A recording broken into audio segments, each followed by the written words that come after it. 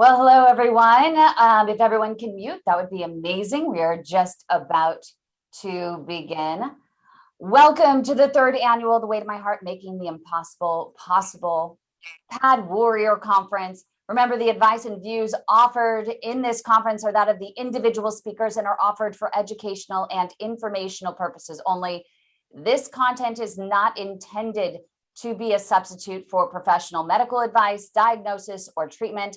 So don't act on any information provided in this interview without the explicit consent from your own healthcare provider who knows your situation best.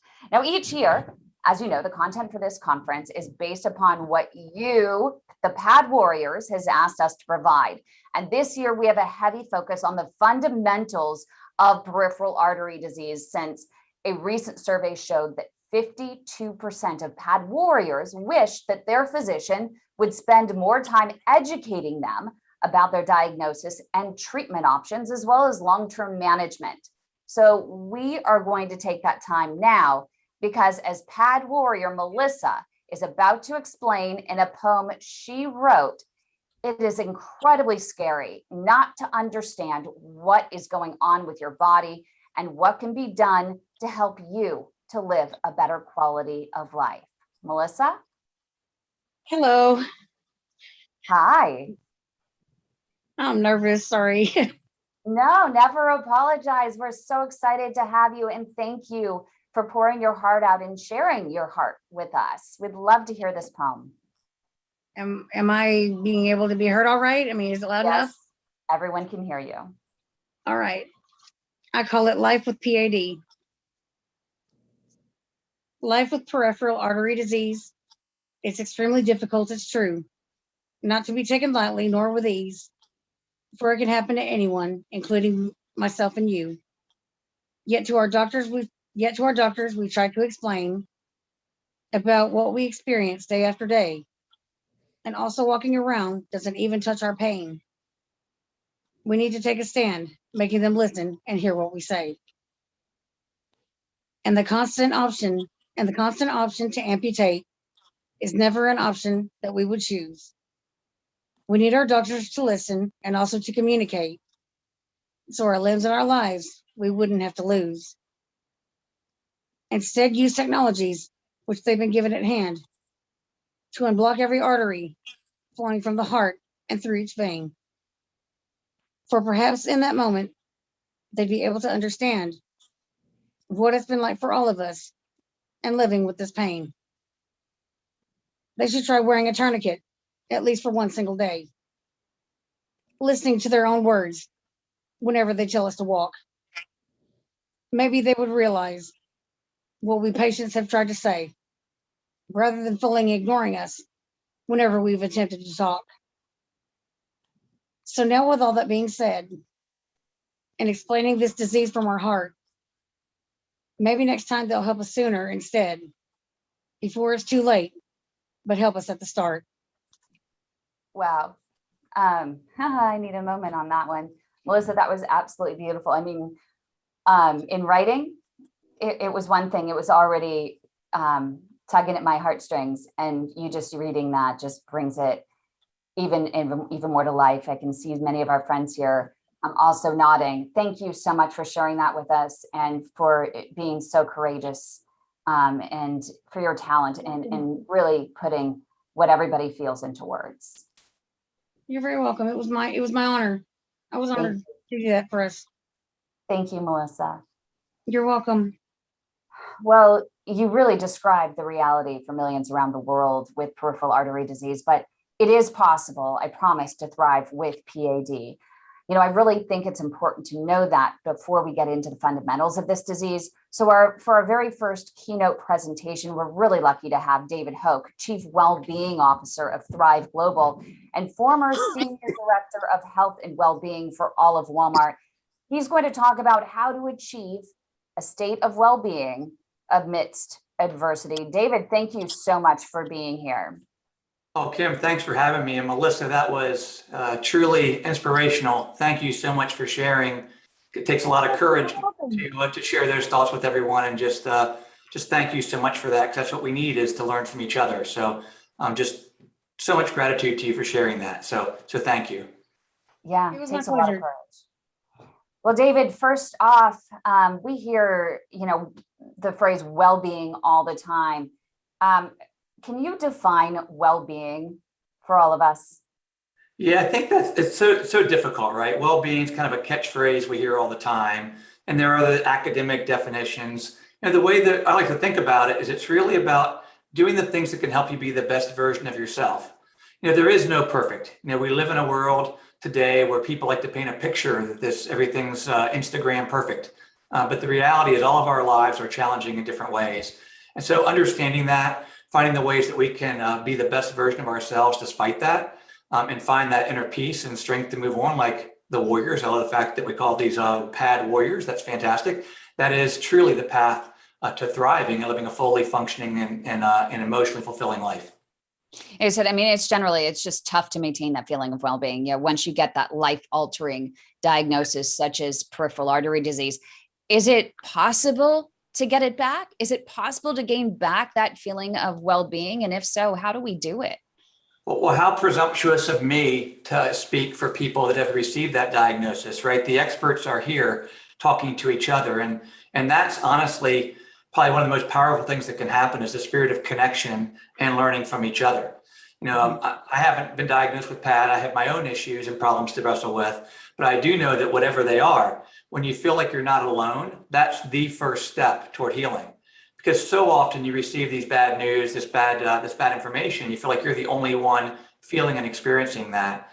So I really feel like this conference, this organization is a way of connecting and sharing people's individual stories of both triumph and tragedy, frankly, are the way to heal, because it's only through community that we can really be our best self. I love before this started hearing about warm toes, and how wonderful it is. These are the things that everyone wants to hear. And so I do think it's possible. We see it through other people, and probably in this community, people have found their way to moments where they thrive and moments when they struggle. I think the most important part of that, Kim, for me, my journey is learning that you're not going to get there and stay there. It's changeable and dynamic. The world's always changing. Mm-hmm. And so understanding to enjoy the moments you have, connect when you need help so you can pick yourself back up, but is really important. And that to me has been the path to thriving in the future. Yeah, I think you bring up a really good point that it is like a roller coaster, and you have to just embrace those moments that you do feel good and remember those moments and know that you do prefer, even in those moments where you don't feel good, to say, okay, own it. I don't feel good, but I know what it feels like to feel good. And I do prefer to feel better. And I know what it takes to feel better, even if it's just getting a latte or having your favorite piece of fruit or calling that friend or jumping into one of the online support groups and saying, hey, I need a friend right now. Yeah, I tell you that one of the things that's really, we focus a lot on at Thrive, that's tied specifically to PAD is this focus on inflammation, right? And when you think about that inflammation being the root cause, and we think a lot about the impact of stress and its role in inflammation, stress and anxiety, depression. And so it's kind of that, these are the precursors that begin to get the body all stirred up. And, we talk a lot about that it's not stress that's the enemy so much as cumulative stress. It's this accumulation of stress over time. So one of the things that we share a lot with folks is this idea of something called box breathing, which is really when you're in a moment, everybody says, give me a second, or give me a minute to collect yourself. There's actually a technique that was developed by the Navy SEALs called box breathing. It's also called 4x4 breathing. And so we really preach this for everyone, but it's when you're in one of those moments when it feels bad. It's a simple technique where you simply exhale, completely empty your lungs and pause for a moment, and then inhale to a 4 count, pause for a 4 count, and exhale for a 4 count. And if you do that 3 times in a row, you actually reset your brain chemistry toward almost a meditative state. It was developed by Navy SEALs to deal with PTSD, but it's applicable to everyone. And so if people can Google it, you can search it up and try it yourselves. In those moments when you're feeling really overloaded, take a moment to do something like that can really stop you from maybe doing some habits or behaviors that would set you on a bad track and make that spiral of things get worse. Can we take one moment and do one count and just walk us through? Because we see a lot Yeah. of them on there. Just coach us through just one quick Yeah, set. of course. The Okay. most important part is the first part here. I want everyone just to take a breath and exhale until your lungs are completely empty. That's the most important part. So exhale. Then pause. Now inhale. 1, 2, 3, 4. Hold. 1, 2, 3, 4. And exhale. 1, 2, 3, 4.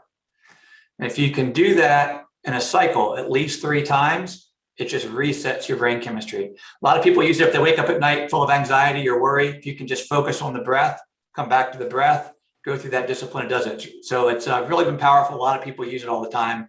So hopefully you'll find value in that.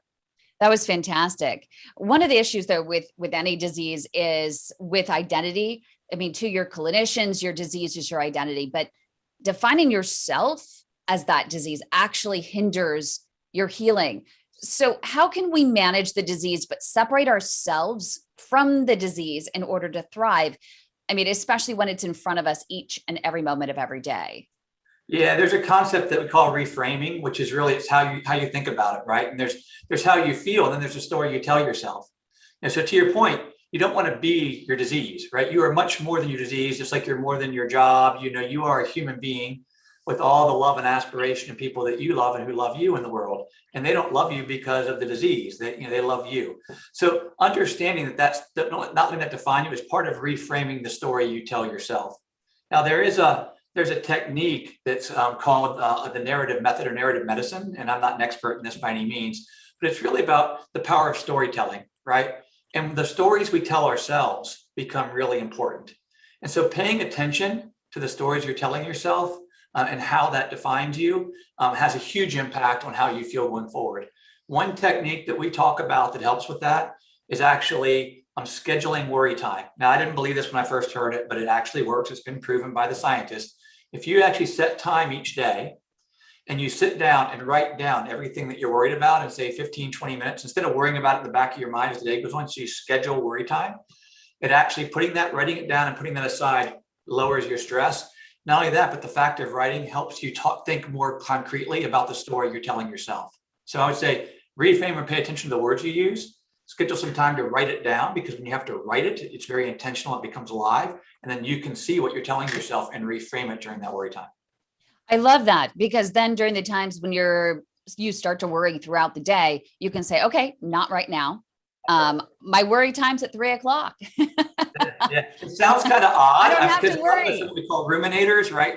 We can just sit on things and stir them around. But if you do that, it really does help. I love that. I think that's such a great technique. Also I want to address one more thing, because I know we're limited on time, but there are so many temptations in this world, and also longtime habits, some with emotional connections, that are tough to break. Even if we know we need to make better choices, we don't sometimes. It's just hard to see, that one choice to have a hot fudge sundae or cigarette, doesn't have an outward facing like instant reaction. So you think, well, hey, what the heck? Why not? Why can't I have that right now? But those moments really do add up. And the same goes for like one healthy salad or one walk around the block. You may not get enough of an instant gratification to really make it a new daily habit. So what is your best advice for managing the curse of instant gratification?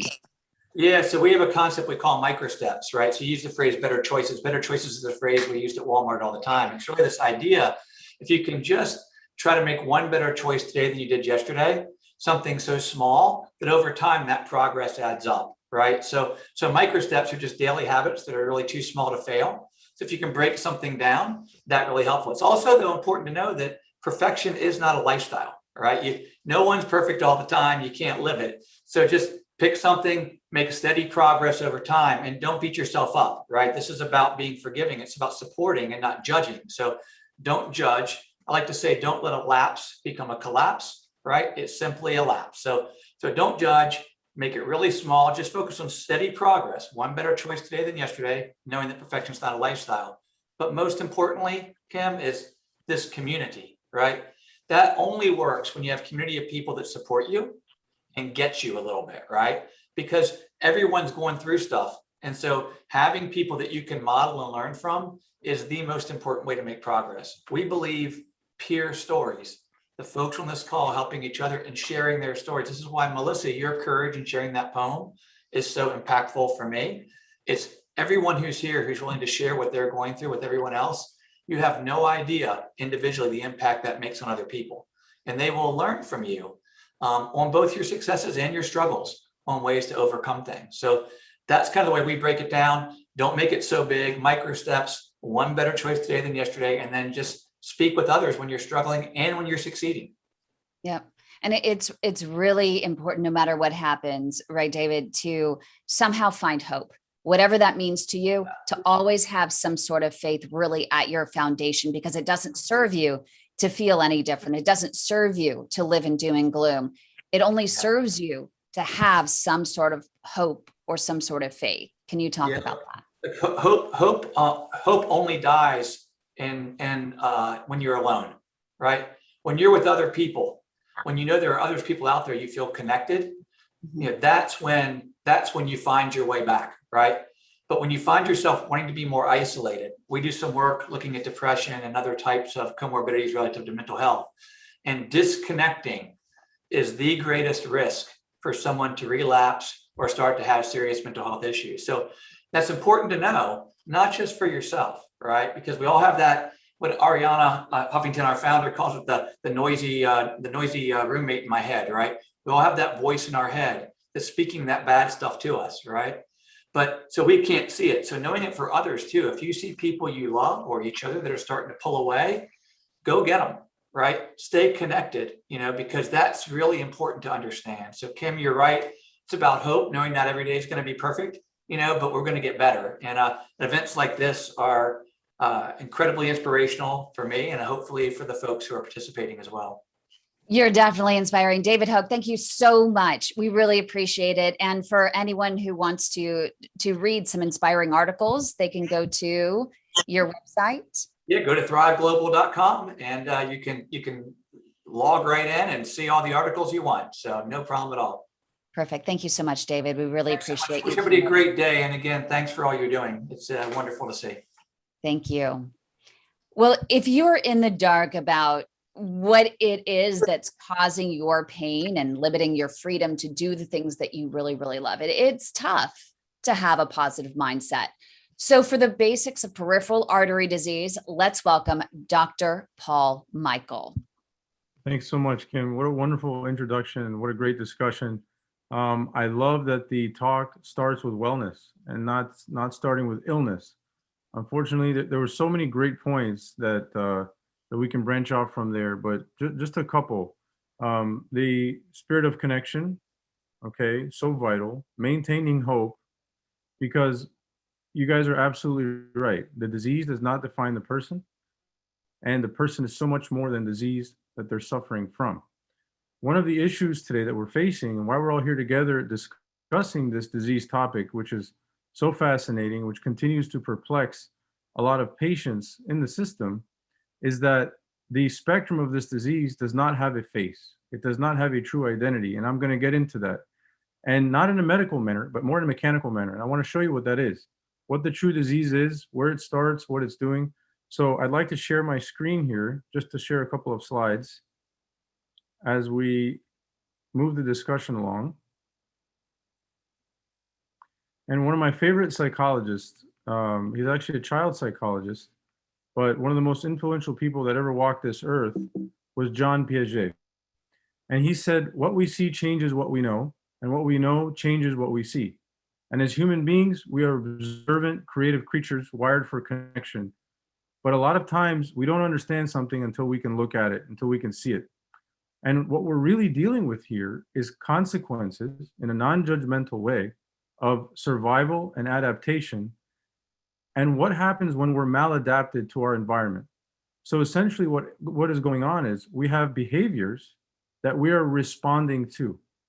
And the response from a medical standpoint has essentially become a reactive healthcare system trying to treat problems instead of acknowledging and preventing the root causes of those problems, which would allow people to start in wellness.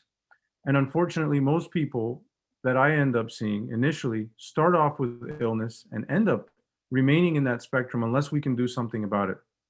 And even if there's not a physiologic answer to what's going on, David Hoke hit it on the head.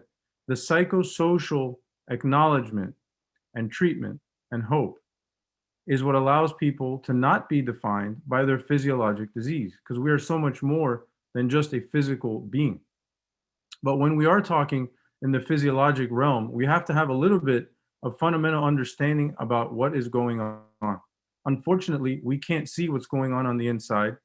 And the majority of the times in the peripheral artery disease problem that we're facing, we don't acknowledge the problem until we can see it. And why is that an issue? Well, as Piaget stated, what we see changes what we know. So we're here to change what we know so that we don't have to wait until we see the problem to acknowledge it. And I'd like to take you back 4,000 years to my motherland home country, where atherosclerosis was well known about at this time. Well, in the last 70 years, we have tripled the world's population. Why am I bringing all this up and making all these connections? You'll see.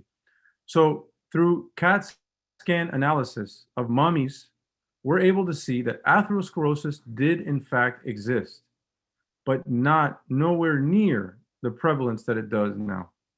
Not only did it exist, they had incredible mechanisms for treatment, which allowed people to maintain their humanity and function without having to amputate entire legs. So the disease burden was not just limited to toes or peripheral little vessels. We're talking about real peripheral artery disease blocking major vessels. But essentially, a lot of our behaviors now inflame the problem. And David also talked about stress and inflammation. And I'd like to talk to you about what that actually looks like on the inside and what the causes are. And here is what the CAT scans look like of the mummies. I did publish an article with the University of Basel in CLI Global discussing that the treatment and the recognizing of this problem and how it was treated with partial amputations truly indeed was the first medical diagnostic evidence of treatment for critical limb ischemia. It wasn't until the 1858 that we had a modern, better understanding of the physiology of what this disease did. Remember, I talked to you about behaviors and maladapting to the environment and what accelerates problems in this most incredible machine the universe has ever seen, which is the human body. So in animals who were dealing with issues with helminths, which is worms, they started blocking the arteries of horses in the hind legs, and these horses could not walk. And that is where we have the word claudication comes from. Many of you have heard this term.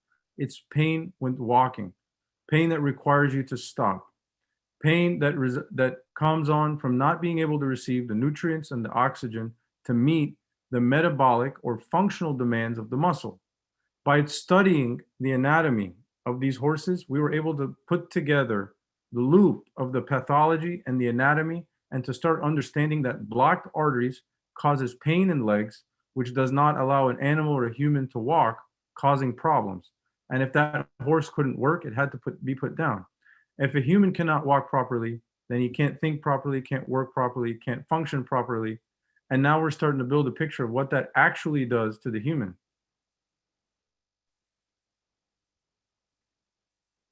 So in the 1920s, we were able to start putting this whole picture together on how we could use the anatomy to treat people who had this problem of peripheral artery disease. And in 1964, we had the birth of angioplasty done in legs to prevent a leg from being amputated. So why almost 100 years later is the explosion of this problem still wreaking havoc on our system? And by understanding that wellness is what we need to be discussing, it involves taking accountability and understanding so we can have responsibility as patients, as people, and not have to depend on a healthcare system that may not understand the individual patient at their level, which is too busy reacting to disease. So what is PAD? PAD, like I said, is blocked arteries. I'd like you to stop thinking about anatomy, medicine, and physiology, and let's make this really simple. I've treated over 5,000 patients with this problem, and there is no difference than fixing air conditioners, plumbing pipes, pools, which are all attached to pumps. And all of these pumps have some kind of filtration mechanism. The same mechanisms that plague these pipes and pumps, causing blocked issues, is the same issues that cause our arteries to not be as healthy as they can be. So essentially, we have problems with flow, we have problems with corrosion, and we have problems with insufficient supply of volume to the destination. What do I mean by that? Corrosion is the enemy of these pipes, the same way that inflammation in the arteries creates atherosclerosis. Oxidation causes rust. The poor flow mechanics and humidification causes mold. Both of these processes lead to the plugging up of pipes. Not only does it plug up the pipes, it makes the pipes harder. So the compliance, or how soft and reactive these vessels are or pipes, becomes decreased. So they become very stiff. And this is exactly what your doctors are trying to explain to you when they talk about risk. Now, what increases this risk? What makes the pipes start to look like this? What is causing the rust? What is causing the mold? What is causing the blockages in these pipes? Well, the broad term of inflammation is correct. So what increases the inflammation? It's things that you can't control. It's the deck of cards that you're dealt with. But what you can control is how you play those cards, how you play your hand at the game. So these are the risk factors that are modifiable, the ones that are in your control that you can change in your hand. And that's what doctors and the health system are trying to help you with. And those are the things like high blood pressure, smoking, high cholesterol, diabetes, obesity, and living a sedentary lifestyle. And just by gaining control and doing those small steps that David was speaking about, you tend to get a better sense of control over your own machine, your own body. So again, not being defined by your disease, but define yourself by the ability to be able to do something about this. And knowledge is power. This is what mold looks like in a pipe. Unfortunately, when this problem is left unchallenged, this is what happens. But we can't see what's going on inside the vessel unless we screen for it. And that screening tool is simple tests that can be done in doctors' offices to have awareness that this problem exists, to empower the patient to be able to do something about this. And now the control is back in the hands of the patient.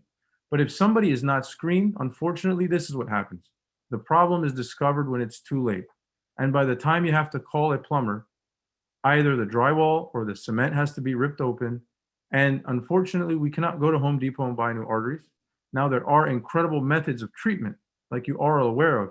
But my point here is to raise awareness for the fact that we are a reactive society and we should be proactive to prevent this problem from happening. Putting the whole picture together, when there's an issue with the pump and the pipe, it leads to wounds in the legs, which is known as critical limb ischemia. And by the time your grass looks like this, you can bet there's probably an issue with the metabolism of that yard, with the flow, and maybe the pump delivering. So this is putting the whole picture together. Now, medically speaking, most people think of peripheral artery disease as a continuum.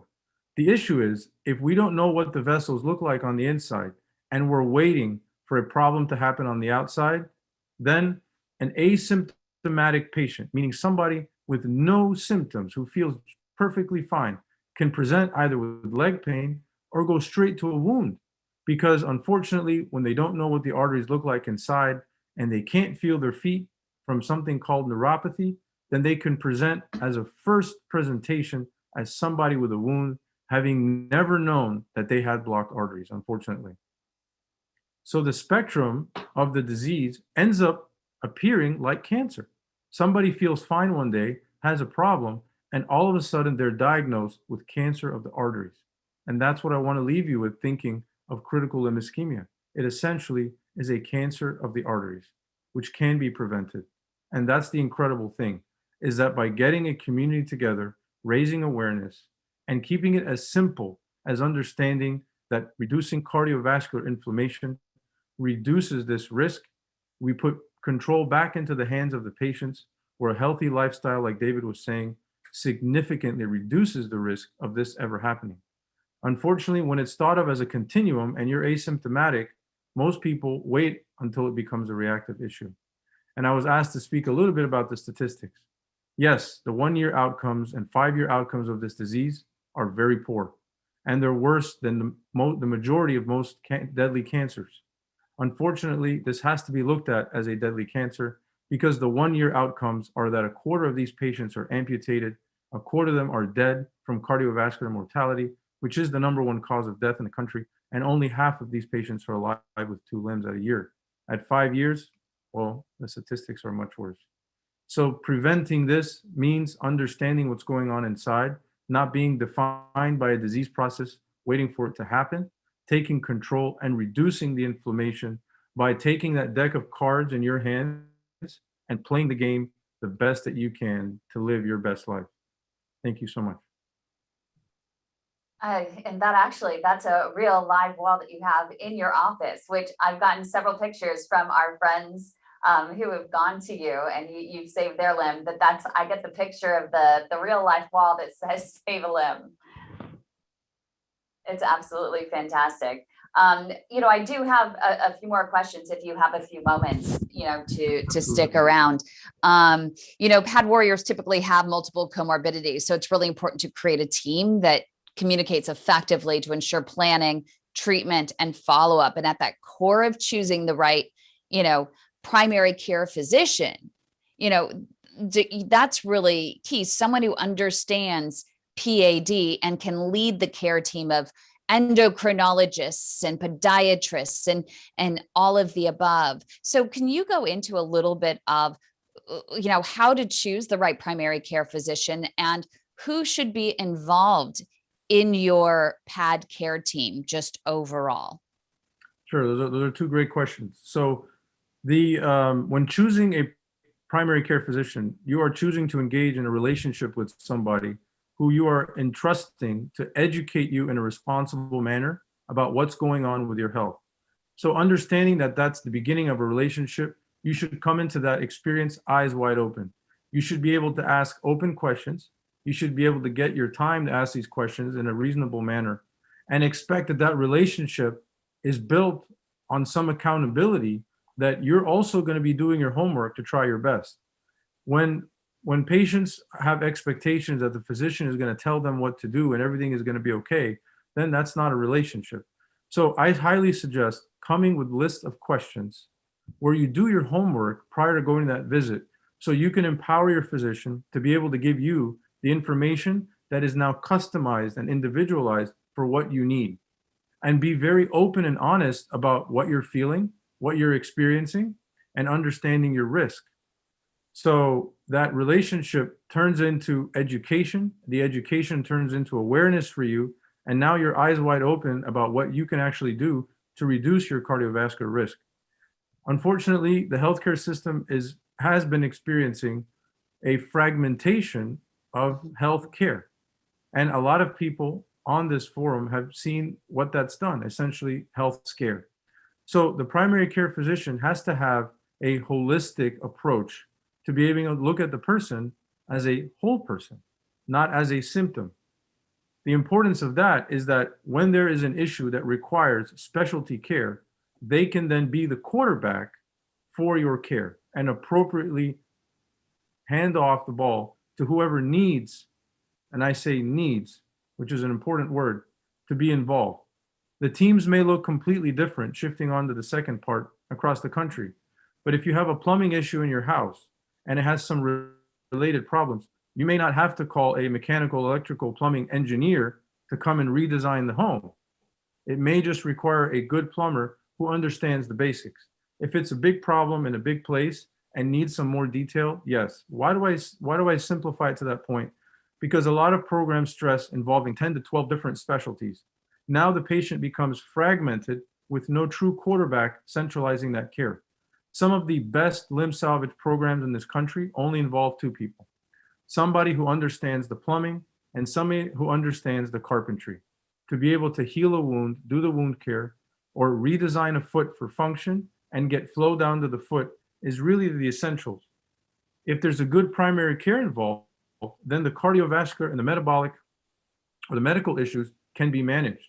And back to the first talk, reducing inflammation, attacking the diabetes, attacking the cholesterol, attacking the high blood pressure. But about 50% of this, honestly, is attacking the psychosocial stress placed on these patients who now feel isolated, who don't have a sense of self, who are depressed, who are highly anxious. And good luck, try getting therapy through to a patient like that who just can't listen and can't absorb through that mess of being disconnected.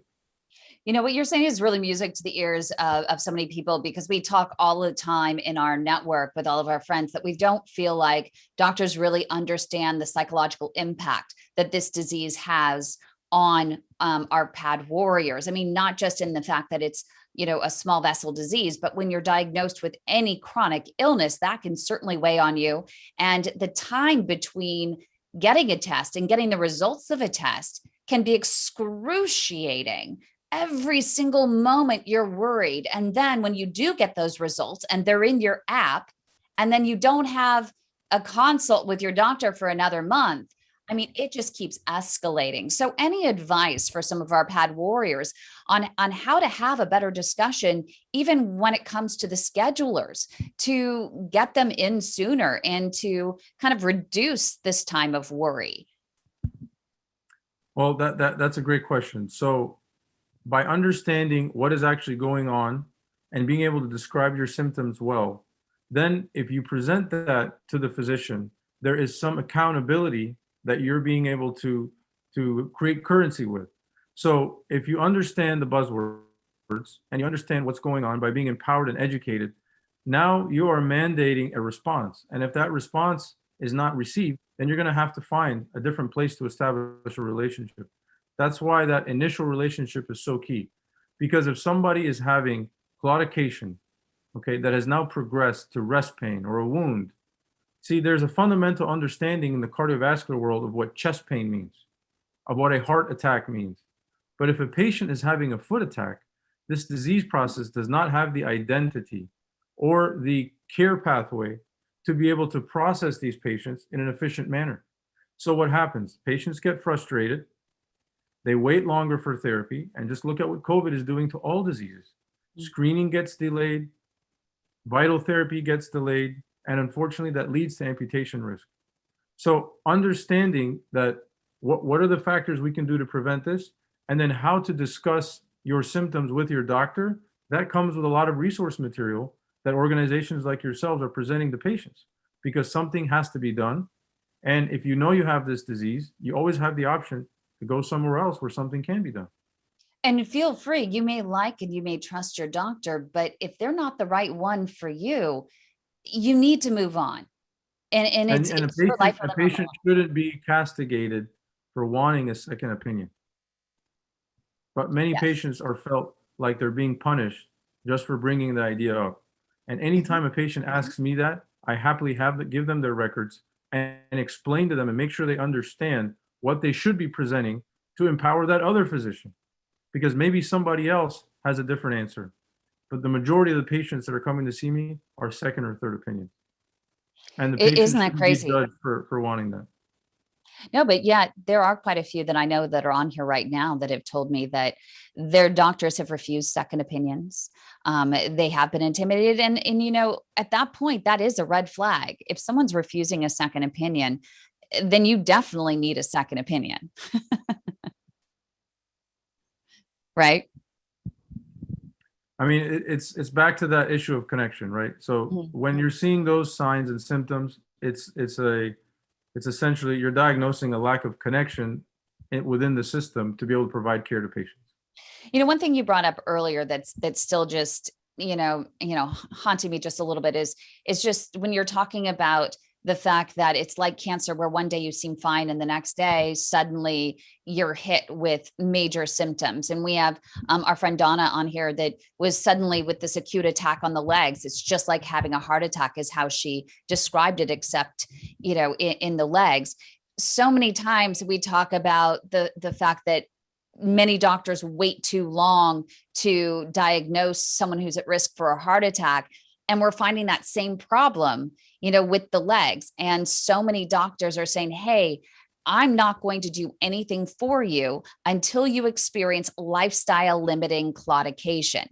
But for some people, especially in women, they don't present until they're in advanced stages. So how can we change this paradigm, and how can patients help in this process to educate their physicians and get them to act sooner, so that we are not waiting until these patients have tissue loss where they're a toe stub away from amputation before we act?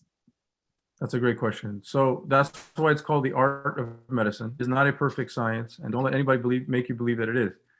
So putting patients into guidelines or treatment algorithms or boxes excludes the individual who may be presenting with atypical symptoms. So waiting for a specific complaint on a piece of paper or a guideline to fit a patient may unfortunately create a situation of underutilization of appropriate resources, or basically not being able to use good tools to get a person back to healthy living. So we cannot look at a person just as a set of symptoms. We also have to see, what do those symptoms mean to that person? So if a person is being impaired from being able to do what they want, or the total amount of days of their life is being impaired by something that they're complaining of, that has to be looked into. So how do you empower patients? Well, they should understand what the basic disease process is. Instead of waiting for a doctor to tell them you don't have this, why shouldn't a patient not know what they could have by living a certain way or having certain risk factors? So the education has to come not just from the doctors, not just from awareness groups, but it starts in school. For instance, the number one cause of blindness, dialysis, and amputation in this country is diabetes. So why shouldn't kids know that? So it's tough to hold all the accountability on the system. You cannot hold it all on the patient, but as a community, right, that's connected, that raises awareness. I mean, for God's sakes, look at the labels that we put on everything. But why don't kids know that processed sugar can lead them to be hooked up onto a machine to filter their kidneys, can cause heart attacks, strokes, and death? So it requires behavioral change at a community level, where we're looking out for the interests of one another to not just create wellness for ourselves, but a healthy society.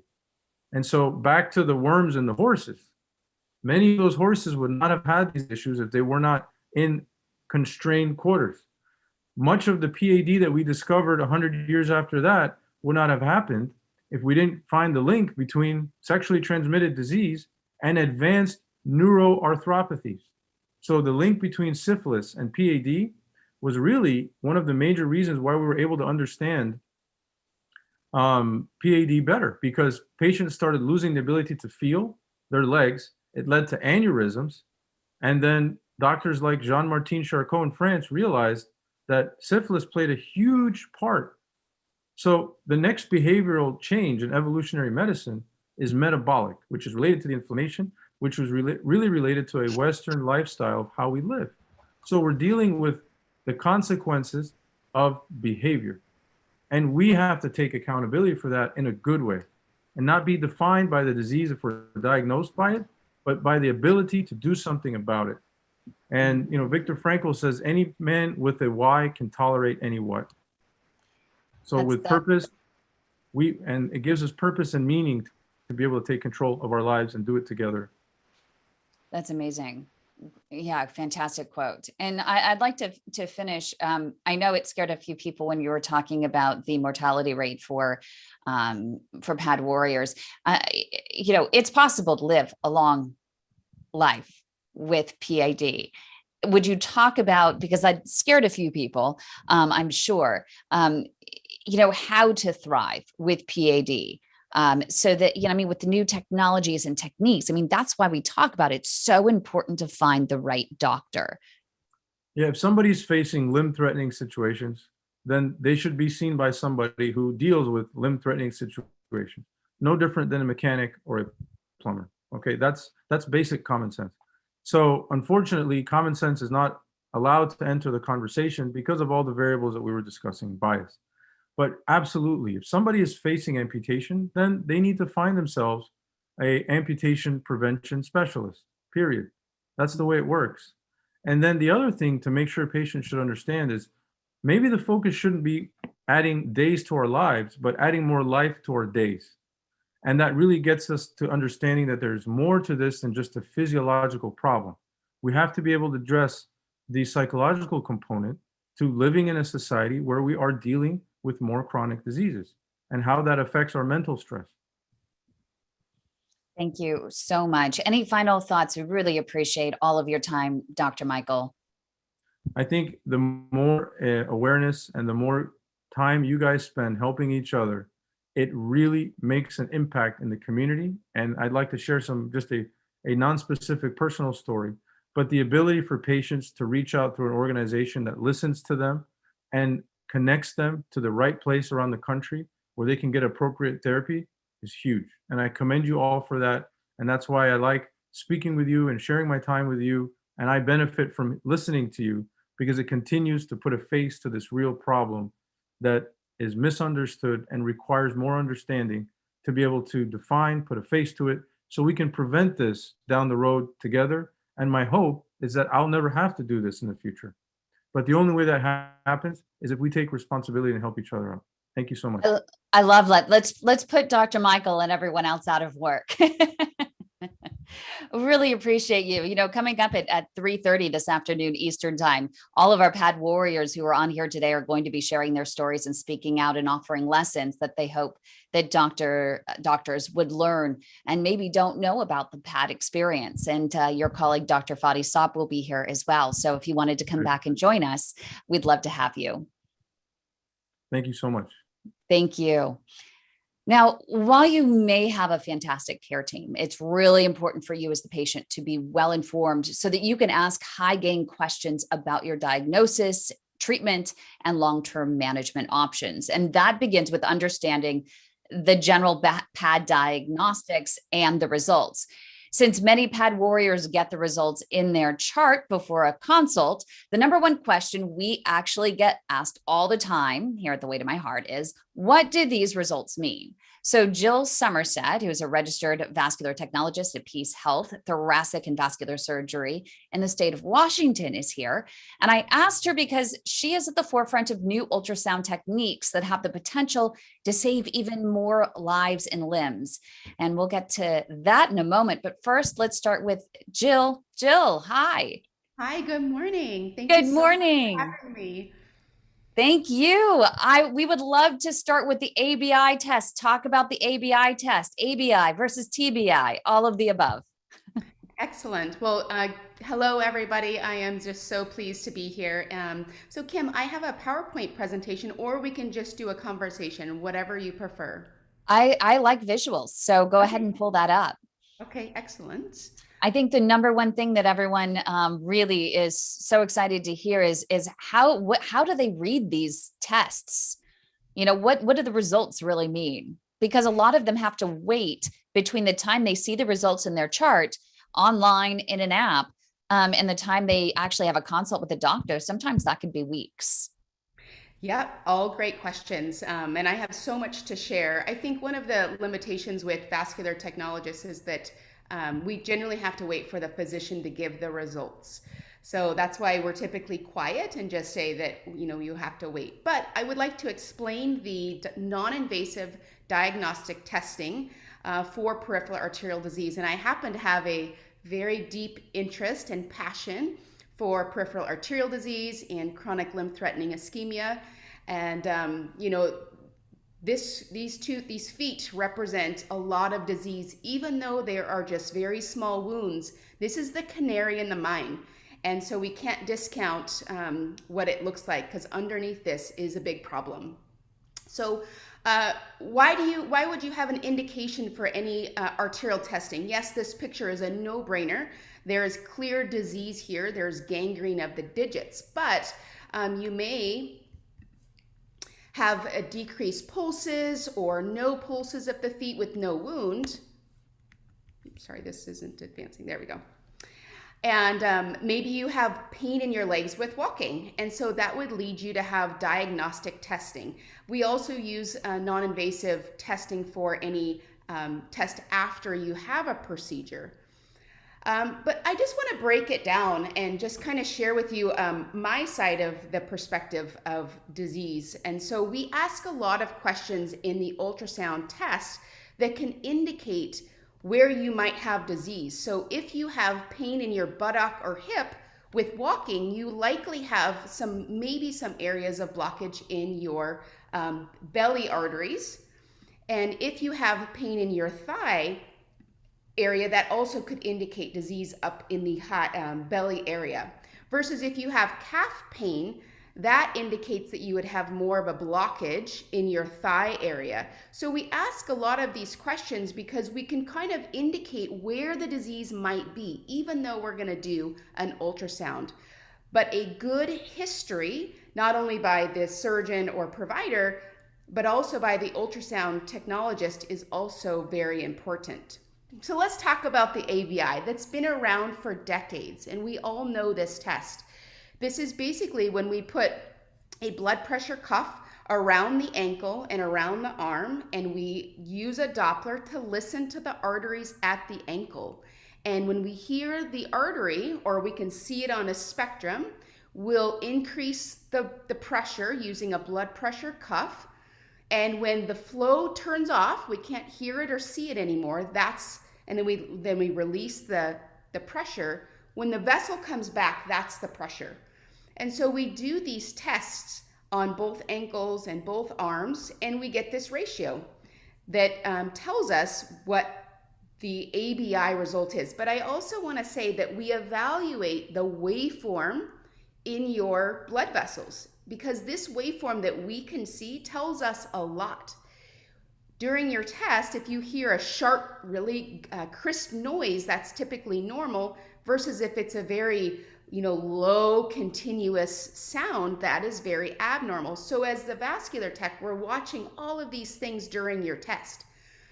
However, ABIs has a limitation, and we know this. If you have diabetes or renal failure disease, you have a buildup of calcium in your vessels, and that makes this test false, because oftentimes your ABI, which is a ratio of the ankle pressure to your arm pressure, will be elevated.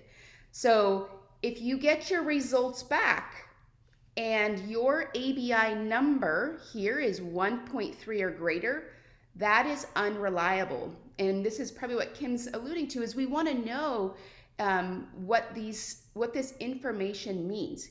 If your result of an ABI is greater than 1.3, be an advocate for yourself, and you deserve an arterial duplex ultrasound. That is the next test after an ABI, okay?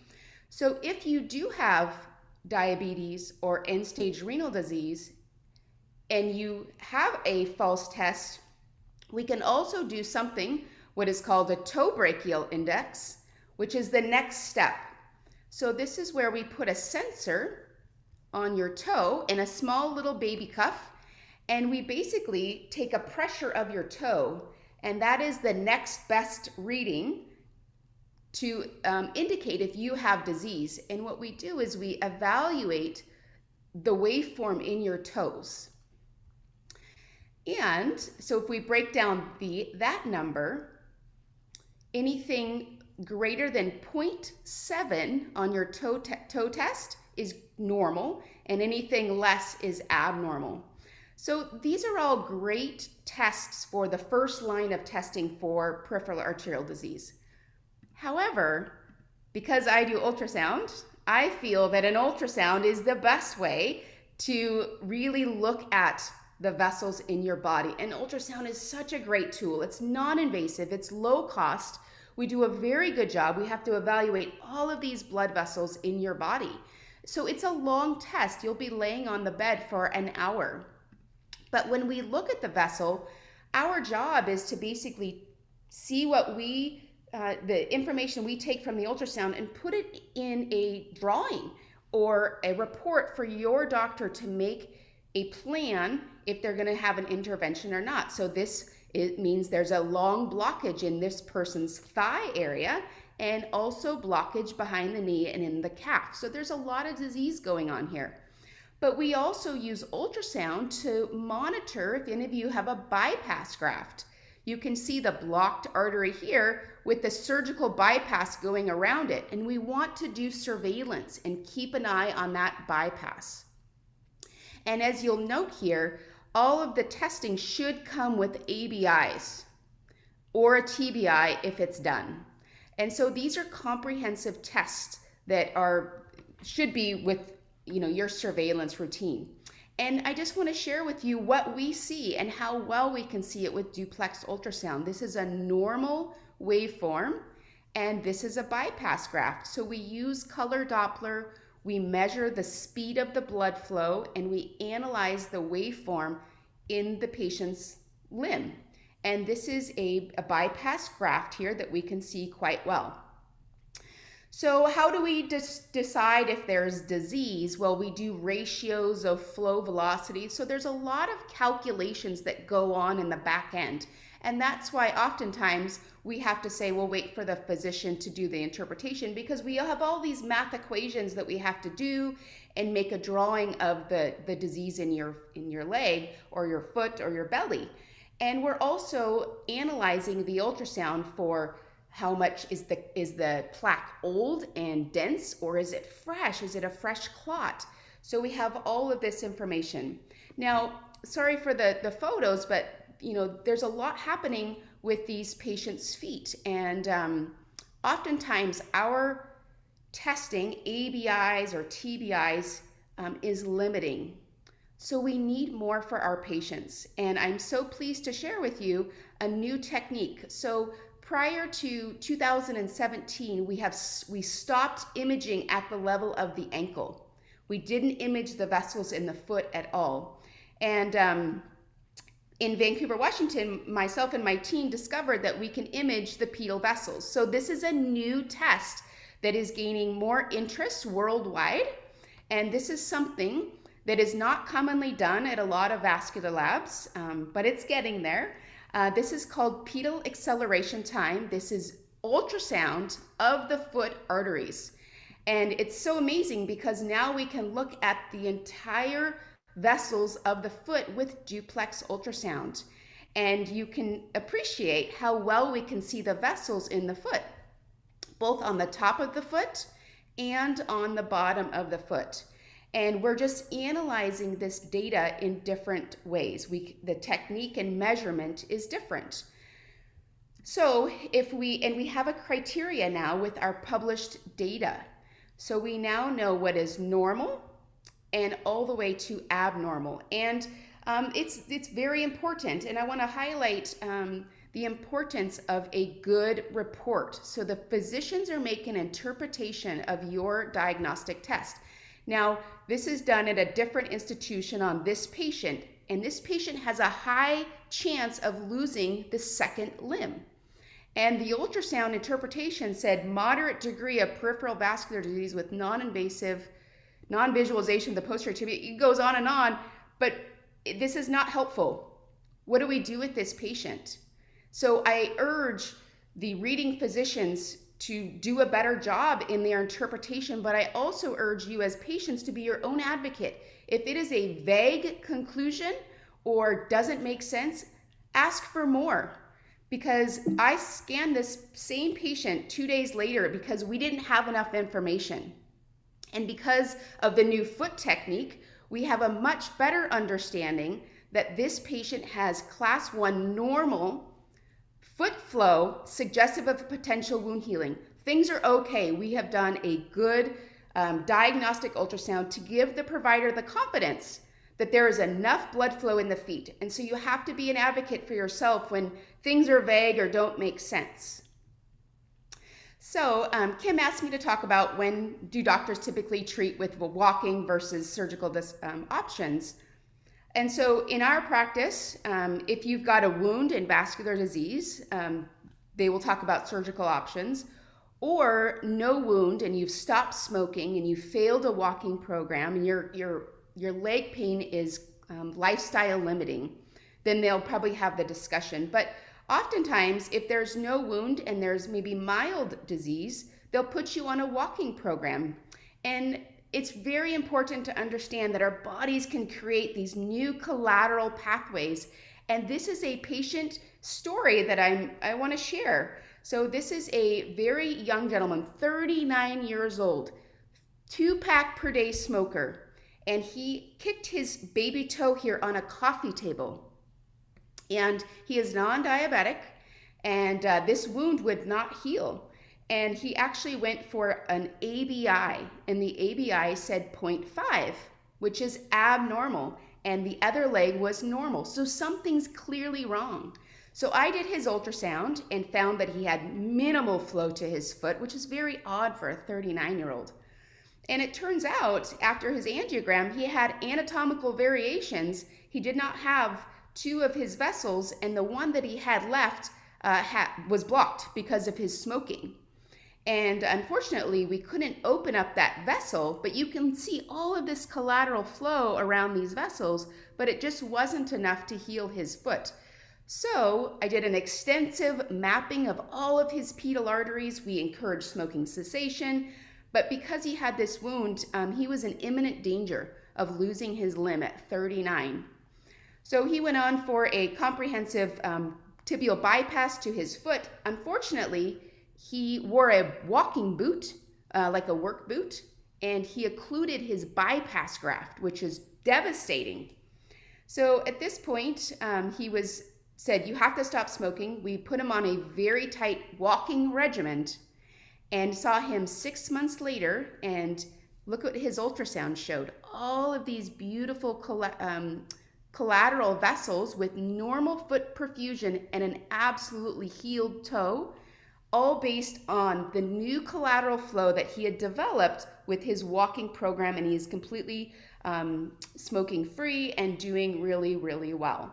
So the walking program is so important in building new vessels.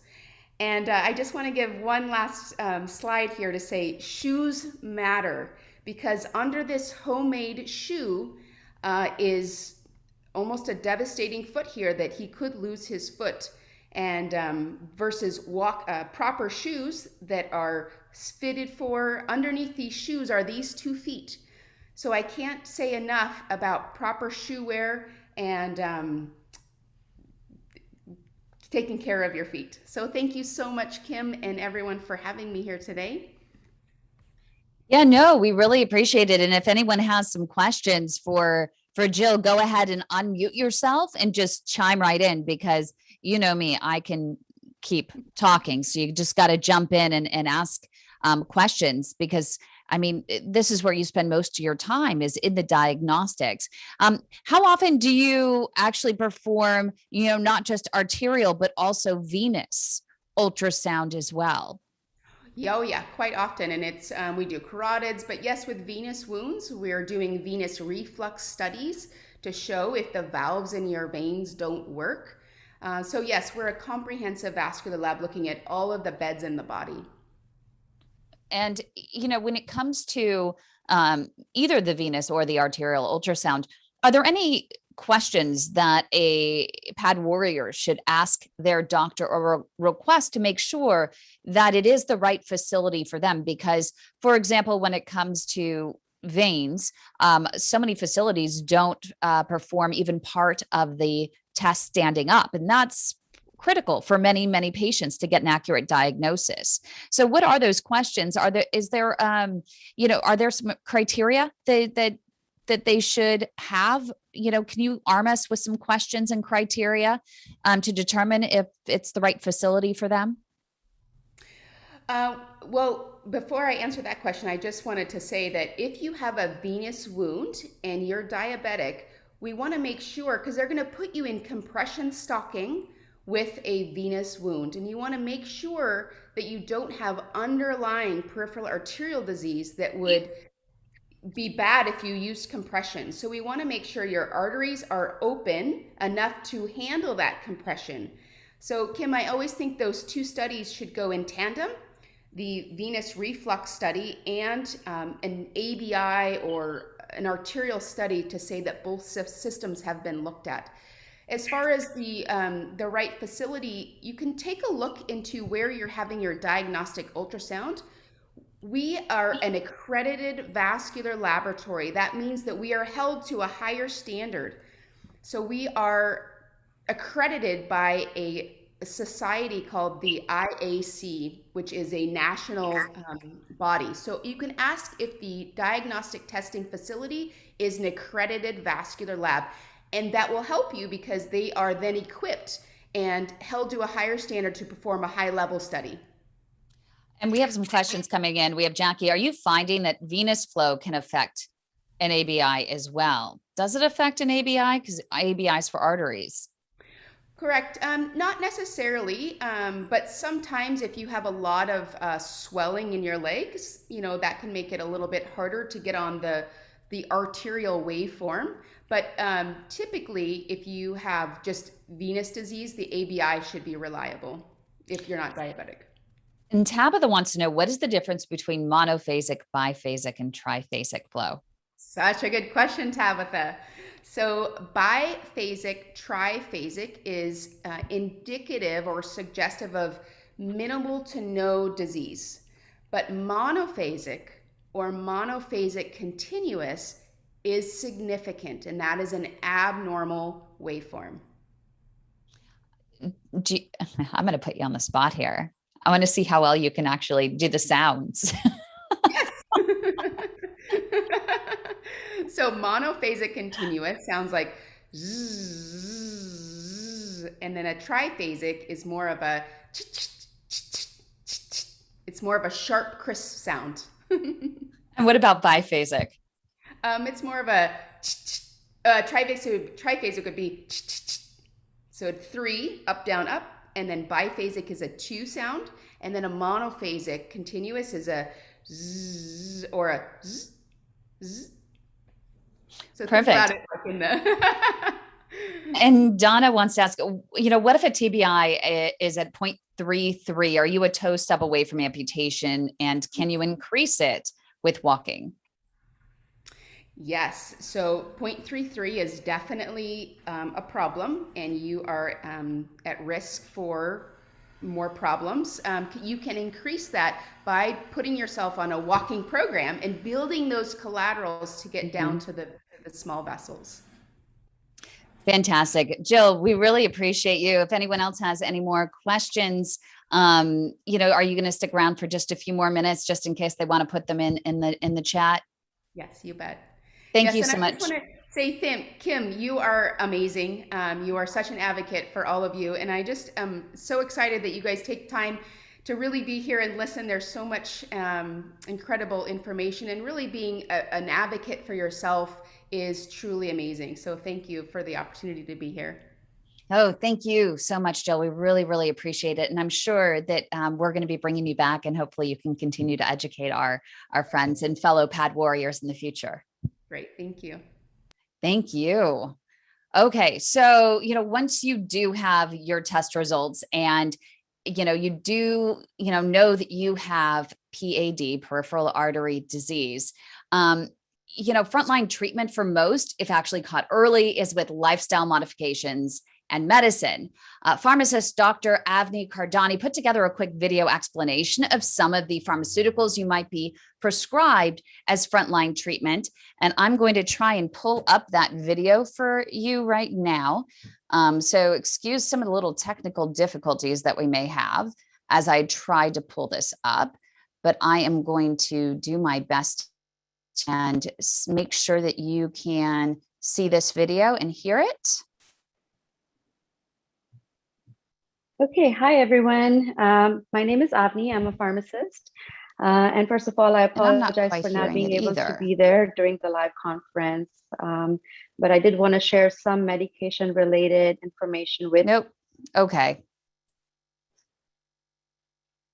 I guess we don't have Dr. Kardani. So we will go ahead, and if Jill is still here, is Jill still here? If Jill wants to unmute.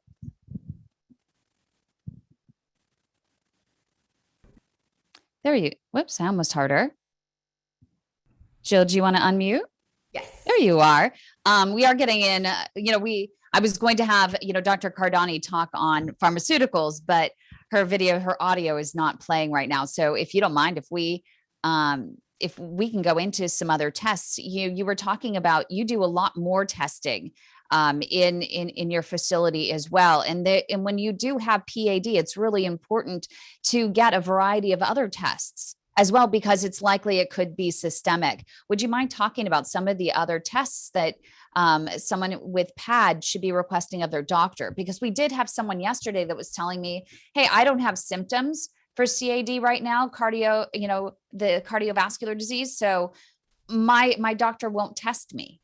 And I think that that's actually ridiculous, and that patients should find someone that is more proactive, especially if you already have PAD.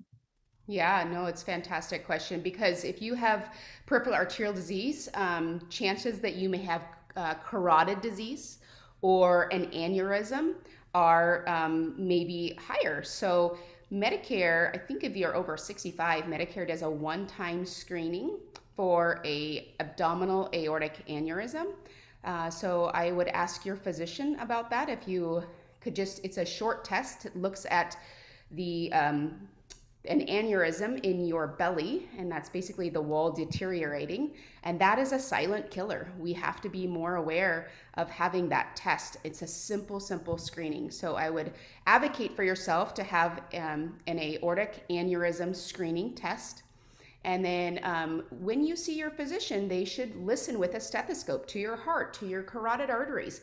When they listen over your neck here, we can hear something called a bruit. And if you have a narrowing or a constricting in these arteries, they will hear this, and that is indicative of a narrowing. And you should be referred to have a carotid duplex ultrasound, a simple, non-invasive test to look at the narrowing in your carotid arteries that could potentially cause a stroke. So, these are very nice screening tests that are non-invasive and low cost that can really be helpful. Now, let's go back to peripheral arterial disease. If we suspect that you may have disease in your aorta or your iliac arteries, which is in your belly, sometimes ultrasound can be limiting, because ultrasound doesn't see through bowel gas very well. And you may have to go on for a CT or CAT scan of that area. And that is, that just happens because ultrasound will be limiting. But the great thing about ultrasound is we can look at the artery in your groin and indirectly say, oh, there's a problem up in the belly. And now you are going on to the next test, which would be a CAT scan, to help answer the question of what the disease pattern is like in the belly. Thank you so much. I think we have the audio back. Jill, I really appreciate you so much. Yeah, thank you for pinch hitting there for a second. Perfect. Okay, so once again, if you do get the diagnosis, frontline treatment for most, if caught early, is really those lifestyle modifications as well as pharma. So we're going to pass it over to Dr. Avni Kardani. She is a pharmacist, and she's going to be talking about some of the drugs you might be prescribed with peripheral artery disease. So let's see if we can go ahead and play this now. Okay, hi everyone. My name is Avni. I'm a pharmacist. And first of all, I apologize for not being able to be there during the live conference. But I did want to share some medication related information with you. And so Kim and I decided to do this little video recording. So first of all, with PAD or peripheral arterial disease, the main goal for treatment is to stop your PAD from getting worse, no brainer, reduce any risk of other cardiovascular disease or cerebrovascular disease like heart attack or stroke, reduce pain, and importantly, improve walking performance or mobility without it causing you pain. So some of the options that your doctors have to start treating your peripheral artery disease is exercise and lifestyle changes. So that's a very important factor in treating or addressing peripheral artery disease, or PAD, as PAD as I will refer to it from here on. Another one is medical management. If that doesn't work, or along with it, And then third one is invasive procedure or surgery if all fails. So some of the main medications that are being used in PAD are antiplatelet drugs or blood thinning medications and cholesterol medications like statins. So those are the two mainstay. And then, of course, there are other drugs that may come into play depending on your other risk factors for cardiovascular diseases. So one of the big one for PAD is cilostazol. Brand name is Playtol, but generally it's so old that it's known as cilostazol now. Basically, what it does is it is used for pain. It improves pain-free walking distance. And it has been seen to improve this pain in patients by at least 50% compared to not using anything, or there's another drug like pentoxifylline or something like that. So it's a very good drug for it. When it works for patients, it really does do wonders for them. So it is being used still. Some of the main side effects for cilostazol are peripheral edema or like swelling in your ankles or lower extremities, indigestion or heartburn. Some patients, it can cause headaches, heart palpitations or rapid heartbeat at sometimes. And of course, it may also cause high risk of bleeding. So if you're taking it along with like aspirin or other blood thinning medications, you have a higher risk of bleeding and bruising. So those are some of the common side effects of cilostazol. This is a medication that should not be used or avoided in patients with heart failure. So if you have heart condition or if you've ever taken water pill like furosemide or Lasix or Bumix, then you want to let your doctors know, because it's one of the reasons why they might not want to use cilostazol for you, and they may go to a different option. Some of the dosing instructions for cilostazol is like it's generally taken about 30 minutes before or 2 hours after your meals. So generally before or after breakfast, dinner, make sure that it's kind of not at the same time as you're eating food. You want to avoid grapefruit juice because it may change how this drug will benefit you. If you're taking it with grapefruit, it interacts with it. Another benefit, another thing is that the benefit with cilostazol is it takes time. It may take 2 to 4 weeks, but sometimes it can also take up to 12 weeks. So give it some time before you see benefits from this medication. So that's something to keep in mind. Generally, your doctor will discontinue this medication if you don't see any improvement in 3 months. Okay, this drug is taken twice a day. And some of the medications, if you're taking, for example, some of the antibiotics, some of the antifungals, if you take, then your doctor might reduce the dose to half. So it's always good to kind of keep all of your medications at one pharmacy or with one physician so that they're all aware of everything that you're taking. So they can tell if they need to adjust dosing, they need to discontinue something, they need to start something, etc. So that's very important thing, no matter what you're dealing with. Another drug that is not very commonly used at this time is pentoxifylline or Trentol. Again, it's kind of like a cilostazol for pain, but it's not as effective as cilostazol. It doesn't have that many side effects, but it may cause nausea. But because of its lack of benefits compared to other medications, it's not used as much. Some other antiplatelets medications that are commonly used are aspirin and with or without Plavix or clopidogrel. So that's another set of medications that your doctor may start you on. This also depends on if you have other cardiovascular issues, again, if you're at high risk of developing them. So neither aspirin or Plavix have shown to improve pain symptoms in patients, but it is prescribed if you have other cardiac diseases or other cardiovascular risk. Okay, generally it's baby aspirin that you might be taking if you do take. If you are diagnosed with PAD, there's a good chance that your doctor will prescribe a cholesterol lowering medication, for example, statins. Okay, because you may be at risk for other cardiovascular disease. Again, PAD may be a pre-indicator of something like that, or you may have high cholesterol in general, and then you might be started on a statin. So most common therapy for high cholesterol is statins, but there are other options as well if you're not able to tolerate them. Now, how would the doctor pick which statin to give you? There are so many different statins available. There's some examples like atorvastatin, brand name Lipitor, rosuvastatin, Crestor, fluvastatin, Lescol, and then there's so many more like simvastatin, pravastatin. I can go on. So there are many different types of statins out there. How would your doctor pick which one to give you? Depends on what your tolerability is, if you're allergic to anything, if you're on certain medications like simvastatin, the doctor might not start you on if you're on certain blood pressure medications.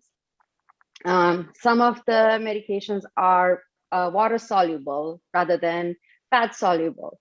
So if you're feeling muscle cramps or anything with fat soluble statins, they might start you on water soluble.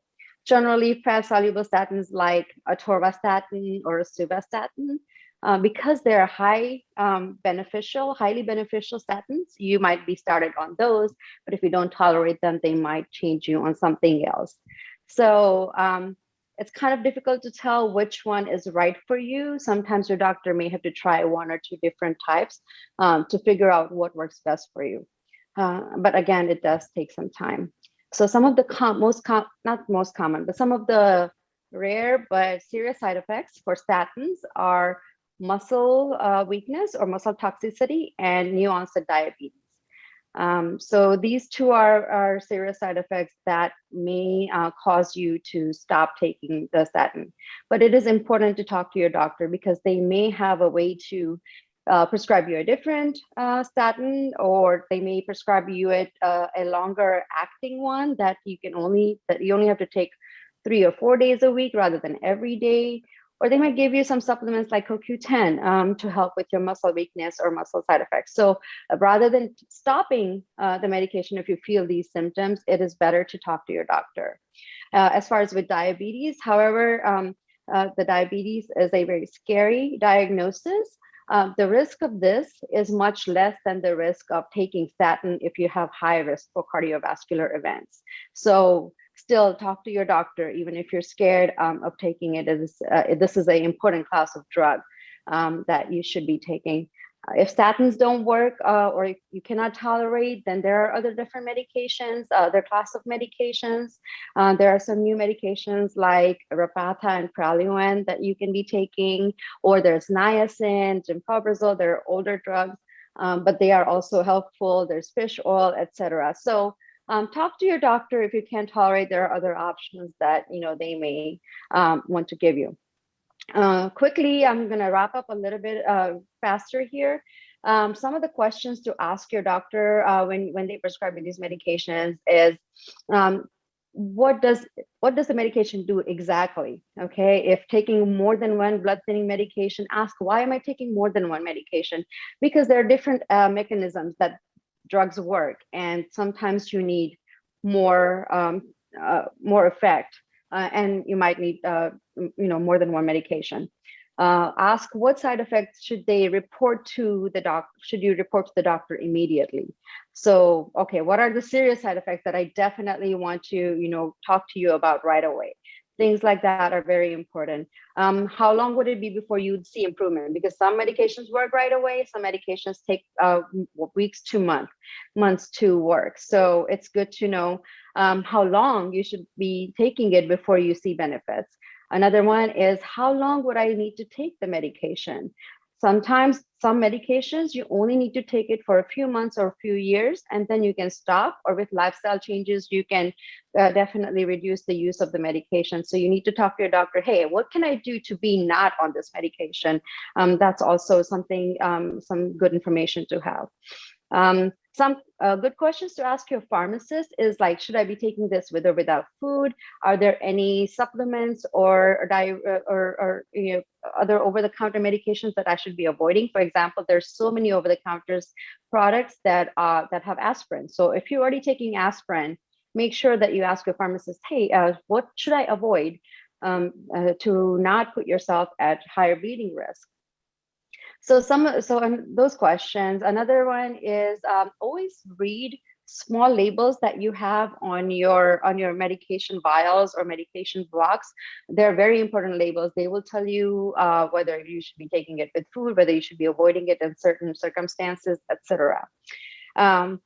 Now, I wanted to talk to you about a few more things, like which pain medication and when to use it, but we might have to do this at a later time, as I see that I've already taken longer than decided that time. So, Kim, would that be okay if we stop here, or would you like me to?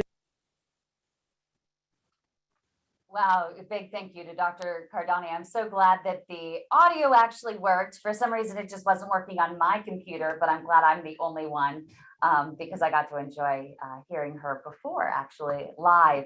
And what's really amazing is that so many questions were coming in about the pain medications for PAD. She has put together a separate one, which I will be sharing next week, talking just about pain medications for peripheral artery disease as well. Now, along with pharma, your doctor will likely tell you that walking is the best medicine for PAD. And to explain why, we have exercise physiologist April Parrott with Peace Health in the Northwest. April, thank you so much for being here. I think this is a session that everyone is actually looking forward to. Hi, I'm April. I'm a clinical exercise physiologist. I'm also a cardiac rehab therapist. So somewhat of the same thing, but cardiac therapist, of course, specializes working with cardiovascular patients. We just opened a PAD center at my hospital. And so this is like a new and up and coming option that we're doing at my hospital. And we're seeing some really amazing things happen from people getting on board with their walking program. So I think probably most of us know that peripheral artery disease affects our peripheral arteries that are in our legs and our feet. And they're affected by, or likelihood of getting these is affected by several risk factors, right? Aging, family history, diabetes, kidney, high blood pressure. And one of the biggest things that you can do to improve your peripheral artery disease is address the risk factor for physical inactivity. So it's really hard to walk when you have PAD for a lot of folks, or hard to walk for long durations. So what's the benefit of walking and how much walking is appropriate? So one of the main benefits of walking specifically for peripheral artery disease patients is the building of collaterals. So what collaterals are is they are where the blood vessels, I'm going to share my screen. Wasn't sure if I was going to. Let's talk about these collaterals. So you have your main artery, and as disease starts to develop, you start to get these blockages and the narrowing of that passageway. So the collaterals, which are the vessels that are forming on the side, to bypass that blockage to get blood needed to the working muscles. So how does that happen? It's really a matter of physics, and it's called shear force, and it's the amount of force applied to the sides of the arterial walls. Just kind of if you had a flow of a river or something, and a little stream escaped out where there was an area of that wasn't as strong. So that's kind of how those collaterals are formed, purely by the body's desire to get blood to those working muscles and the force that is accumulated in that. So I like to think of it in the mind of a tree. So some of the questions that we get is like, well, can I personally, depending on where your blockages occur, can I actually develop collaterals? And it does really depend on where your blockages are at. So if you think of the analogy of a tree, and you think if you block something at the trunk of the tree, or say at your aorta, your first main artery, or your iliac, then you're just not going to be getting enough blood to the top of the tree for the leaves to grow, or for the working muscles, for the toes to be healthy, right? So if there are blockages in those areas, there's not really going to be collaterals. Collaterals are going to form more at the tips. So if you think if you've pruned a tree or a branch of a tree and all the new little branches that can then come out, but it's not going to be down at that main trunk, right? You're not going to just grow a new main branch off of that main trunk. So those collaterals, the influence of how beneficial that collateral is going to be, it's going to depend on several factors. So it's going to depend on the degree of your coronary artery or coronary stenosis. That is the strongest predictor. So how much plaque is actually built up in the lining of those arterial walls. And it's also going to do with the where that lesion, how proximal that location is to other branches. Can they meet up and get the blood where it needs to go? How long have you had your symptoms? And how long have you had your actual occlusion? So all of those things are going to be predictors of how influential those collaterals, building those collaterals are going to be for you. Collaterals can typically be seen after just 2 weeks of walking. And that's it. You start to develop those really quickly. And if you think that sounds kind of amazing, oops, I went too far. I'm gonna back off so I can actually see my face here.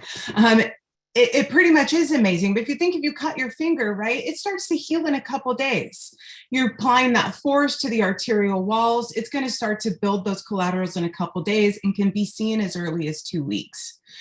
Most of the functional benefits, so your increase in walking distance, your quality of life, your overall functional capacity, those things are going to start to notice in a little bit longer. It's going to take about 4 to 8 weeks for those improvements to start to be seen and felt.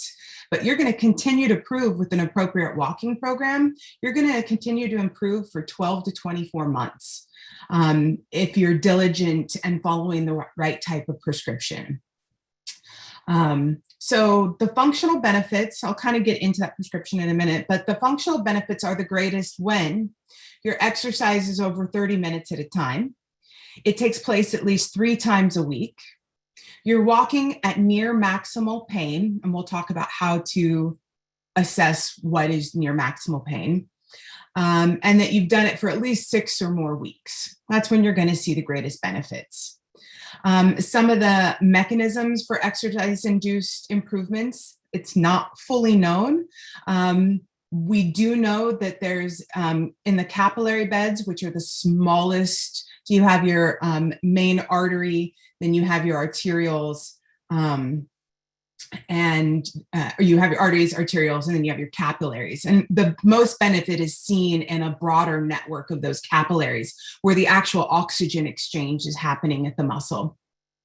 So we know that there's changes in the capillary beds, they become more dense. We also know that the endothelial function, the inner lining of that artery improves in function. So it improves in its elasticity and its ability to help deliver the blood from the pressure from the cardiovascular system. That improves its ability to get the blood where it needs to go. What is the appropriate amount of exercise for that? And what is the right amount of intensity? And what is the right amount of pain? So we use in my clinic, we use a scale called the claudication scale. Many of you have probably heard about that. This is the scale we like, starting from no pain, which would say 1, to the onset, mild pain, moderate pain, and then severe. So the general prescription, if you're going to say go out for a walk, you are going to walk until you get to 3 or 4 as far as your pain threshold goes for that cramping of the muscles. If we want you to stop right before you reach that level 5 where it's just really severe, you're going to stop, you're going to sit, you're going to relax until the pain subsides. Once that pain is subsided, you're going to get up and you're going to go again. Right? So the actual prescription looks kind of like this. Essentially, walk. I say greater than 1 time a day. It is ideal for your walking to be done in 1 session, but some people just don't have the physical capacity to do that. So you need to start where you're at. And if that means that you can push yourself to up to about 10 minutes, then I want you to do multiple sessions a day. I want you to rest, say, for a good 10 minutes. Maybe you feel like, and we're not talking about just the cramping at this point. We're talking about your overall physical ability, right? How much total exercise can you take? And if you can just do 10 minutes, great, do 10 minutes, rest for an hour or 2 hours, and then come back and go through this process again. But ideally, in one session, again, I've said this earlier, 3 times a week. And we want it to be 15 to 60 minutes of cumulative activity. This is the really, really important part. And again, why it needs to be in one session is because our cardiovascular system is essentially always working. And unless you actually overload the system, give it more than what it's normally doing, you're not going to see adaptations, right? So if you're like, well, I walk every day for 10 minutes and nothing's changing. Right? Well, because you're not, it's a principle called progressive overload. If you're not continually, again, improving or enhancing, making it more difficult what you're doing, you're going to reach a plateau and you're really not going to make those advances. Kind of the same thing happens with weight loss, right? You always hear people hitting a plateau. It's like, yeah, after a certain amount of time, your body becomes accustomed to the activity and you need to step up that, change your diet, change your activity to continue to make those adaptations. So 15 to 60 minutes, 30 minutes or more is the most beneficial, and really the more the better. What can you tolerate? So to do that, say this is a new program for you, you're unsure, you go through that process of walking till you hit that threshold of 3 to 4 for your pain, stopping to rest. So I would set a timer and I would walk. And you're just going to keep that timer running. You're going to rest when you need to rest. When the pain subsided, you're going to go again. And you're going to try to get up to 15 minutes or however long you can go. And those rest periods are going to be counted in this, because the idea is over time that those rest periods are actually going to decrease. And we're looking for the total time of that activity. So how hard should you be walking? What intensity should you be walking at? And we want a moderate intensity. I hear a lot of people say with PAD that you want to walk briskly. Some people may not be able to walk briskly before that claudication, that pain starts to set in. So you want to kind of walk a little slower to see if you can, if you see my note down at the bottom, try to find a speed that allows you to walk for 5 to 8 minutes before claudication occurs. Now, if you can't do that, if claudication comes in 2 to 3 minutes, that's just you, and that's where you're going to start, and that's where you're going to work at. But think about dialing back your speed a little bit if walking briskly is just bringing on that claudication too soon. So moderate intensity, you should be breathing somewhat heavily, but you should be able to hold a short conversation. And you should be saying to yourself, I can maintain this for a while, right? This isn't too hard. This feels pretty good. You could have a conversation with somebody. If you're breathy, that's just too hard. We're not looking to see absolutely how hard you can push yourself. We're looking for cardiovascular conditioning. And so that's going to come with this moderate intensity over longer periods of time. So that's kind of the general. I do have a lot of prescriptions for treadmill for those of you that are interested or have access and availability to a treadmill. The prescription for a treadmill can kind of get a little bit complex. So in general, I can always come back and talk specifically about treadmill conditioning, but in general, if stick to that principle of progressive overload. Like if you're like, oh, I walk 30 minutes on a treadmill and I'm fine, but I get out and I try to go for a hike and my claudication kicks in, right? Well, you're probably walking harder on the hike than you are on the treadmill. So to make those adaptations, again, you need to either crank up some incline, crank up the speed a little bit until you're hitting that claudication somewhere at that 5 to 8 minutes, and then going through that rest, pain subside, get up and walk again. So I got some questions. I can see over here. Please share your recommendation if you don't experience pain. Yeah, so if you don't experience pain, the idea is actually still kind of the same as far as progressively adding intensity to your workload. And intensity can come again in the way of incline. So yes, hills are absolutely okay. They're actually quite recommended. They're real in life too. Like, we're looking for your quality of life to improve, not just for you to build collaterals and feel better, right? And in life, there's hills. So I want to build your functional capacity so that those feel better. And so if you're not experiencing the pain, how can you up your exercise? So is that faster? Is that hills? Or is that just simply longer? Especially if weight loss is a goal, or if you're diabetic, the longer you walk, the more beneficial that walking is going to be as far as helping you reduce weight or manage your blood sugars. So what exercise do you do if you can't walk more than 20 to 25 feet? You walk your 20 to 25 feet first and go through the same process and see if over time, if you can't get that to 30 to 35 feet and then 40 to 45 feet, you have to start where you're at. And then I would also add some other activities, maybe do some sit to stands. If you have access to a recumbent bicycle or a recumbent stair stepper, they're typically called new steps, where it's pushing over a cycle. Those don't help as much because there's some different mechanisms and they don't involve something I didn't really talk about, but you have skeletal muscle pumps that kind of help with the circulatory system in your calves. So some activities don't engage those muscles and have the same benefits, but you do have to start where you're at. And sometimes you just have to manage cardiovascularly what your ability is so that you can do more, so that you can then address the peripheral artery disease. I have buttock pains walking since my bypass that I believe come from blocked internal iliac arteries. Reading somewhere suggested that collaterals wouldn't form around those. That's true. Yeah, the iliac is too major of an artery for collaterals really to get there. It's only, again, in those small capillary beds. So yes, there is absolutely truth to that. But there's also truth to the fact that walking is still going to be beneficial, because if you improve your cardiovascular system, you're going to improve everything, right? You're still going to be improving some of the endothelial function to those walls. You're also going to improve the oxidative capacity of the muscles themselves so that they become more efficient at processing the oxygen. So it is absolutely still beneficial. It just won't build those collaterals. Is it better to increase speed or incline first? We usually say to go to work yourself up to 2 miles per hour. If you're referring to treadmill, you work yourself up to 2 miles per hour, and then you go and you address incline to about 3 miles per hour. And this is very general. Like I said, it gets kind of intricate as far as treadmill goes, and about 3 miles per hour. So you work yourself up to 10% where you can handle 10% incline at 2 miles per hour.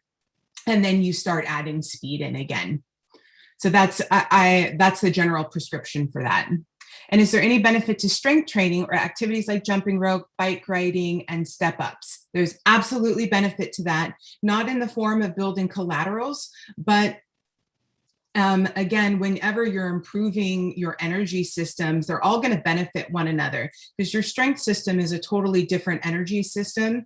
It's called your creatine phosphate system and uses it's non-oxidative. So it doesn't use oxygen, but it's hard to get up out of a chair and it's hard to go up a hill if you don't have some strength. So those things are absolutely beneficial and will also improve your quality of life. So those are great. Jumping rope. Yeah, you're going to get some benefit in that. There could be some building of collaterals for things like that with jumping rope, but jumping rope is very age specific. It's not something I recommend when you become older. It can be very hard on the joints, but there could be some benefit to that. If doing something like that, though, it's a little bit higher intensity, it might totally reduce the amount of time that you are able to exercise. So if you're like, oh, I'm going to jump rope, but you do 2 minutes, you're really not doing much for your cardiovascular system. That 10-minute is kind of the baseline for improving cardiovascular function at a time. So jump rope, may or may not be beneficial, and there's extra risk for injury. And then bike riding will also not really build much collaterals. Walking is going to be your best bet for that. Biking will absolutely build your cardiovascular function and is great for that. But there's a little bit different mechanisms that aren't happening because you're not requiring as much blood to those peripheral arteries because it's not weight bearing. How about if you're confined to a wheelchair, is it possible to grow collaterals through some kind of yoga, foot tapping, marching, etc.? I don't really know the answer to that. I'm an eternal optimist, so I want to say that something is always better than nothing, and they probably haven't done a lot of research as far as that goes. So I don't have a lot to go off of, but trying is good, especially when you're stretching and doing anything that is going to engage. So I'm going to go back to the skeletal muscle pumps. So they're in your calves. And if you squeeze a bicep gets bigger, right? So when you flex your foot, like when you're walking, the muscles in your calves, they shorten and they kind of get a little bit wider, like the bicep would. And what happens is that they end up squeezing the veins and helping the blood return back to the heart.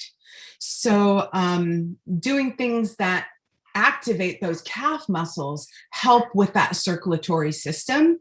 So there would absolutely be benefit to things like toe tapping or just stretching and flexing of those feet. Yoga and Tai Chi, they're not going to really build collaterals. They're going to be a little bit more mental beneficial, stretching for the muscular systems, but there's not a whole lot of cardiovascular improvement for those types of things. Yeah. Any other questions? I know that's a lot and I talked kind of fast, but there's so much. I've kind of like just briefly covered some of it. Yes, we just have, Okay. yes, of course. I was just going to announce you. Yes, my name's Kevin Morgan. I appreciated your talk. I'm an Ironman distance triathlete. I'm currently 78. In 2010, I diagnosed my AAA as a result of symptoms in an Ironman race. But about 5 years ago, I noticed in marathons, in Ironman or not, I started getting numb feet. And then about 3 or 4 months later, as a routine check for the state of my stent, they found I had a positive ABI, that I was developing popliteal PAD. And I've been managing to keep that at bay fairly well for about 5 years, but it definitely impairs my running. And the comment I want to make, as a result of 5 years of studying the problem of running marathons and doing Ironman with pretty severe popliteal PAD, first thing I had to do, which really helped, was to reduce impact and reduce that retroverse pressure, which will then counteract systolic pressure, to laugh, which would cause claudicate and lock up, and you go through the pain of refill. But the trouble was, it caused terrible problems with my race time. I was used to running like a 9-minute pace. Now I'm fighting for the Florida Ironman to get a marathon 15-minute pace. And I'm getting very, very close by not stopping. And I use 2 meds, for which biking and swimming and weight training do not seem to be a problem at all. But for running, it's extremely difficult. I'm walking uphill. So people doing a walking program, I think you'd agree, incorporating uphill walking to the point that you can handle it is great. But I use 2 measures of my success, apart from my pace, which when you're used to running a Boston Marathon, a 15-minute pace is, oh dear, I'm old. But anyway, you have to put up with these things, I guess. Anyway, there's 2 things I listen for. One is the pain. And the pain isn't necessarily going to stop you moving. And it definitely plays a huge role in the growth of my collaterals, which I've been pretty successful based on function. And the other is functionality. As soon when I'm running or walking, if I notice impaired function, then I will stop and do refill for my feet and my calves, especially the right calf. And I'll notice, especially when I'm running, that in order to reduce impact stress, I want my feet to land on the ground gently, which of course is harder at a high cadence. and it's harder with a bigger stride. So I had to slowly modify my run, as I did already for running with a AAA stent. And so I've been listening. I listen to function. I listen inside my body to function. If that's impaired, I slow down and walk. If it doesn't fade, then I will have to stop, which is becoming increasingly rare. So I guess what I'm saying is, in order to control the pain of PAD, you have to use the pain of claudication. Pain-free movement is not going to help you grow collaterals. So you have to use the pain as your friend, but you have to listen very carefully to any impairment of function. And I estimate I can finish the Florida Ironman in about 16 hours, which means I come in, under 17. And the reason I continue to do Ironman at age 78 with PAD, a AAA, more recently psoriasis, which is a pain in the neck, it's in order to keep my feet. And that's what I have to say. I really enjoyed your talk, by the way, and what you're doing is excellent. Thank you. Thank you so much, Kevin. Kevin is amazing. Kevin, can you give your website? Because I think that we might have some pad warriors here that might want to follow you and, get some advice from you as well, and watch your journey to the next Ironman. Yeah, it'll be kind of slow. Don't put any money or bets on me. Yeah, it's Athlete with Stent. I've been writing that for about 11 years now. So it's athletewithstent.com. And I've been putting stuff on there on my progress of fighting PAD with Ironman training. I'm not suggesting that people try and undertake Ironman. It's not that easy. But I've been doing this training for so long. For me, it's quite natural. And I don't know. It's hard to get advice from doctors or have them show any interest because they don't have time. One of your speakers early on said, we have to take responsibility for our health. And these talks today are excellent. They really are excellent, including the last speaker whose name I forget, I'm afraid. And so what you're doing, Kim, is remarkable. And for me to try and talk to my personal doctor about this, or even my vascular surgeon, they don't have time to listen and talk about these issues. They're too detailed.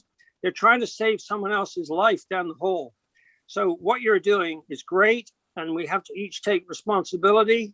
And exercise, I think, is actually even more important than diet. I discovered I was a severe dyslipidemic back in my 30s as a result of studies in my own lab. And I think the diet helped, and I've been on a plant-based for a long time. Exercise has helped me, as I won't touch, but let's not get into that. Anyway, thanks so much. Kim, does that cover what I was going to do at the very end? Yes. No, this is fantastic. I appreciate you so much. And I'm sure everyone's going to be following you. And I want you to continue to post in our network your inspiring posts, because we love watching your journey. Thank you so much, Kevin. One question. What's the name of your last speaker? And can we be connected? I'd like to be connected to her. April, everyone wants to connect with you. So hopefully there's a way that they can connect with you, maybe via email. We are going to give her an email, April, at the, April, do you want to give your email? Yeah, I'll write it in the comments. Perfect. And if you wouldn't mind taking a few moments, and there are a few more questions that were added there. Thank you so much, April. You were fantastic. I hope you can continue to come back and work with everyone, because your talk was really inspiring and impactful. I mean, no one's giving out this information on a daily basis when you go to a doctor. So I'm sure this is going to be played and replayed. Thank you for having me. I'm open to questions and helping anybody kind of personalize things. I'm a pretty busy person, but email is good. And I promise it might not be an immediate response, but I will get back to you. Fantastic. Thank you so much, April. We really appreciate you. Well, as Kevin mentioned a moment ago, exercise is really important and diet may be secondary. I don't know. I think diet is pretty important when it comes to PAD, but it doesn't have to be as difficult to manage as some may make it seem. To help you to get started, please welcome the Way to My Heart's Chief of Wellness from Wellspring Natural Medicine in Florida, Dr. Adrienne Hines. Hi, Kim. Thanks so much for having me. I'm so excited to be here. Thank you. Thank you. Thank you. You know, Pad Warriors really struggle with choosing diets. You know, there are so many different ones out there. Can you just break it down for us? Yeah, absolutely. You're absolutely right. There are so many different diets out there, and it's really hard to know which one's right for you and what will work well. Before we jump into diets, I want to say that when Kevin was talking earlier and he was talking about personal responsibility, that's really, really important. And especially with diet, you have to be realistic with yourself as far as your expectations with a diet. And I don't even like the word diet. I like healthy eating options because we want to be having healthy food that we're eating, right? We don't want it to be a diet. A diet has such a negative connotation with it. Like it just is, there's always rules and restrictions. And that's what we'll get into when we talk about some of these diets is they're all based on a set of rules and restrictions that you have to follow in order to be within this diet. And I think that if you can empower people with healthy eating options, that gives them the responsibility and the power to make the right decision. So that's what I'm here for. I'm here to really help empower patients to make good decisions, but really we just don't have anyone educating them on what are their options. So we're going to go through a lot of different things today about diet. We're going to talk about different options and we'll just kind of jump right into it. So I think that the most important aspect of health really is diet. And the reason why diet is the utmost importance in my office is because diet is going to send signals to our body. So if you are eating nutrient poor foods, you're going to be sending inflammatory signals throughout your body. And that's going to create diseases and all kinds of different processes that we definitely don't want, right? If you're eating really nutrient dense foods, then you're going to be giving your body the vitamins and minerals that they need to help fight off diseases and to help make sure that you're functioning at an optimal level. So let's talk about the different diets that are really kind of common. Paleo is a newer on the scene kind of diet. It's really based off of Paleolithic era and what we would eat during a hunter-gatherer society. So really big on meats and veggies in there. Mediterranean, that's been around for a really long time. And the reason why Mediterranean works so well is because it's based off of having a lot of polyphenols from olive oil. Now, here's the thing to point out about the Mediterranean diet is the Mediterranean diet, I don't know if you guys have ever been to Italy, but that was one of the things that I noticed when I was there is they finish everything with a really good olive oil. They're cooking with olive oil, but they finish with olive oil. And it's really that unrefined, uncooked olive oil that really helps set things apart with the Mediterranean diet and finishing things. And anytime we're cooking, we're going to degrade not only the nutrients of the food that we're cooking, but we're also going to degrade the oils and stuff that we're working with as well. So they don't have as much nutrients.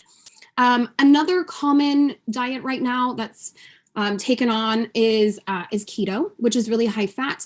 The problem with some of this is that you have to stay within a certain range and it really becomes really restrictive and can become problematic. So again, I kind of advise against that one just because so many rules. Vegan's really trendy and common now too. And I think that a vegan diet is great in moderation potentially. And if you don't have a methylation SNP, if you have a methylation SNP, you're not going to get enough B vitamins from a vegan diet. So then you make things worse within your body, especially creating more homocysteine or having problems breaking down homocysteine. And we know that homocysteine can be a bad thing, especially in our PAD patients. So we want to make sure that we're supporting this methylation cycle. So nothing against taking vegan holidays. Right now, I am on a juice fast. So I am having nothing but cold pressed vegetables all day and no food. And that's great because it's giving my body a time to reset. And I think that's a good option for other people as well. And that's a good way to get in extra veggies in your diet. The other diet that's really common with PAD is the Dean Ornish diet, which is more low fat, low carb, low proteins. But again, we can run into the problem with that methylation cycle. So I would be, kind of mindful about that. Okay, so let's talk about diet. Let's make it more simple. So again, I want you to set realistic goals. I want you to be realistic with yourself. If you're one of those people that, you constantly are craving donuts, or you're a chip person, we need to know how to get around those cravings, how to satisfy those cravings with other foods that are healthy and that actually give you vitamins and nutrients. So let's talk about some basics. Veggies should be the core part of any diet. And we want lots of veggies. When I ask my patients, do you eat vegetables? They're like, oh yeah, I totally eat vegetables. I eat broccoli and carrots and maybe a salad. And I'm like, well, that's great. That's a good start. But there's a lot more veggies than just broccolis and carrots. So we want to make sure that we're eating the rainbow. It's not for Skittles. Skittles is not the rainbow. Vegetables, that's where we want our rainbow. We want lots of colors because each different color of vegetable is going to have different phytonutrients in there. And that's going to be really great to have a good diversity within our diet. So make sure you're eating lots of good, colorful veggies. And with a good kind of way of looking at your plate is really 2/3 of your plate should be non-starchy vegetables. And so with those non-starchy veggies, we're going to add in some good clean meats. Now, one of the complaints that I get with patients about switching over to really good quality meat is that it's more expensive. I completely understand that. You are absolutely correct. Grass-fed beef and free-range chicken and free-range organic eggs are more expensive. However, you can find them on sale. So we'll talk about, some more tips as far as making sure that you can integrate these things into your lifestyle quickly and easily later on. But for now, just know you can add these in when they're on sale. There's another great way to add them in, and it can help keep things within a budget. So we want to make sure we have good, clean, quality meats. If you're eating beef from a cow that is inflamed, you are eating the inflammatory components that are in that muscle tissue, and that's what we're eating. And we don't want to eat inflammation because that just adds to our inflammation. So we want to make sure that we're eating really clean sources. And again, I'm going to go back to your veggies. Any of your non-starchy veggies, we really want to look for any pesticides that are in them. So we don't have to buy organic for 100% of our veggies. I don't. There is a really amazing group, the Environmental Working Group. Their website is ewg.org. And they publish every year the list of the Dirty Dozen and the Clean 15. So I advise all of my patients, take a picture of the Dirty Dozen and the Clean 15. Have it on your phone so when you go shopping, these vegetables of the Dirty Dozen notoriously have more pesticides and I need to buy them organic. Or the Clean 15, I can get away with not buying them organic and be safe because those pesticides are definitely going to interfere with our health as well. So the other really important part is having good fats. So we want to have good quality fats that we're using in the diet, cold press, first harvest, with our olive oils. All of those are going to be amazing because if we have oils that are sitting on the shelves or they're from olives that have been sitting on the tree too long and they've over ripened, they're not going to be as nutrient dense as we would like them to be. So again, having really good quality fats is super important. Hydration, that is another key part to having a really healthy diet. We want to make sure that we're well hydrated. But more importantly, we want to make sure we have plenty of good minerals. Now, you're going to get hydration from your good starchy veggies, but you also want to make sure that you can add in some extra minerals.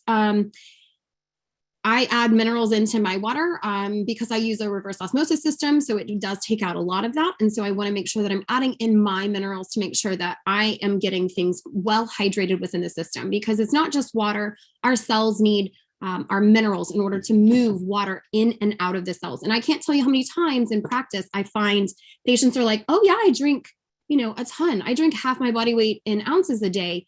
And I look at their labs and they're dehydrated. And it's because they're mineral deficient. So minerals, super important. Another thing that you can add in for diet that I think is really great is intermittent fasting. So intermittent fasting is going to be anything between 12 and 16 hours of no food. Now, having this time gives your body time to rest, digest, less digestion, but more rest, more turnover of different cells. And that is actually really good for helping us improve our immune system, help break down things that we don't need to break down, or break down things we need to break down, more inflammation, those type of things in the body. Another thing that you can do is a juice fast. I mean, that's what I'm doing right now. You can do that. That gives your body some time to take a break from digestion. It really helps the liver. It's going to help the GI, and it gets really hydrated, and you get lots of veggies in there as well. So that's another thing. So let's talk about shopping tips, because that's really a big thing for people. They say, okay, I know what foods are good. I know what I should be having, what I shouldn't, but how do I know, what to buy, and how do I make this work on a budget? So what I like to recommend is buying organic things when they're on sale. So you can buy your fruits and veggies when they're on sale. We here in Florida have Publix, and they're amazing because they do BOGO. And so I will buy my organic fruits or veggies. If I am not able to eat them and they're going to spoil, I throw them in the freezer. I can use my frozen veggies in a smoothie. Same with my berries. I can throw those in there as well. So there's plenty of options where you can get things that are on sale, and that makes it a little bit easier. You're also going to find that it's better for your budget if you eat seasonally available food. So we know that, we're going to have certain seasons where fruits are going to be more popular, and same with veggies. And so make sure you're eating those within the season, and that will help with your budget also. You can do the same thing with buying your organic meats when they're on sale. Same with using organic frozen veggies. Those are really great to throw in your soups and stews and things like that. And they're less prep and easy for you to handle. Just don't overcomplicate meals. You don't have to be Gordon Ramsay. I love Gordon Ramsay to death. I think he's an amazing chef, but I am not Gordon Ramsay. So I don't eat like Gordon Ramsay. And so I'm going to make things taste wonderful and fabulous for me, but I don't need to get all crazy with spices and make things more complicated than they have to be. So really simple is best. Really keep it to, I need this many veggies, I need this amount of meat, and I need some good fats, and call it a day. Also be realistic as far as your timelines. Okay, so for the week, I know that I can eat really clean 80% of the time. Okay, well, that's great. And then you can have a snack that may not be yours, have your non-starchy veggie to add in on that 20% of the time. So make sure you're setting things that are realistic there.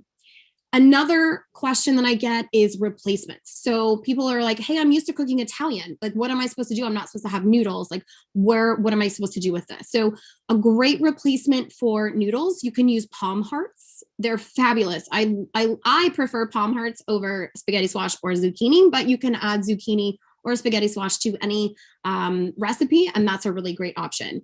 The other thing that I get too is fried foods. People are like, I love having like a crispy piece of fried chicken or a fried shrimp. Well, take your coconut flakes and add some arrowroot flour or some tapioca flour to that, and then put them in the air fryer with some avocado oil. And that's a really good way of getting your fried foods. They're going to taste fried to you, but they're going to be really healthy and still staying on that paleo side and with good oils, right?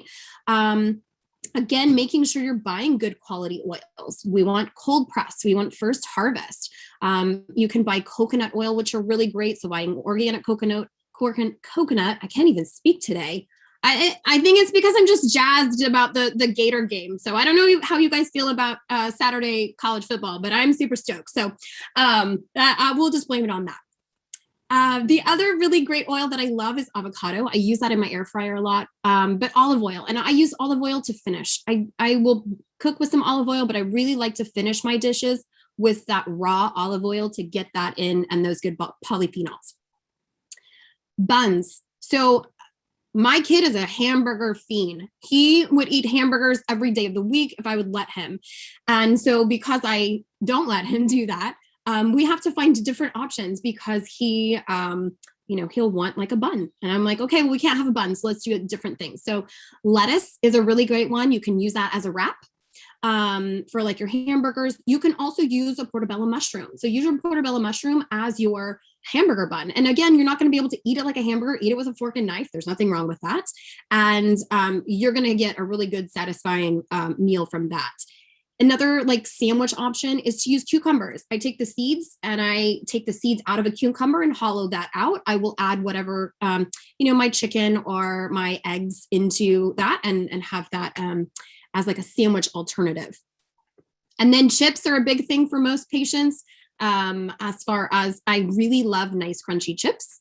So take your sweet potatoes or some plantains or use kale, and you can use those with some avocado or coconut oil and deep fry those in your air fry those in your air fryer. And that's a really good option as well. You can bake them. If you don't have an air fryer, you can do all of the stuff in baking as well. And that works just great. And those are really good because a lot of times when you're craving chips, you're really craving a little bit of that salt and you're just craving that crunch. So what we just need to do is replace that crunch with another good healthy crunch like kale or plantains. And that would be a good alternative. Sugars are another big thing. I don't like alternative sweeteners. Alternative sweeteners they wreck the GI tract and we definitely want to avoid those. So you can use natural sugars. I love coconut palm sugar. You can use dates to sweeten things. And you can also use, your stevia or monk fruit if you like those flavors. Those aren't really to my taste bud liking, so I don't use those as much. But again, those are really good options. So as far as diets go, that's really kind of the big basics. And I know that, Kim, am I correct that people had questions about supplements? They did, and we have one right here that I think that is really, really important. Just taking high doses of calcium to prevent osteoporosis, increase buildup of plaque. Some doctors say yes. And I think that this is something important to address because also even with my mom, you helped her naturally be able to increase her calcium level. And it's also something that you've mentioned. You need to get a blood test. Don't just do things inadvertently or on your own. You need regular blood tests to monitor this. Absolutely. So with any of your vitamins and minerals, I really love looking at a micronutrient panel because I could guess that maybe your vitamin C was low or maybe your calcium was low, but I don't really know unless I look at the value. So a micronutrient test is key. And your micronutrient test is going to tell you, is it high or low? And you're absolutely correct. If you are taking in excess calcium, it can cause that calcium to build up within the arteries. And what happens when we have calcium build up in the arteries is they make them brittle. And we're more prone to those breaking and tearing. And that is bad news. That's worse than them plaquing. So we don't want them to have calcium in them because that makes them super, super brittle.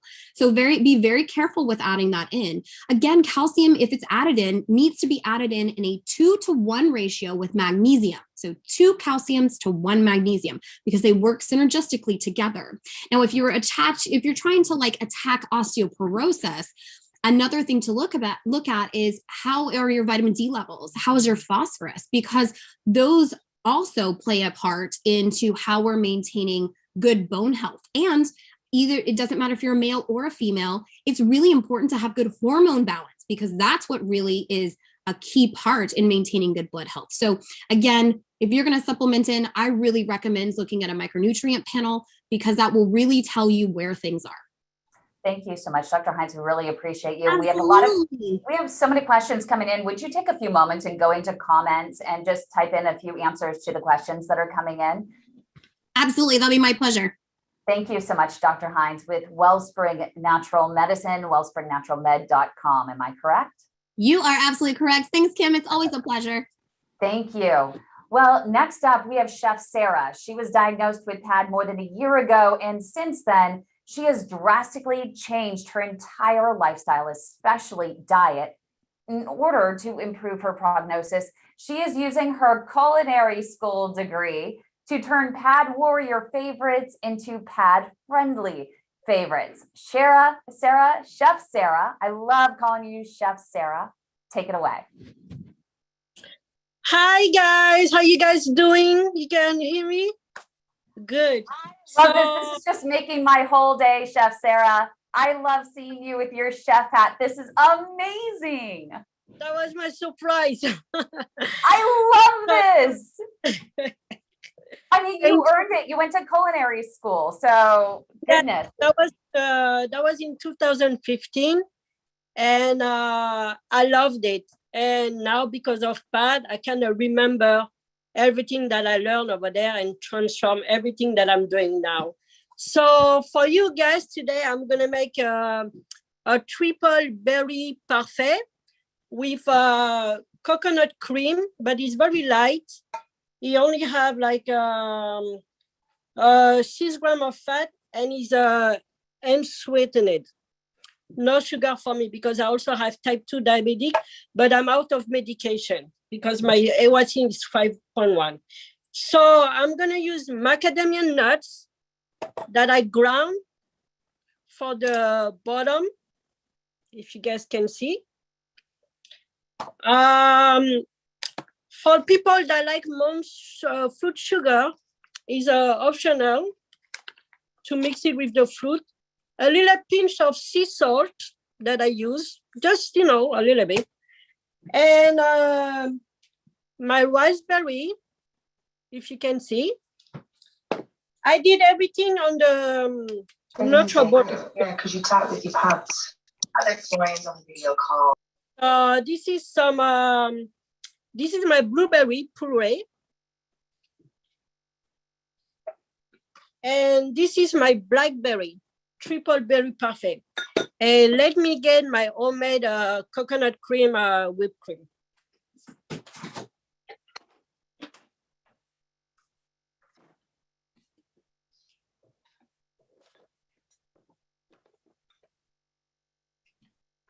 Is this something that you really enjoy after a hearty meal?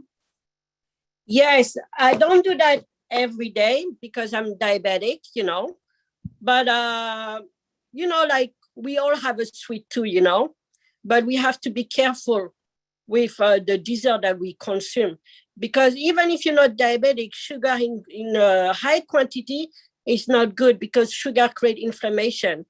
And PAD doesn't like sugar, So this is my whipped cream. I did it also in the NutriBullet. So I'm gonna top the macadamia with some whipped cream. Oh, I love macadamia nuts. And you crush those as well. Oh, this looks so good. I use my NutriBullet. So this is some of the coconuts. Let me get an empty. So I want to make everything pretty. So she's using a little bit of crushed macadamia nuts at the bottom there, and then she has coconut cream that she put in the NutriBullet to make it nice and whipped. Exactly. So now I'm going to take some of the blackberry that I pureed, just a little bit, and put it on the bottom. You can make any design that you like, Okay, hold that up so we can see what you just did. So, There you go. Perfect. So if you want, you can add some more coconut, you make any design. So, you can swirl it, But I like that you have it in a clear glass like that, because it's fun to see a parfait as you're building it. Yes, I always use glass, no more plastic for me. So now I'm gonna put some of my raspberry that I pureed.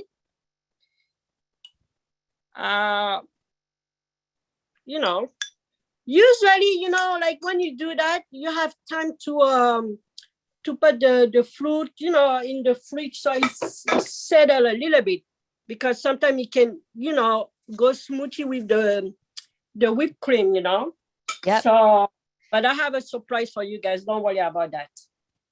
So show us what you're doing over there, because we can't see. Oh, sorry. Gotta hold it up. Add some more whipped cream, just to get some more layer, And now my favorite in the whole world, my blueberry. Yum. I love blueberry. And berries are diabetes friendly, PAD friendly, because berries are low in carb and low in sugar. So, you can eat it like just like that without sugar, And you don't have to use coconut cream. if you're not a coconut fan. You can use like heavy whipped cream. You can even use Greek yogurt that I love, But Greek yogurt is a really good idea. And you know what I also use because I can't have dairy is I use cashew milk yogurt, which is really creamy. And so how do you do that? If you use yogurt, do you just put it in or do you get a little whip on it in the NutriBullet as well? Yes. So I'm going to hold on 1 second. I'm sorry. So if I use Greek yogurt, I'm going to put, the yogurt's going to be in the fridge. I'm going to try to whip it, so you have like a whipping consistency. So when you put it in your mouth, it's very, creamy, So, and then just do the same thing, like layer. And, before you eat it, you eat your dinner and everything. And then when dessert is ready, you just take it out from the fridge. So I'm going to show you, this is something that I made earlier. So here's my parfait. Oh, that looks delicious. Take a bite for all of us. We want to live vicariously through you. And I'm going to put some of the macadamia nuts on top because, macadamia is a very healthy fat nut. And your body needs some healthy fat, not bad fat. Mm-hmm. And bon appetit. Oh, yum. That looks so good. And as you know, it doesn't have to be pretty. I mean, we don't have to plate things properly. We got to just fix things to eat them. And the whole thing that matters is it's got to taste good.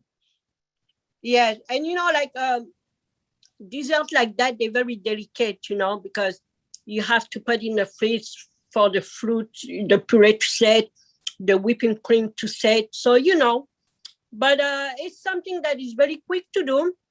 Low carb in sugar, low carb, and obviously for myself, I cannot eat the whole thing. That mug is like almost my size. I will eat maybe like half of it. I'm going to put it back in the fridge for my dinner tonight. Fantastic. Yes, thank you. I hope you guys enjoy because the parfait is really good. So blueberry, blackberry, and raspberry. But any choice of yours is good. Any choice of nuts is good. Like any nuts, healthy nuts, And if you want to substitute the coconut, you can do that also, Anything. It's just like the preparation, like just to put something healthy in a mug and eat it for dessert. Not every day though. No, it makes it so much fun. And everyone's asking for you to go ahead and put in comments the ingredients and some notes in there. So if you would do that, that would be great. Chef Sarah, thank you so much. We really appreciate Thank you. And I want to say thank you for the challenge, guy. It was amazing. And I'm doing much better, by the way. You are. Oh my gosh, you've been through so much. And what was your record? You set a record in walking. You were just walking with a cane, in January, but how far did you walk just the other day? I think I saw like 20,000 or 22,000 steps. 20,000 something, I believe. And that's my record. Like yesterday I did like 12,000 something, but every day is different, like me personally, my PAD is like a pain at rest. And I'm able to walk long distances slow at my own rate. But it's like when I sit down in the couch or I'm doing nothing, that's why like I'm starting to have like those, painful, thing. But my blockages, they're more in my feet. So unfortunately, but I'm okay with that, like my vascular in Queens, Dr. Ronbach did an amazing job because he did give me some flow. And this is why right now I'm able to walk in New York, like long distances, I do stop, but I'm able to maintain this like compared to last year when I was diagnosed with PAD. And also having a PAD, I also have a coronary artery disease. This past February, they put like 3 stents in my heart. I didn't have no symptoms. So the importance of going see your primary, even you don't know if you have it or not, just check with a cardiologist. And I had a CT scan and an electrocardiogram, and that's why they see the blockages. Yeah. So And coming up- PAD, I'm sorry, go ahead. And coming up, we're going to hear more of your story at 3:30 p.m. Eastern time. So we really appreciate you. We're so inspired by you, Chef Sarah. Thank you so much. And go ahead. I have people asking for your ingredients, and maybe put a picture in there as well. I will, definitely. So thanks so much, Chef Sarah. So you could eat right and exercise, but if you still smoke, peripheral artery disease will actually continue to progress. And you all know that. Symptoms will also be amplified. Here to explain why is Dr. John Phillips, interventional cardiologist with Ohio Health. He's also the host of the Save My Piggies podcast. So joining him is also going to be Pad Warrior Bonnie and also Pad Warrior Don, that they're going to be sharing their story and the catalyst that made them finally quit. But I'll let Dr. Phillips, I'll let you take it away and handle it from here.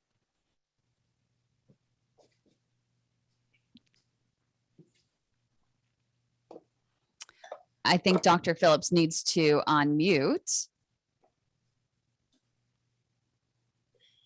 If we can get him to unmute over here. How about Bonnie? Is Bonnie around? We got to get Bonnie. And how about Don? You want to say hello?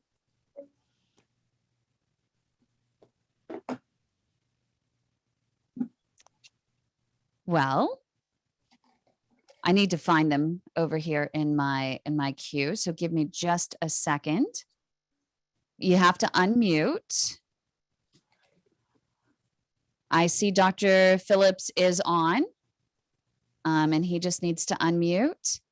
And I'm looking for Bonnie to get her to unmute as well. Well, we can go ahead and I can talk about just some of the things while we're waiting for Dr. Phillips to. Okay, I'll unmute. Oh, is this Bonnie? Yes, hi, how are you? Hi, Bonnie. Everyone meet Bonnie. Bonnie, well, you have a cigarette no more. So no, I'm so excited. And look at your smile. Oh my gosh, you're glowing. yeah, I smoked for 50 plus years. 50 plus years you've been smoking. Oh my goodness. And now I have 11 months non-smoking. 11 months already. I mean, that's pretty incredible. And when were you diagnosed with PAD? About 25 years ago. But what happened was, this is really what I wanted the doctors to hear, because I've been to so many doctors, and I was always, the first time I went, they went inside the foot to open everything up, and I was still awake, you know, and then he told the nurse, ask her if she smokes. I said, yeah. He said, how long? I said, 30 plus years, because that was 25 years ago. And he stopped right in the middle, and he said, I can't do this. It's ridiculous. I'm not doing it anymore. And I was dismissed from the hospital. And every time I go, they always say, oh, one doctor told me, someone's going to carry you to the bathroom if you don't stop smoking. Another one said, we're not going to see you again until you don't start smoking. One of them I called for an appointment, wouldn't even take me until I didn't smoke for 3 months, and they give you a nicotine test. But then I found the magical doctor who said, let me help you. And do you know that statistically, they did a study for 3 years of smokers who had medical health issues from smoking, and only 10 to 15% were offered help, but all of them were told to stop smoking. And the doctors, they have to understand how hard this addiction is to break, because they're doctors. But offer some compassion, some help, you know, like, I don't know how they're going to do it, but they need to just, like, instead of just saying, stop smoking or get your leg amputated, okay, I'm ready. What do I do? They don't do that. In my experience, they've never done that. Yeah, because it took you, I mean, how many Kim, years? Can you hear me? Yes, we can hear. Here's Dr. Phillips. Hey, how are you? Sorry, I'm at a soccer tournament. I have some technical difficulty. Yeah, I mean, certainly the issue of tobacco use and PAD is, folks that use tobacco have a really significant risk of developing PAD and major and minor amputations. But I'm acutely aware of how difficult it is for patients to quit, particularly those that have been doing it for so long, because it truly is a habit and the nicotine is quite addictive, and folks really struggle with that. But we know that the nicotine in particular in cigarettes and even in smokeless tobacco has a pretty significant impact on your cardiovascular health. It causes the heart to work harder. The muscle needs to work harder because the blood pressure goes up, the heart rate goes up. Also, the carbon monoxide can increase the thickness of the blood. That, in addition to it, the nicotine activates some of the clotting factors to cause you to be more hypercoagulable or have thrombus or clot form. It causes inflammation throughout the whole body. The nicotine changes how we metabolize some of our cholesterol particles, making us a little bit more we have a higher burden of certain cholesterol particles. And then finally, it disrupts the endothelium, the lining of the arteries, which causes them to be to what we call vasoconstrictor, clamp down, which reduces blood flow. So all of those things in concert make nicotine a really, really bad actor for folks, not only with PAD, but also cardiovascular and cerebrovascular disease. And it's especially important, Dr. Phillips, talk about, especially after a procedure, it almost makes you cringe when someone goes outside the facility and grabs a cigarette. Talk about that mechanism of action, because, when it comes to, yes, it is bad for the arteries already, triggering that inflammatory response because it damages the arteries. It restricts oxygen from getting to the tissue, through the capillaries, to the tissue, to the nerves, to provide the nutrients. But especially after a procedure, why is it so important, to make sure you don't pick up that cigarette afterwards? Well, because, a lot of times the patient, for example, if they've been in the hospital, they're in for an ulcer or something and they need an intervention, they haven't smoked for a while. And when you have that first cigarette of the day or after a break period, it causes your heart rate to go up. It causes your blood pressure to go up.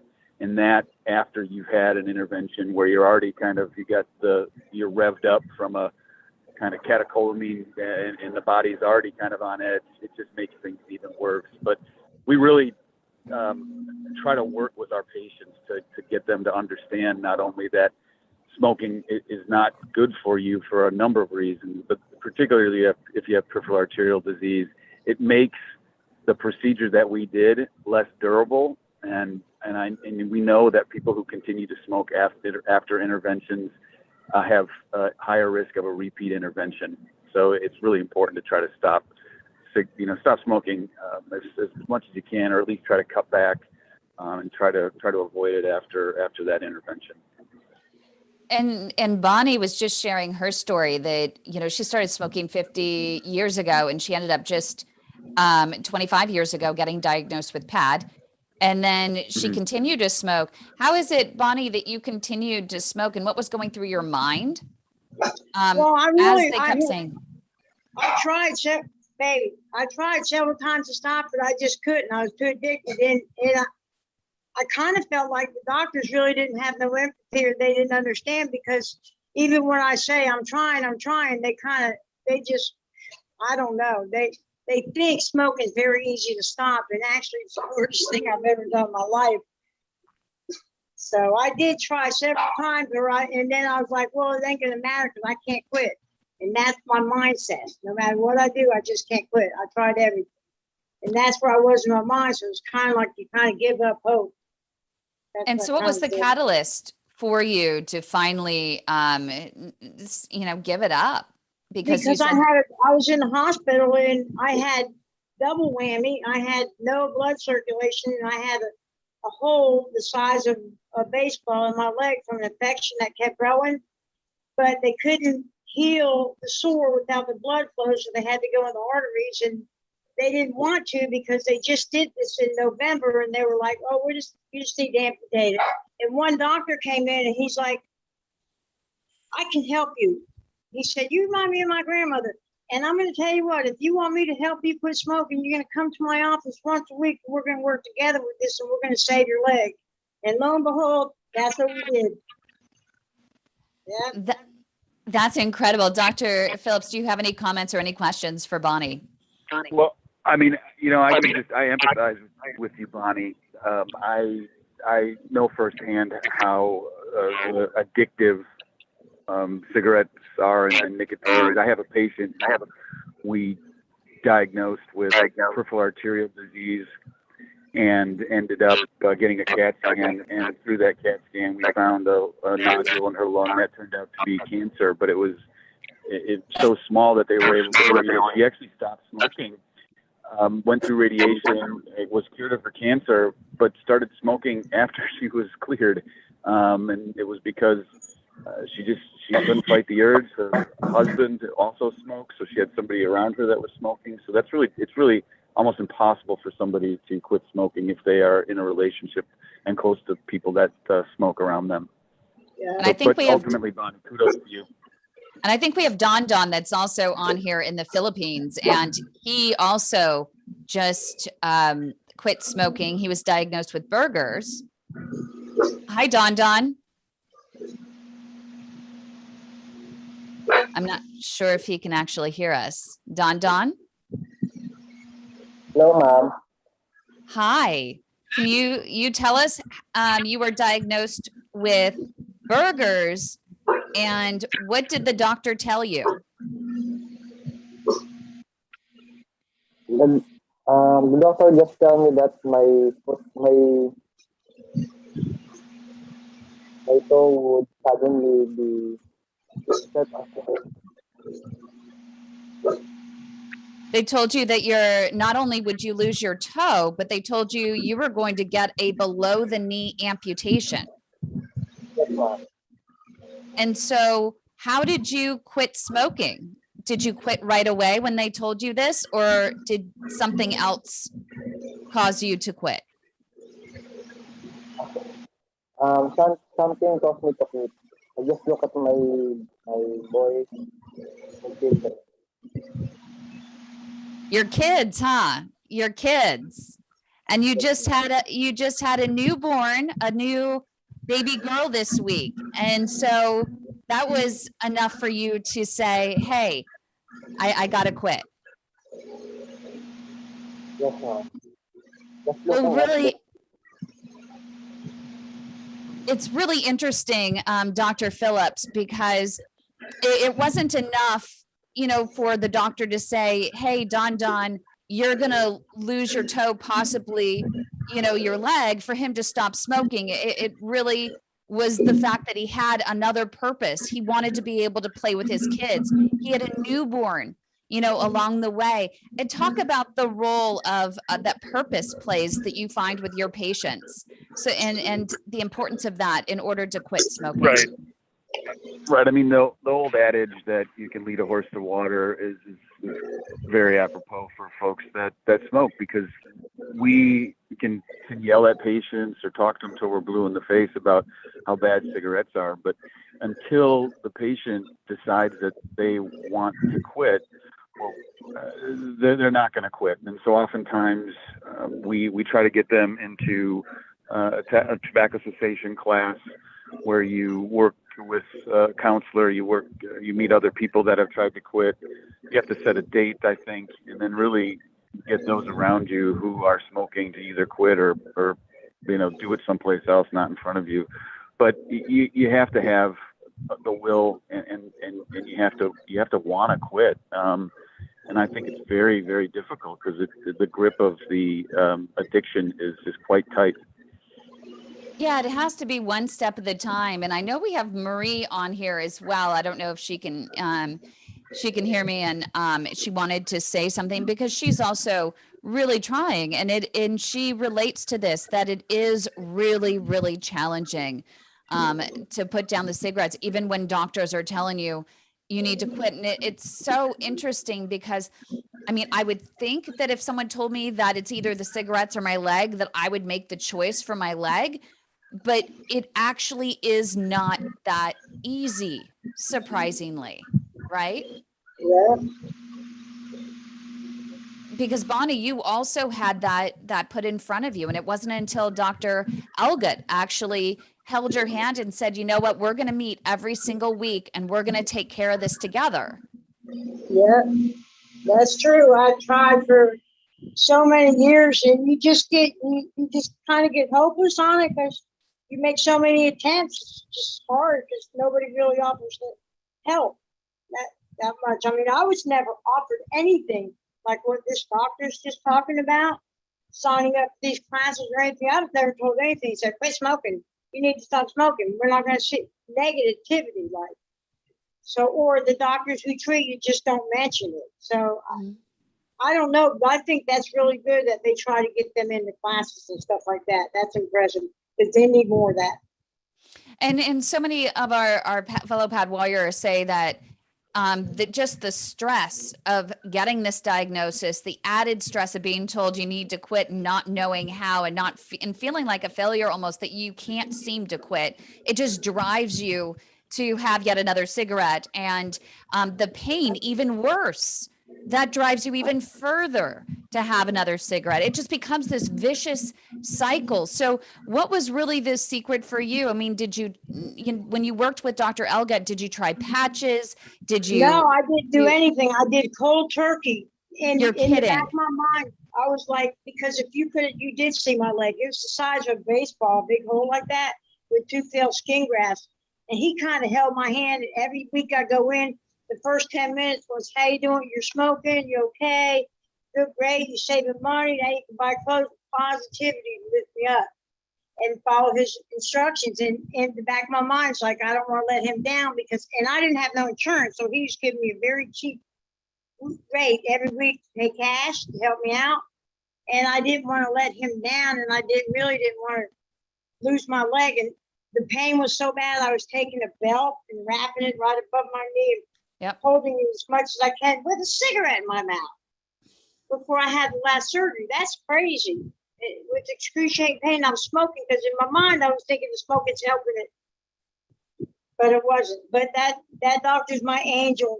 And then once I got the month, I was like, oh, if I got a month, I can get 2 months. Then after 2 months, and I also joined this Facebook group of non-smoking, and I use that group a lot for, instead of someone to talk to, I'm stressed out, and I had to change it. I did a lot of mental changes in my mind, how I thought about PAD smoking and how grateful I was for this doctor. I mean, because I'm getting old, I'm retired, I don't work anymore. When I was a teacher, I don't have time for that. I'll deal with the pain, But now I don't know, but I don't have any pain at all no more. It's amazing because you also realize and that I'm not on any medication at all and no pain. I'm just starting to walk again. I'm waiting on my leg break, but what a miracle this was. I mean, my leg is so much better. Yes, and because you also probably realize that smoking caused a little bit more of fibromyalgia pain as well. It really sparked that neuropathy. And once you quit, your arteries and your nerves stop screaming at you. Yeah, I mean, I already had a toe amputated, half my foot amputated, scars all over where they did surgery for sores that wouldn't heal, 3 skin grafts, 2 failed tendons coming through my leg. And I kept smoking. That's why I got to remember that. And what I never forget is that pain where I had to take the belt and stretch it to stop the pain. I can never forget that in the back of my mind, because if I smoke, I'm going back there. So that's what I kind of hold on to. Bonnie, thank you so much. You are a true PAD warrior, and we just really appreciate your inspiration. And congratulations, 11 months. Going on 12 months, and just keep on going. Almost 1 year. I'm going to the Keys to celebrate. Yay! Yeah. And Don, thank you so much. And Dr. Phillips, we really appreciate you, sharing your advice and your commentary and your insight as well. Thank you, thank you, thank you. Thank you, Kim. Great conference.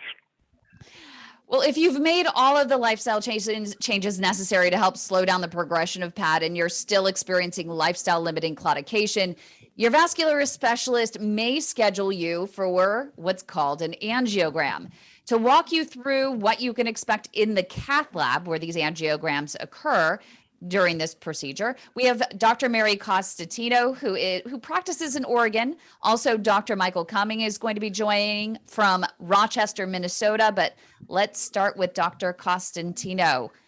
Doctor, thank you so much for joining us. Thank you. It's so great to see everybody and hear these stories. And nice to see you outside of the clinic where we usually see people. So this is fantastic. So, let's start with, what are the questions patients should be asking their physician in deciding upon whether an angiogram really is that next best step for them, and go into some of the details of what even is an angiogram. Yeah, so a lot of times, patients just they feel their foot or see their wound, and they don't really understand the piping system underneath within their leg. And so I equate arteries to like pipes. If they're blocked, they need to be opened in order to get the blood flow down to your foot to allow it to heal. So you can do all the wound care in the world, and that's certainly helpful to try to treat the skin layer, but you got to have blood flow headed towards that foot. So the very first thing to ask yourself when you have a wound is, what's your blood flow like? That usually can be answered with an ultrasound, which is simple, it's inexpensive, it doesn't require any needles. And you can usually get a pretty good picture of what's going on with an ultrasound. Now that's going to be performed to different levels depending on where you go. So some places are really just going to look at, mostly consider your thigh arteries. Most of the time they'll look at the arteries in your calf. And then usually people are you'll get what's called an ABI, which is where they put that blood pressure cuff around your ankle and around your arm, and they take the blood pressures. Those are really not the best tools. They're kind of all we had for a long time, and they're still indicated. But a lot of times patients are familiar with that blood pressure cuff test, and it gives us an idea of what's going on, but it's only part of the picture. So people who do not perform these procedures or operations really don't know how to put together the results of those blood pressure cuff test, which is called an ABI, the results of your ultrasound, and your clinical picture.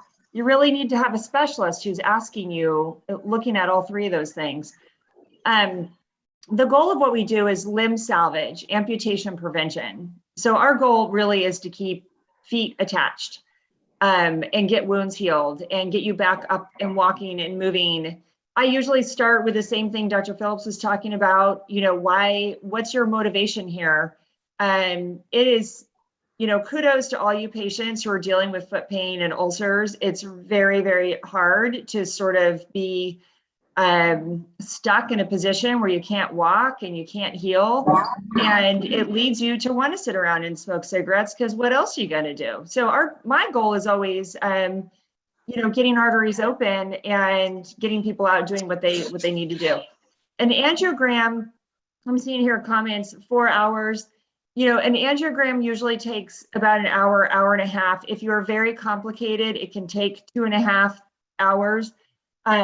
Mike is going to show you a lab and talk to you more about what that looks like.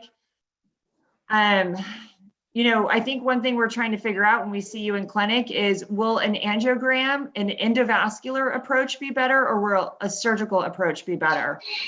And I think you need to know, when you go to a doctor, you need to know that there is an endovascular approach. That means we're going inside the arteries, minimally invasive. Also a surgical approach with bypass.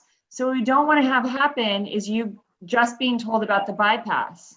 Now, some people are better candidates for bypass, but you need to understand them both and why you are a best candidate for each of those pathways. They're very different procedures. I think that's so important for them to really ask those questions, but to get multiple opinions from, someone who primarily does bypasses and someone who primarily does and endovascular, to really understand, because it's so easy to get one opinion and your doctor to say, hey, we're going straight to an invasive procedure and you're the best candidate for this procedure and here's why. But then another doctor might have a different philosophy and a different reasoning as to why an endovascular approach might be best for you. right away. So should we go and jump over to Dr. Cumming, and maybe you can help me work with Dr. Cumming to show us the basics of an angiogram and to show us the cath lab? Sure, that would be great. Let me respond to that real quickly. Is that one thing that didn't occur to me that people might not understand? There are many types of people who do vascular work. Okay, so a vascular surgeon comes from the surgical world. So they're going to lean towards doing more surgeries. So if you hear you're not a candidate for endovascular, you're only a candidate for surgical bypass, and that person doesn't primarily do endovascular, that's not an adequate enough opinion. And that's what Kim is talking about. So you need to go to the person who predominantly does one way or the other and get everybody's opinion. And Kim is a great resource for those of us who are doing advanced critical limb arterial work. On the outside, the sticker on the wall, the plaque is all going to read the same to patients. And so you won't know, you won't be able to tell. But a vascular surgeon comes from the surgical. Interventional radiology comes, all we do is this. We don't do the surgeries. Interventional cardiology and other types, mostly just interventional cardiology, also don't do the surgical bypasses. But let's turn it over to Dr. Cumming. He's standing live in his cath lab in Minnesota, and is going to walk you through what to expect after he takes you from his unit where you have an IV in and walks you into the cath lab. Mike, do you want to start? Yep, he needs to unmute. Oh, I got it. Can you hear me? I haven't signed in, Kim, through my phone and laptop, so I'm good. Perfect. Great. So this is our interventional room. It's a very fancy piece of equipment. It's very intimidating sometimes for patients as you get wheeled in and you see these big imposing things coming over you. But so that's part of our idea is to give you a little bit of a look at what these rooms look like. So when you come in, it's not a terrifying experience. So this room is a state-of-the-art room. These rooms are really expensive. We're at least sitting in over $1 million of equipment here. So behind me, we have our large monitor that lets us see everything. And see if I can get it back to life. So it allows us to display information from the C-arm, which is this guy here, and we'll have a better look at that in 2 seconds. But also from our ultrasound machine, from our intravascular ultrasound machine, and other sources of information like vital signs and that. The C-arm is this big piece of equipment as we come over here. And so this is how we spend a lot of our time understanding what we're doing. And under the table, this is where the X-ray source comes from. That's what we call the X-ray tube. And this is the image detector.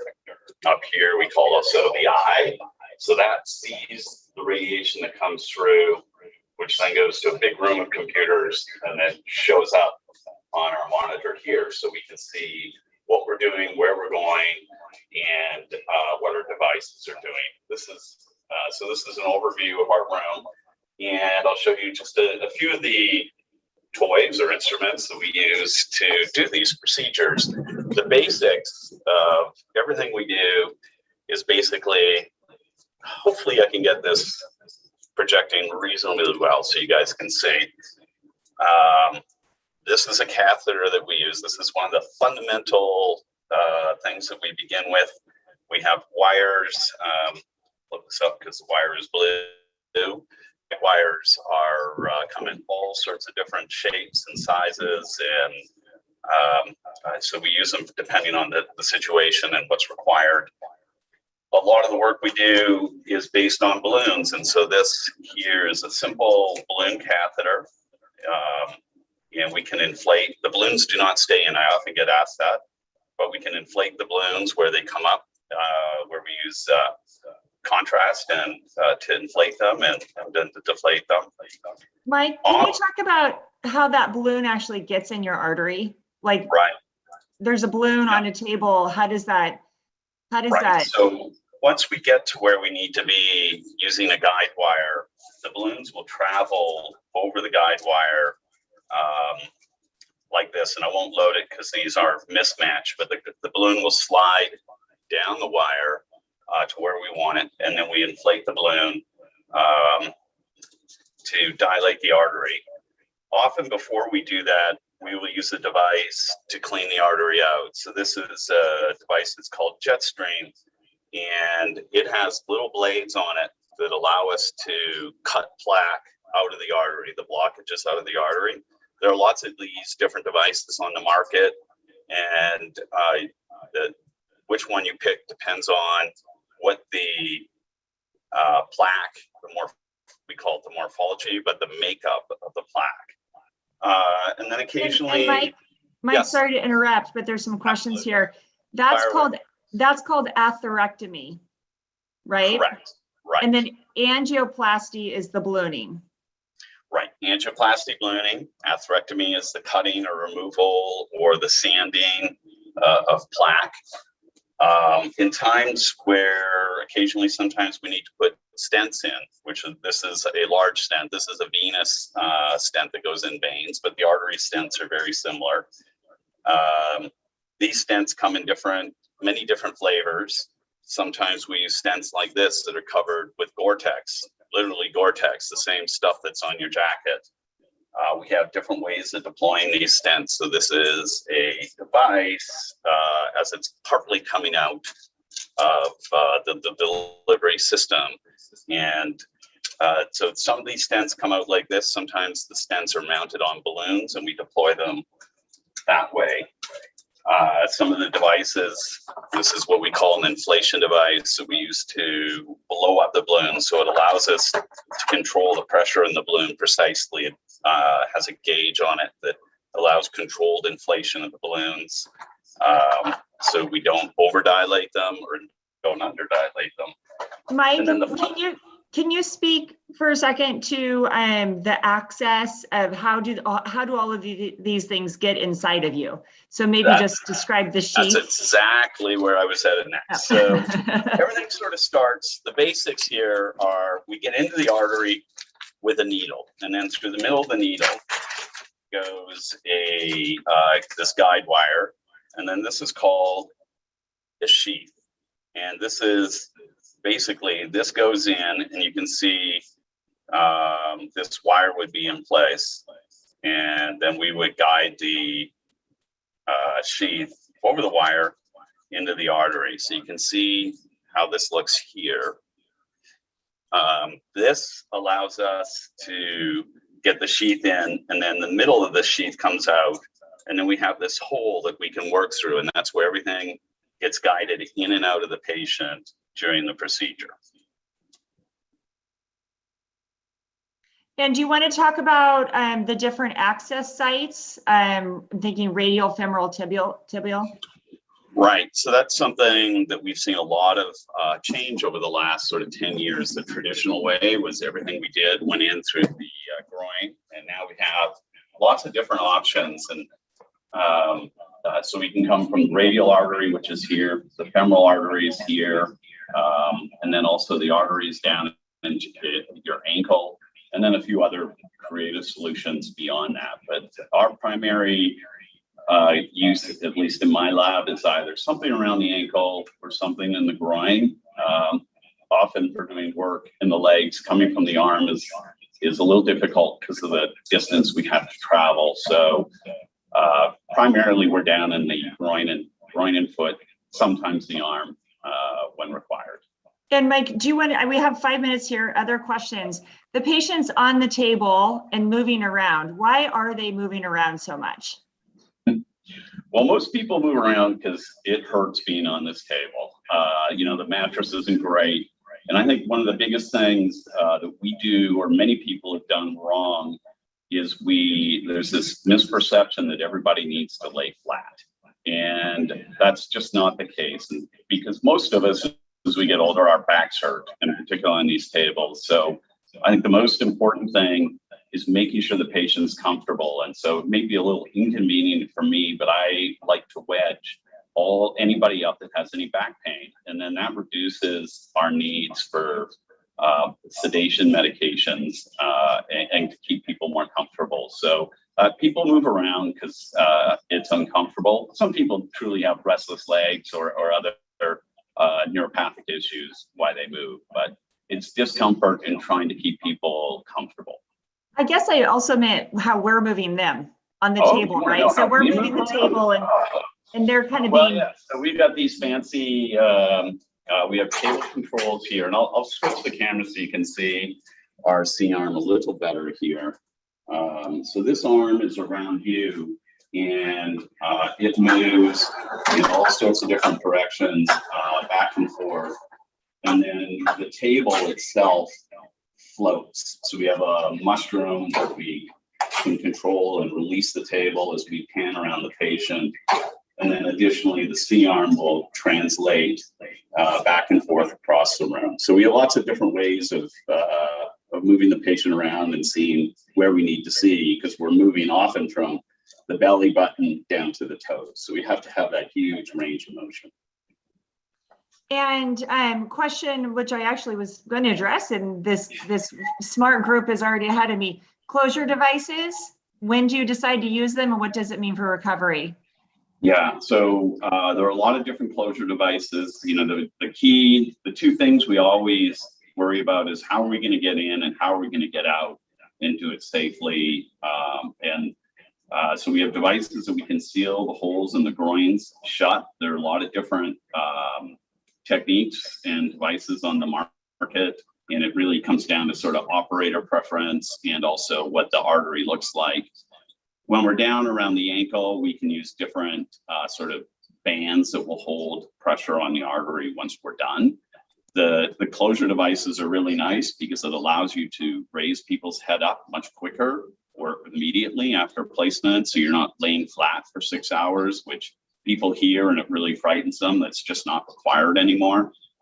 And then when you're down around the ankle, it really allows you, you know, after an hour of just with the pressure band, you can be up and moving around. So the closure devices really make things easier for the patient, reduce the amount of time that you're in our clinic.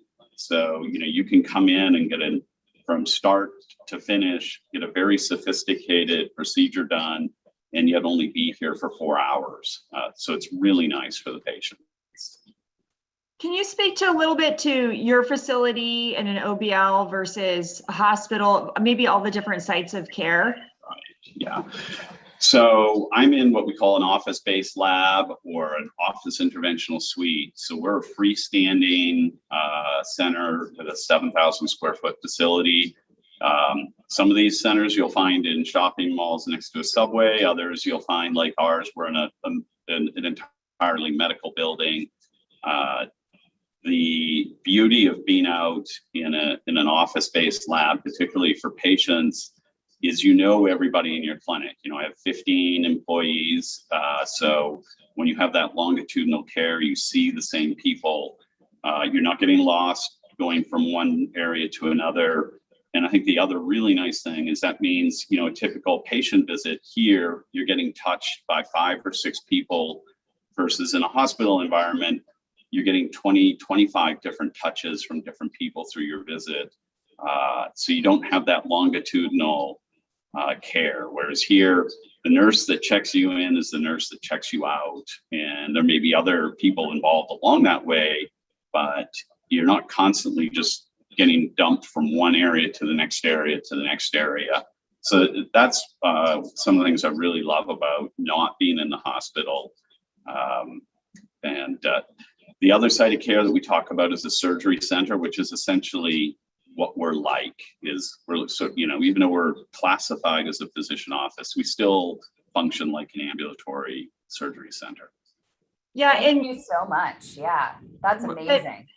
Can I say one final thing about that? Sorry, I always have so much to say. It's really the equipment. So what people have to understand is that the reason these centers are all in hospitals is because the equipment that Mike is standing behind is very, very, very expensive. So you won't find it in your average office. So when you're going to a hospital thinking I need to be in a hospital for X, Y, or Z, that's not the case. It's just that's where you can find this equipment that Mike has behind him. So that's an important distinction. I think that that's really important because there are some, various members in our groups that may have never been treated in an office-based lab and don't understand that it's really about each individual patient, what their individual needs are, maybe what their other comorbidities are as to whether they might need to be in a hospital or could actually be in an office-based lab. And the benefit of being in an office-based lab is there is incentive to get you in and out that day as safely as possible. I mean, all doctors like to do that, but particularly in an office-based lab, you will be going home that day. Yes. So I'd love for you both to stick around if you do have time as we transition into our next panel, because we're going to be talking about more, Dr. Costantino, about what you had addressed in the beginning, which is there are a variety of different practices that actually treat PAD. You have interventional cardiologists, interventional radiologists, and also vascular surgeons. And it's why the Way to My Heart stance is that before any procedure, it is really important to always get a second opinion from various practices. They may have the title of doctor, but they actually come from a different practice, and they have different tools, different techniques, different training, different philosophies, even different standard protocols. And at a university hospital, even standard teaching protocols that dictate how they might treat you and other people. So you really need to understand that there are a variety of options available. And to talk about their training and how they may treat the same or different, we do have representatives from every single practice, from interventional radiologists to interventional cardiologists to vascular surgeons. And I want to start with Dr. Wand Pratt. He's with Modern Vascular out of St. Louis, Missouri. I believe that's where you are right now, Dr. Pratt, because you've moved around. I think you were in the Dallas-Fort Worth area just in the past few months as well, but you've recently moved. That's correct. Thanks, Kim. I'm actually wearing a Dallas Cowboys right now, so. That's what I was going to say. I'm like, wait a minute. No, I think he moved. Yeah, I am in St. Louis. Absolutely. So would you mind talking about, we want to really get to the fundamentals of, what is the fundamental training for a vascular surgeon? And I know that you've progressed beyond that and gotten a different fellowship and different training. And, you've chosen to move towards an endovascular route nowadays, but can you take us through just first the fundamental training for a vascular surgeon and then how you progress? Yeah, absolutely. So typically, or the traditional training for a vascular surgeon starts with typically a 5-year general surgery residency. After residency, you'll do a 2-year fellowship. Typically the fellowships are focused on vascular and now more endovascular procedures. Certainly when in the last 10 to 15 years, there's been a transition when it comes to vascular surgery training, where after medical school, physicians can spend approximately 5 years in a dedicated residency versus fellowship training program. So after 5 years, after those 5 years, you're certainly ready to take your boards for vascular surgery. So that's the typical training route for most trainees coming out of medical school. But I actually did a 2-year general surgery residency. Actually took some time off while I was in residency, did some research, also did a research fellowship in vascular surgery, returned and finished my last 3 years of residency, and then went to Houston and finished my 2-year fellowship there. And so why have you chosen to move towards endovascular versus invasive procedures? And if you wouldn't mind going through some of the invasive procedures that are available for PAD patients. Yeah. Well, I still do open operations, but I think what we're seeing is with the advancement in technology, our ability to do these procedures in a safe environment, as Dr. Cumming described recently, also in an outpatient setting. Certainly, I think the majority of procedures that we do for PAD now can be done endovascularly, so minimally invasive operations where you don't require an incision, you don't require an overnight hospital stay. And that's just because the profile of the devices that we have has gotten much smaller. So instead of using 6, 7, 8 French sheaths, now we can do a lot of our procedures with 4 and 5 French sheaths, which means now the closure devices are much safer. Patients don't have complications, whether it's bleeding, pseudoaneurysms. We also have gotten much better with our image quality. So instead of having to give 100, 150 cc's of contrast, now we can give less than 25. We've got the access of intravascular ultrasound that gives us a little bit more precise deployment for our stents or balloons and sizing and all of that. So I think it's just it's a matter of kind of the advancement in technology that's allowed us to do more from an endovascular standpoint and having to do less from an open operation. We can still do open operations. We just don't have to focus heavily on those at the outset. And now we can do a lot of these things from an endovascular standpoint. So from someone that is a vascular surgeon and who has chosen to use endovascular as your frontline, treatment beyond medicine and of course walking, what is your threshold for determining when endovascular might not be appropriate for a particular patient? Yeah, I think it really comes down to tailoring the treatment options to the patient. So if you have a young, healthy patient, putting a stent in or doing an endovascular intervention may not be as durable, long-lasting as a simple bypass. However, sometimes patients don't want to have a bypass. They don't want to be in the hospital. They don't want to have a long incision. They don't want scars. So it's really a decision that I, and I'm sure many other providers make in discussion and in consultation, certainly with the patient. We present the options, and that's what's good about being a vascular surgeon is I can present many options. I can present open operations. I can present minimally invasive endovascular operations and interventions, and certainly non-operative interventions. And then we have a discussion about what's best for the patient. What's their overall mobility? What's their ability to recover from a long operation or big operation? Those things all come into consideration. And I can see Dr. Antizana over there nodding right now because he's also a vascular surgeon that has opened his own office-based lab, and he has a new one on the way in Charlotte, North Carolina.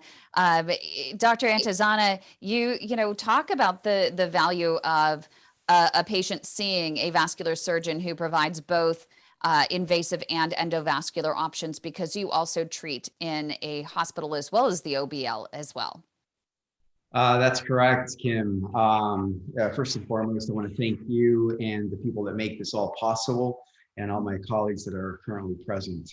I am recovering from COVID. Unfortunately, after 2 vaccinations, I tested positive last week, and I had one patient that I dreaded to leave behind with critical limb ischemia and an occluded SFA that I had opened up about a month ago, and she was with rest pain, unvaccinated. And when I first did my rapid test, it was negative. And then I operated her on Wednesday, and that afternoon, I got the long test back. I protected, obviously, my patient, but my PCR was positive. I ended up canceling the rest of my week, which was about 6 or 7 other endovascular procedures. The advantage of endovascular surgery these days is that we provide a minimally invasive approach, a very feasible option for our patients. And in the right hands, with the right skill set of the glorified human plumber, we can actually have longevity on these results. Stents now don't last just a couple of years. I've got stents in the popliteal artery that have been there for almost a decade. And that's thanks to the technology that some of these stents, such as Supera, offer our patients in our multiple modalities and supplies that we have to make these things happen for our patients. And what is your threshold for, when you say that endovascular is not enough, or endovascular is not the right option and an invasive option is the next best thing? And on top of that, should an invasive option be performed before an angiogram is performed? Well, I think with the evolution of the way that we practice endovascular procedures versus open procedures, we know that open procedures are not exempt from complications, especially in that subset of population of patients that are smokers with poorly controlled diabetes. And you go through there and you make an incision in the around the inguinal region over the femoral artery or in the medial aspect of the leg for access to the pop or distal pop and tibials. You run the risk of having infections and issues. I think that the younger the patient is, I think the options for a open surgery are completely feasible and patients will do well. But when you start getting into that 6th, 7th decade of life, and these patients are poor protoplasm, offering them an open procedure that subjects them to general anesthesia and all the stresses that are associated to going under general anesthesia.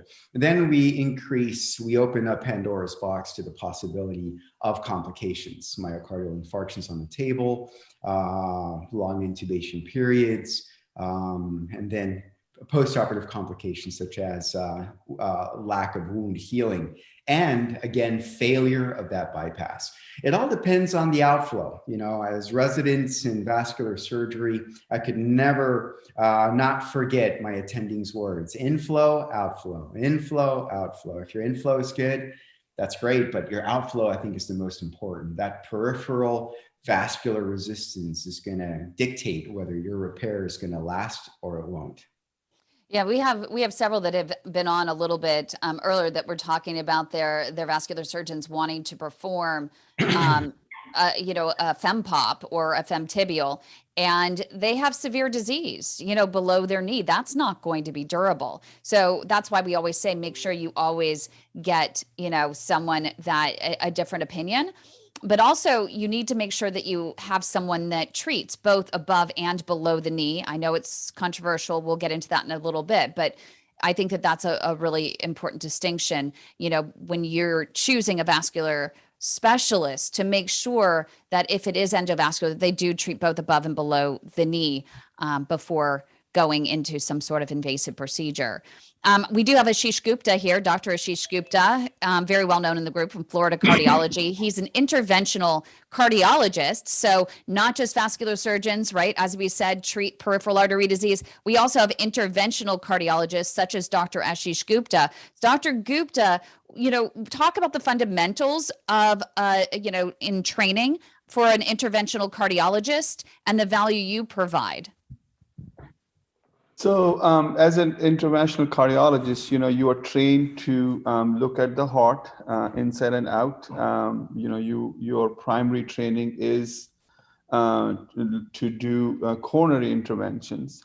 But a lot of us go through extra year of training. So we do a year of endovascular training. And during my fellowship, I spend a lot of time training on management of peripheral vascular disease.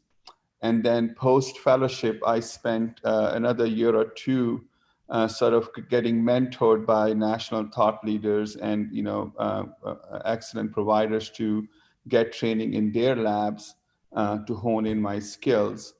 So it's, you know, it's combination of training during your fellowship, post-fellowship training. And then, of course, you have to be passionate to treat this complex disease.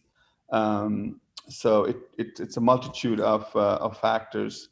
But as a cardiologist, I can provide that extra sort of care for the patients because I can look at their cardiac status and also help them deal with their vascular issues. And sort of I think I'm in a little bit of a unique position to guide my patients towards the best options they may have, whether it is endovascular or surgical revascularization. So yeah, it gives me, I think, a little bit of an extra impetus, to so to speak. You're going to exhaust all efforts in an endovascular manner, or as we say, percutaneously, in order to try and save someone's leg. But also you bring up a really important point that if you have peripheral artery disease, it's likely that you have cardiovascular disease as well. And you're in a unique position that you can actually evaluate the whole body, both, you know, the legs, the arms, the carotids, the brain, the heart, everything, you know, being an interventional cardiologist.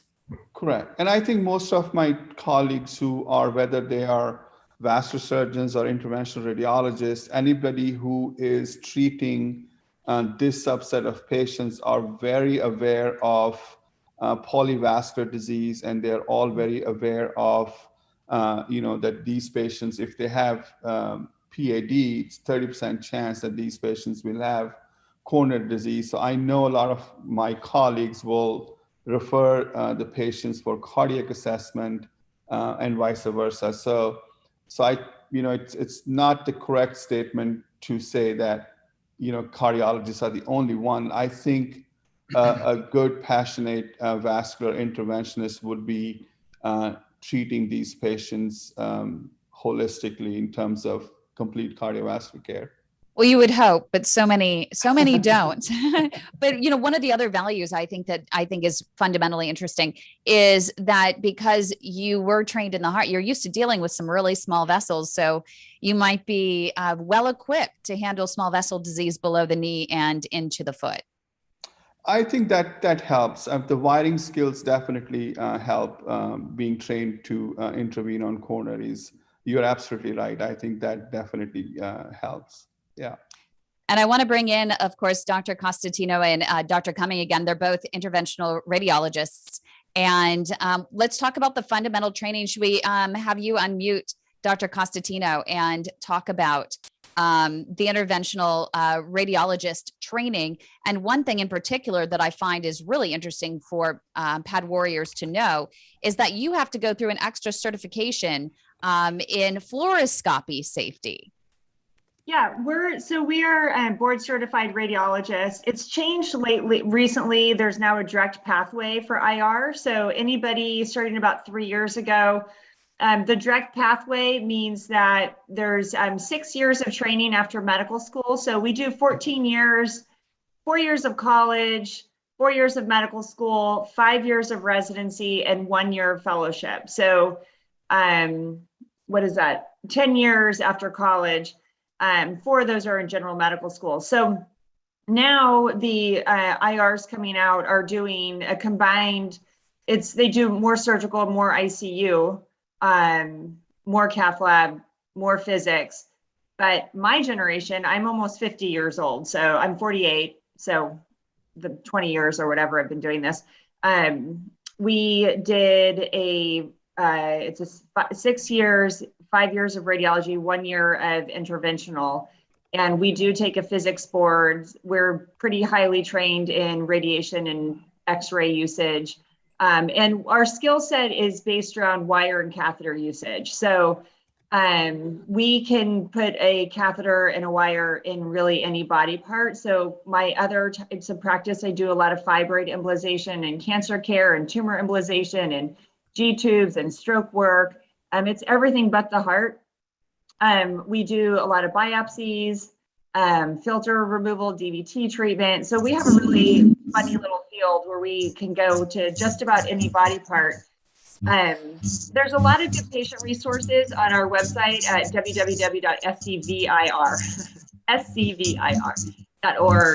But it's a unique field. There's only 3,000 of us in the country, but I like it. Dr. Cumming, would you like to add to that? I'm guessing not. I don't see him jumping in. I think he's muted. There he is. I'm back in. We are, yeah. So, my takeaway or my kind of synopsis of the 3 major specialties is ultimately critical limb and lower extremity arterial disease really requires somebody that is an expert at that and passionate at it and has the tenacity and willingness to do these really tedious and technically difficult procedures. So I think the most important thing for patients is to find somebody that is really passionate about lower extremity disease and limb preservation, and not to worry so much, are they an IR, a VS, or an IC? I've seen excellent operators from all 3 groups, and I've seen terrible operators from all 3 groups. It really comes down to finding somebody that they do and dedicates a lot of their practice to lower extremity vascular work. And I think that's a really important point. And I think that everyone, all the PAD warriors really need to take into consideration. Don't choose a doctor based on simply the word doctor or simply by their practice. It's really going beyond and looking at their skill set, which we'll get into in a moment, because I want to jump to Dr. Ibrahim, Dr. Osama Ibrahim. He's an interventional cardiologist. What's happening, Dr. Ibrahim, in this entire field of treatment of PAD that's leading to so many differences? Is it just practice in different practices in treating PAD, different philosophies? What's actually leading to different patients getting different treatments, some better and some worse than others? Well, good morning or good afternoon, everyone, depending on what place of the U.S. you're in. Kim, thank you very much for putting on this effort. This is pretty impressive, and it's great to see and hear some friends from afar. I used to practice with Michael back in Minneapolis before I moved to Florida. How you doing, my friend? So there's no question. There's no question about it. I think echoing what Michael said, which is there's the advancements over the course of the past 10 years within the medical device industry, and us also understanding better about this disease, has allowed us to get a little bit better at how to identify patients early and treat patients better. But there's no question about it, is that unfortunately, which was touched upon, there has to be collaboration between all landscapes of providers involved, various specialties. You're not going to have one single passionate critical limb ischemia specialist that is not going to offer a patient to go to another person that he or she knows that might get a better outcome. And that's unfortunately where sometimes physicians' egos, regardless of whatever specialty, their physician egos prevent that from happening. But there's no question about it. If there's something that I don't know, I'll reach out to Mike or any of my other colleagues from vascular surgery and say, hey guys, do you anything better to offer? And that's how we got better, all of us, is by collaborating and by working together and educating. We all have different background of treatments. We all have different backgrounds of how we analyze and evaluate techniques. So collaborating and learning from each other is extremely, extremely important. And that's how we got better at tackling this disease. Because PAD is unique to each individual, and there is no one-stop shop for every single peripheral artery disease patient, and each patient should be assessed based on their own individual presentation and comorbidities, correct? Absolutely. Every single patient is different. Every single patient has a unique scenario. Where we pick up the patient in the stage of the disease is extremely important, but also the patient may have a lot of significant blockages, but we have to look at the patient as a whole, not only as their arteries. There's other decisions that come into place. What exactly can we do? Also, it depends on what part of the country are you going to get into this amputation lottery, which basically, if you go to the wrong provider, their first line of therapy would be amputation versus others, such as providers that are on this call or on this conference, that would be their last resort, would be an absolute amputation. If a patient gets an amputation, that means that we have failed him as not only a healthcare system, but also a healthcare provider. And I want to start with Dr. Pratt. Dr. Pratt, and then everyone can weigh in as well. Why do physicians wait so long to treat PAD until they're a toe stub away from an amputation? There are so many doctors that wait until tissue loss is how it's described before they will actually treat, when they could just go in and they can maybe kiss it with a balloon, restore just that much more flow to get these patients walking a little bit further and not maybe putting off kicking the can forward so that they maybe don't get into that CLTI or critical limb threatening ischemia, sooner rather than later.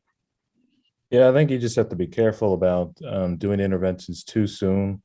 I think every provider would have experience or have a set of patients that they may have felt that they may have waited either too long or they may have operated on them too soon. So it's really a discussion that you have to have with the patient. You have to really be very thorough in terms of your evaluation, knowing that there are some risks. Every intervention that you perform, whether it's surgical or non-surgical, minimally invasive, there always are going to be some risks associated with that. And certainly one of the risks that if you do a simple balloon angioplasty in a vessel that's relatively healthy, You could cause a dissection, you could cause an intimal flap, you could cause embolization. So you just have to be careful in those circumstances. But I think overall, personally, I'm a little bit more aggressive in somebody with CLTI or chronic limb-threatening ischemia, because I know the risks, certainly the complications that can occur in those patients if left untreated. So I think in that subset of patients, you do have to be a little bit more thorough, a little bit more aggressive in terms of trying to intervene earlier rather than later. And that's why it's really important to choose a physician that is based on skill set versus simply title and practice. What are some of the criteria? And we can open this up to all of you because I'm curious. And, as we wrap up here, what are the key questions patients should be using to determine who is the right vascular specialist for them? And I'm going to start because I'm going to run through some of my questions, and I'd love for this is just a quick free for all. Can you perform multiple approaches? Do you treat below the knee? I want to know from all of you why this is important. Do you use image guided therapy such as IVUS? It's called IVUS for the sizing and placement of balloons or stents. What is your stenting philosophy? Rarely? Or do you use it all the time? What is your threshold before bypass or amputation? And if necessary, are you able to revascularize that pedal loop and willing to do so to save my, toes or leg if need be? Who wants to start? Anything to add?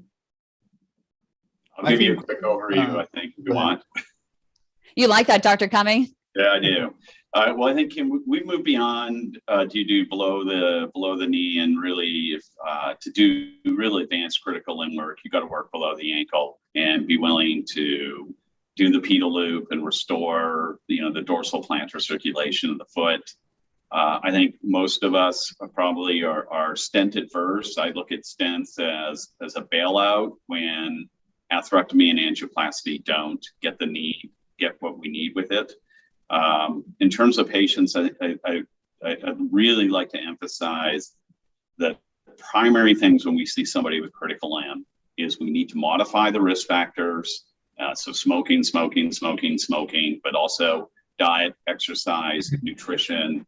And then we also need to make sure everybody is medically optimized, and that, the fundamentals are antihypertensives, cholesterol, statin medication, and antiplatelet medication. These things, and then in diabetics, optimizing their diabetic care. So this isn't just somebody coming to me and doing a procedure. The patients have to be vested and willing to do the hard work on their sides so that interventions we perform work and last. How about you, Dr. Costantino? Mary had to step off. Yeah. Oh, did she step off? Dr. Antizana. Well, I totally agree. It's a multimodality approach to managing PAD. It's not just doing the intervention. It's selecting the right time and moment to do your intervention. I do believe in intervening early on in the disease. I don't believe in waiting until disaster happens. You asked one question about how to select your interventionalist. And I think it's based on a scorecard. Each physician has their, a number of cases that they've done and their outcomes. And every physician should maintain a tally of that. And I do in my practice, and I do for my associates in my practice, is we keep a tally on how many cases we do and our complication rates. And that kind of gives us a category, to show society, to show our referral physicians, what we're doing and what our outcomes are. I think it's important for patients to select not just somebody that has endovascular skill set written on their lab coat or endovascular surgery, but somebody that really, stands behind that and does not just talk the walk, but walk the talk. Yeah, because also as you and also Dr. Pratt were mentioning earlier, I mean, you really have to make sure that, when it comes to endovascular, that they can walk the walk. And, what that means is making sure they've adopted advanced techniques that are less trauma causing. That's really the phrase of today. It's, what techniques are your, is your doctor using to actually cause less trauma? Are they using more of a low and slow angioplasty balloon technique? You know, in general, as a rule of thumb, doesn't mean they're not going to need high barometric pressure to really push that plaque aside at some point. There are cases for that. But as a rule of thumb, they take it easy and really try and ease that plaque, you know, aside and gain more what we call lumen or true lumen, you know, within the vessel. Rarely using stents, but as you mentioned earlier, Dr. Antizana, you know, stents have come a long way. You know, you have the Sapera that can last a very long time as well. But as a rule of thumb, you want someone that really tries to cause less trauma, less need for a stent, right? Absolutely, absolutely. It all depends on the technique, you know. Yeah. And also with the advent of intravascular ultrasound, the IVUS, that's shed a light that we did not have before. That for me is my third dimension. That's my third eye in the treatment of patients with PAD. Yep, and that's what we mentioned, the image guided therapy, and that's exactly what we mean.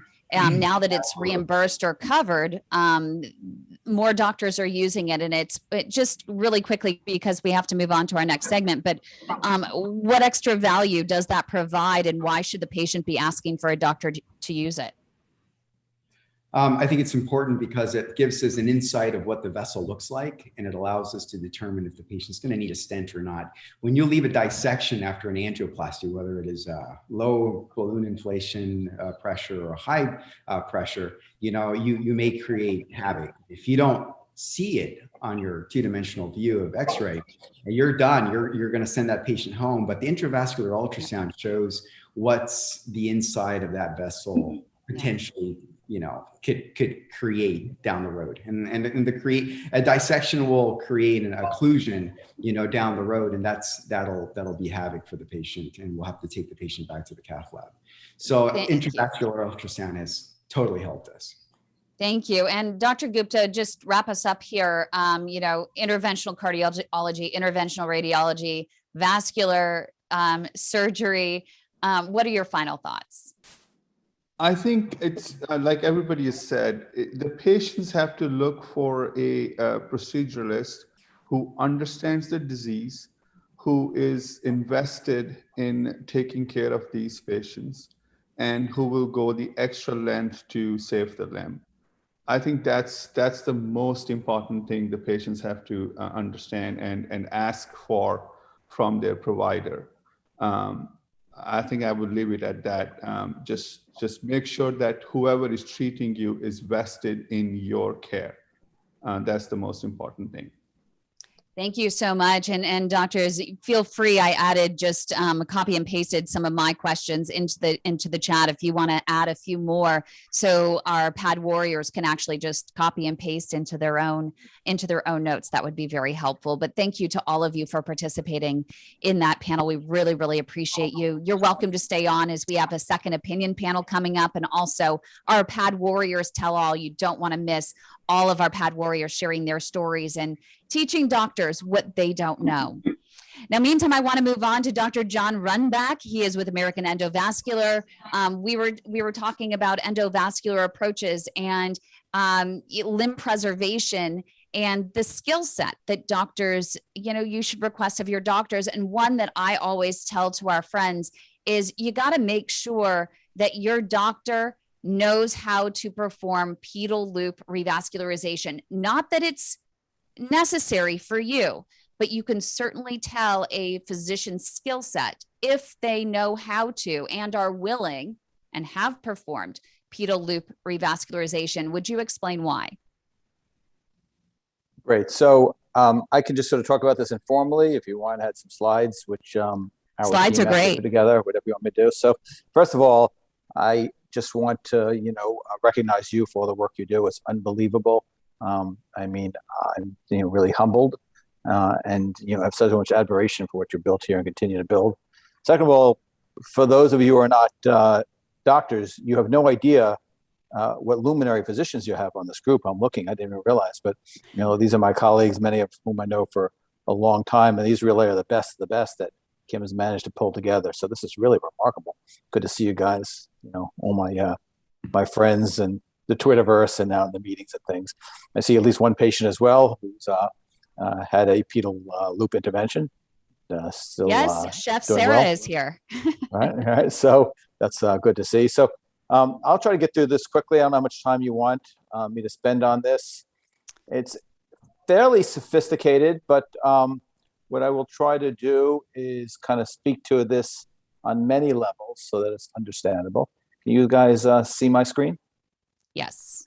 Excellent. Very good. So let me just make that slide. So as part of American Endovascular Amputation Prevention, we've had this discussion before. We've done a series of webinars where we talk about these sort of topics, both for referring physicians, podiatrists, as well as for potential patients and their family members. So it's nice to have an opportunity to do this again. I think all the physicians on this call are probably familiar with everything I'm going to say, both in terms of the sort of strategy, the understanding of this process, and of course the technical aspects.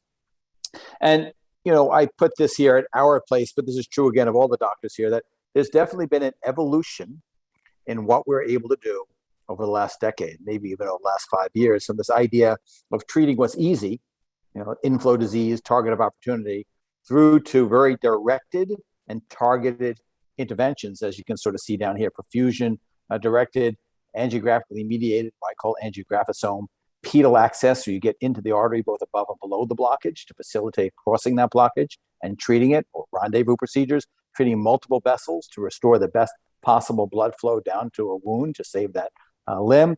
Pedal arch is what we'll be talking about today. And eventually, although we've not had great success, the idea that we can provide biological therapies. We do have some drug delivery, but obviously it's a biological problem. We're still treating this with mechanical tools, but increasingly we're seeing biological solutions as well, both during the procedure and after the procedure, to maintain durability of what we do. Again, the focus of what I was asked to talk about is this part here, the pedal loop or plantar pedal arch or below ankle interventions. And for those of you who don't know, this is what it looks like. Now, this is a normal. So I never see this other than, on the anatomy diagram like this. I can ask the doctors here, when's the last time they ever saw an angiogram like this? Probably a long time. So these are all named, but I think it speaks to the fact that in the foot, there are multiple blood vessels which stem from the 3 main blood vessels below the knee, which apply different portions of the foot. And that was the concept of what we call angiosomes in the past, or I call angiographosomes, or even more. I gave a talk at a recent meeting where I'm talking about the idea of compartmental perfusion. I think some of these have some of these sort of cases, but if you have a foot on the bottom of the big toe, that's a certain compartment. If you have a flow on the outside of the foot, that's a certain compartment. If it's towards the heel, inside or out, those are different compartments, which have different blood vessels. And what's really interesting is very often you'll see somebody, you have a wound, and they will say they feel a pulse, so you can't have peripheral artery disease. But take a look at this picture. Let's say your wound is here, and this artery is blocked, and this artery is blocked, but you feel a pulse there. It means nothing. And the fact is, the wound is supplied in a very specific way from arteries that may be blocked, and feeling a pulse in other arterial distribution does not mean that you don't have any other blockages that are causing peripheral arterial disease. So the whole idea that understanding that blood flow to different portions of the foot is compartmentalized or regionalized is really important. Is a lot of the foundation for considering plantar pedal arch or below the ankle interventions. Here's just another, picture again. A lot of blood vessels here, guys, right? All with a lot of names. And I certainly over the last 5 years, 10 years, for those of us who do this, becoming familiar with this anatomy in a very detailed sort of way has been a crucial part of achieving success. Superficial arches, deep in, I've already said this. So these are sort of the questions I think that I was told to address. Pedal loop questions. What's possible? What does it look like? Who should have it done? Why is it controversial? How do you, as patients, know if you need this? Do you do it if you have numb toes? How is it done? Which is a little bit how it does look like, and who should you see? So I'm going to try to address all of these as I go through it, and I have the same slide at the end with my view, my perspective on the answers. So the pedal arch is the connection between the artery and the top of the foot, which is called the dorsalis pedis artery, and one of the 2 arteries on the bottom of the foot, which is the lateral plantar artery, which goes lateral to outside, which makes 2 90-degree turns. The artery on top of the foot actually comes down where it goes to the space between the first and second toes. It penetrates, goes 90 degrees towards the floor, where it's called the plantar perforating artery. It then turns 90 degrees towards the outside of the foot, where it connects to the lateral plantar artery, and then it comes back on an angle to the inside, even though it went to the outside first, to the inside of your ankle over the medial malleolus, which is the bone on the inside of your ankle. So a lot of sort of sharp turns, and that's the plantar pedal arch. There's another artery which comes from the posterior tibial, which is on the inside of your leg, which then goes on the bottom of the surface on the inside or medial aspect of your leg. And that's actually equally important because that's the artery that will go, for instance, directly in most instances without variation to the base of the big toe, where we very commonly see wounds. So again, a different sort of compartment. The whole idea of plantar pedal arch integrity is based upon this whole idea. Type 1 is it's intact. Here's the top, here's the bottom, there's the plantar perforating segment. This is just a lateral sideways view. It's intact arch. The 2A is only the top's intact. 2B is only the bottom's intact. And type 3, which sort of gets in this idea of a desert foot, is where neither the dorsal or the plantar circulation is intact out to the forefoot and out to the digits. Obviously, this is better and this is worse. And there's been a strong correlation between the integrity of the pedal arch or plantar pedal arch and subsequent wound healing and prevention of amputation, as you see over here. So if you have a type 1 arch where everything's intact, wound healing occurs 90% of the time. If you have a type 3 arch, wound healing occurs 60% of the time and often with repeated intervention. These patients need repeat intervention 40% of the time in large studies.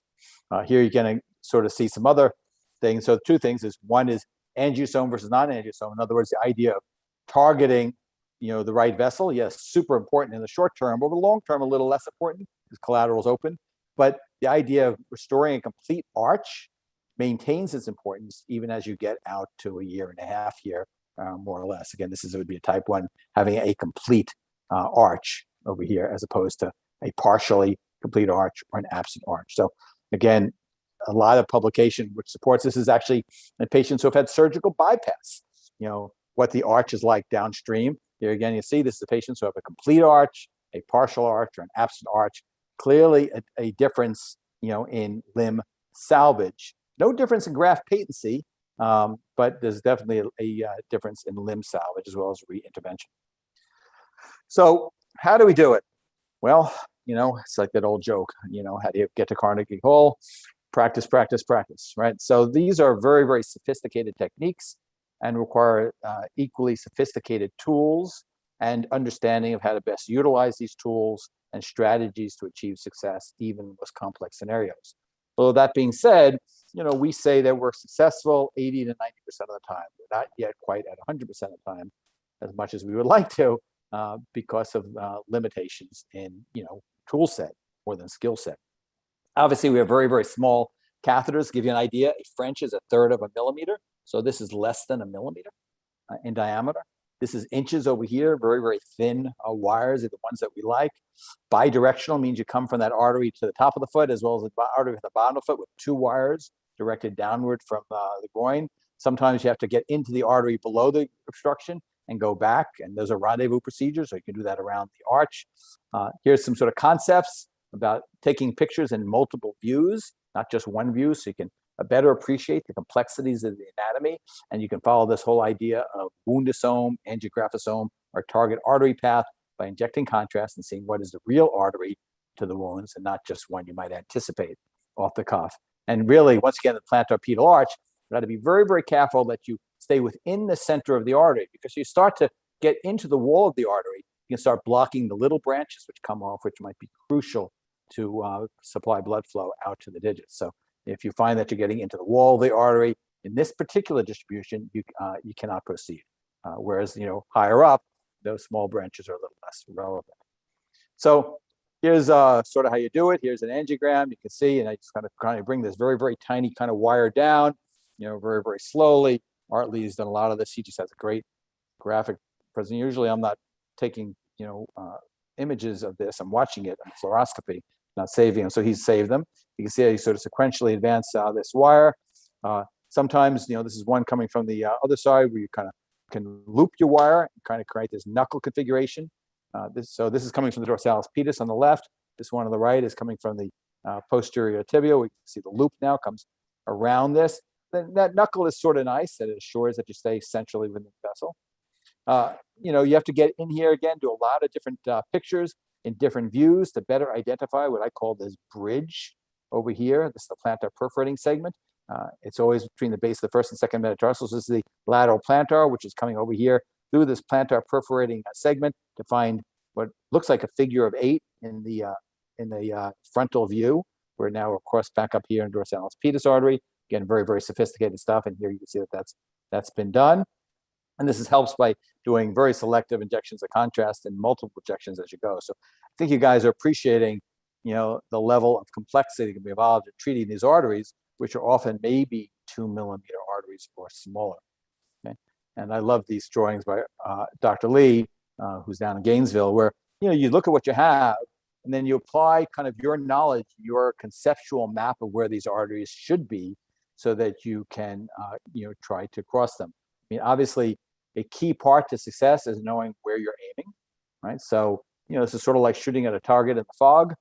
If you don't know where you're aiming, then you'll never get there. If you have an idea where the target is, then you can sort of shoot, take a step closer, shoot a step closer until you actually see the target and can be right on. By the way, I see there are chats. I'm not looking at the questions now as I'm presenting, but I will try to address them. And you can see how this sort of concept of sort of anticipating the course of things works, so that you can kind of work your way through these occluded segments.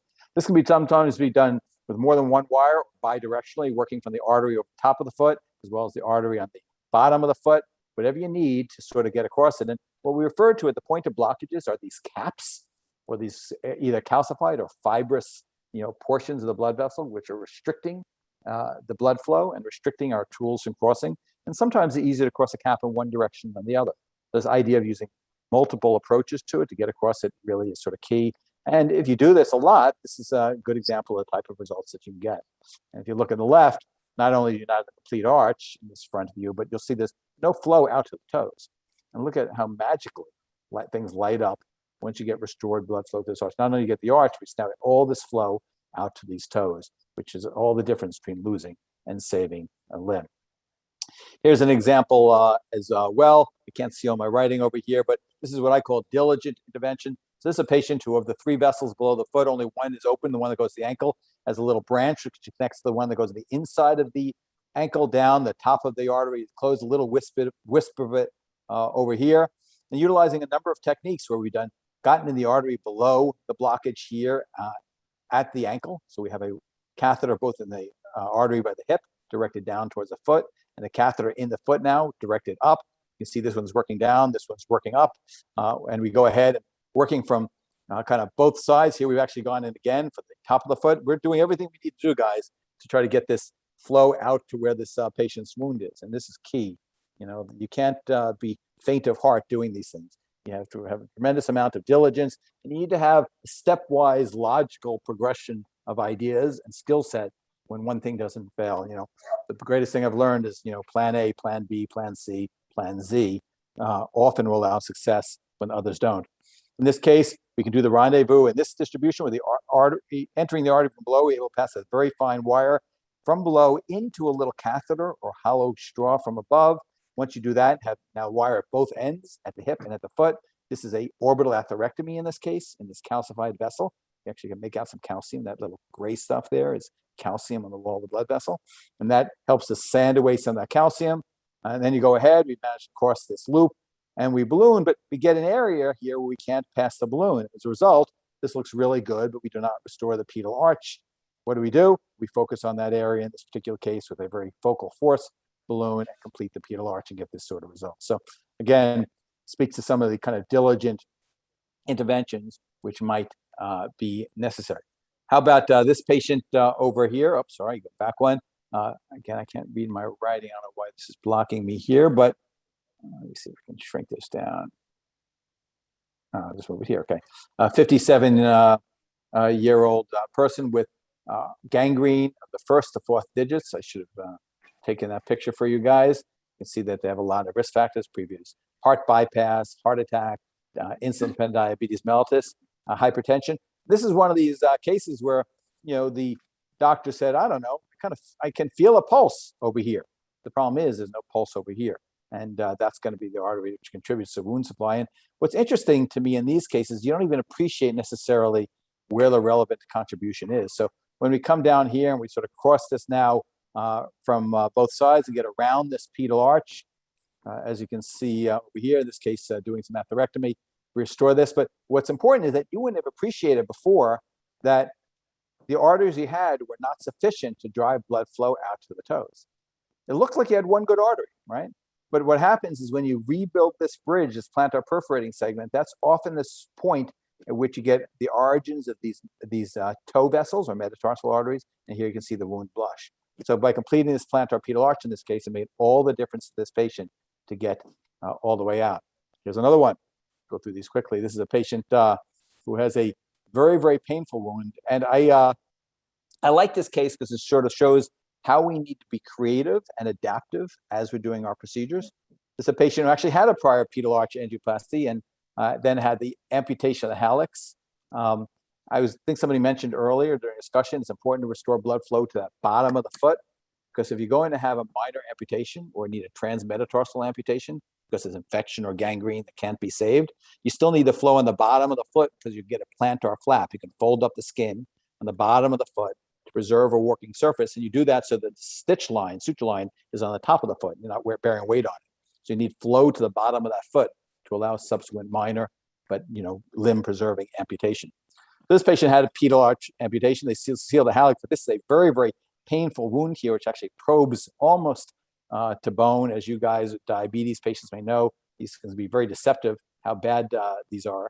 So this is one where we kind of look at the deep arch. So here's a patient, we sort of come back in and the wound is down over here. You can see on our selective angiograms how there's a reduced blood flow to the wound. Sure, there's blood flow here, there's blood flow here, over here by the ankle, but where we need it, there's reduced blood flow to the wound. So this is when we've gone ahead now, we've done the plantar pedal arch reconstruction. So here's the superficial arch. That looks great, right? That's what we just showed you. Will this do the job? Well, often it will, but more for forefoot wounds, particularly, kind of third through fifth toes and plantar wounds, than, it will do for hindfoot or medial hindfoot wounds, which are a separate compartment. So in this particular case, this wasn't necessarily enough. There's microcirculatory disturbance, and this artery, which comes to medial plantar, tells you where it's going. The inside, on the bottom, directly where that wound is blocked. And unfortunately, in patients with diabetes and patients with chronic kidney disease, they don't make new blood vessels. They don't collateralize like a normal, healthy person would. So what do we do? Again, we recognize the problem. We get specifically into that artery through the wound. This is my angiographosome or target artery path. By opening up that artery to the wound, we now recruit all these collaterals with direct flow to that wound. See how it's lighting up? Which wasn't even visible before. Again, so that's a deep arch intervention. You can see it in two separate views here, how we restored flow. That's amazing. Oh my goodness. And really quickly, as we wrap up here, I know you have another slide, but just want to, why is it so controversial, and why do some doctors say this is impossible? You can't do this. So let me just jump to the answers to the questions, right? So what's possible? Well, obviously it's individualized, but we can do amazing things. I think I've shown some examples here, Kim, and I think a key thing is the doctors on this call will all do this sort of work, maybe not as a first treatment, but as a second treatment for sure if it's needed. But, you need to get a doctor who's familiar with these sort of things, particularly if you had prior intervention, which has not resulted in healing of the wound. What does it look like? I said, treating the artery of the foot. I'm getting to your controversial question in a moment. Who's it right for? The data suggests you don't necessarily need it as a first treatment for everybody. But if you have renal disease, wounds that aren't healing, and larger wounds, it's definitely something that should be considered up front. Why is it controversial? That's a great question. I think the biggest thing is not many doctors are trained on this or have comfort with it. And if you're not familiar or comfortable with something, the natural tendency is to say that it may not be beneficial. Not to mention the fact, if you're not comfortable with it, it may be prone to causing complications, worsening of the circulation, forming clots or blocking blood vessels that were otherwise, open. And then finally, there's this idea that you might need a surgical bypass, that this can block or somehow damage the artery to which a surgical bypass would go. But that really isn't true. Most of these patients are not even candidates for surgical bypass for a variety of reasons. So I think that's why it's controversial. The biggest thing is, you need to have somebody who's really, really, really comfortable with this, has done it quite a bit, so you can utilize all these techniques. just two things on here. I have numb toes. Is this right for me? Probably not. Just as a, just as a general rule, when we do lower extremity interventions, it's for patients who have critical limb ischemia or below the knee. And that's patients who either have pain that wakes them from sleep at night, they just cannot sleep, or wounds that aren't healing or infection or something like that. Numbness, particularly this population, is often due to neuropathy. You have to make sure that, this is not neuropathic pain, because numb toes alone is not sufficient, because these procedures, as I mentioned, can be prone to some challenges and some problems. So you don't want to do it unless it's absolutely necessary. So hopefully I've addressed most of the questions here.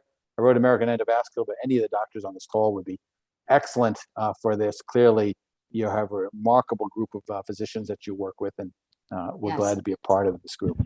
Yeah, every single one of the vascular specialists here is trained in pedal loop revascularization, if in fact it's necessary. That's why I always say that when you choose a doctor, whether it's a vascular surgeon, interventional radiologist, or interventional cardiologist, it's a good question to ask if they are trained in it, because long term, if you need it, you want a doctor that can do it if necessary to save your life and limb.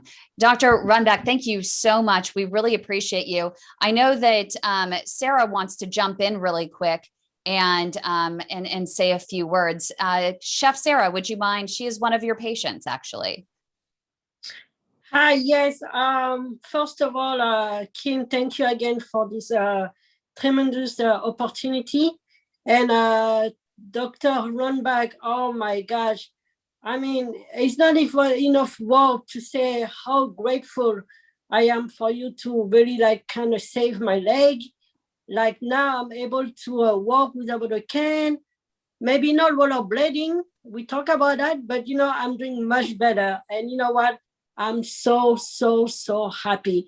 So guys, this is September, and September is the month awareness for PAD. So September champion is our doctor, Dr. Runback. Congratulations! Yay! Shall we do this? There you go. Congratulations, Dr. Runback. You are the Way to My Heart's PAD champion for PAD Awareness Month. Thank you. Thank you, Sarah. You're welcome. You're our champion patient. She is. Did you see she did a record 20,000 steps the other day? Wow. That is a record. Yes, I did, because of you. Don't get a wound. No. No. I'm good. I see you soon for the appointment. I have a big story to talk about, but I see Very you. good. It'll come. Thank you so much, Sarah. And thank you so much, Dr. Runback. We really appreciate you, our PAD Awareness Month for 2021, our PAD champion. Thank you so much. And I want to go on to Dr. Zola Ndandu. He's another amazing vascular specialist out of New Orleans. One of our PAD warriors. He was able to save her foot when more than a dozen doctors had told her it couldn't be done, it shouldn't be done. And Dr. Ndandu not only took her on as a patient, but he ended up even having her transferred to yet another hospital to bring her in. So thank you, Dr. Ndandu, from the bottom of our hearts for helping to save one of our fellow PAD warriors. And we're going to be talking right now about another Hail Mary save for people. Let's say a pedal loop revascularization doesn't work. What's next? Thank you very much for having me this afternoon. I appreciate sharing the panel with some incredible colleagues all over the country, and for all the patients and family members that are here to join us. So I'm gonna share my screen. If this would allow me, give me 1 second.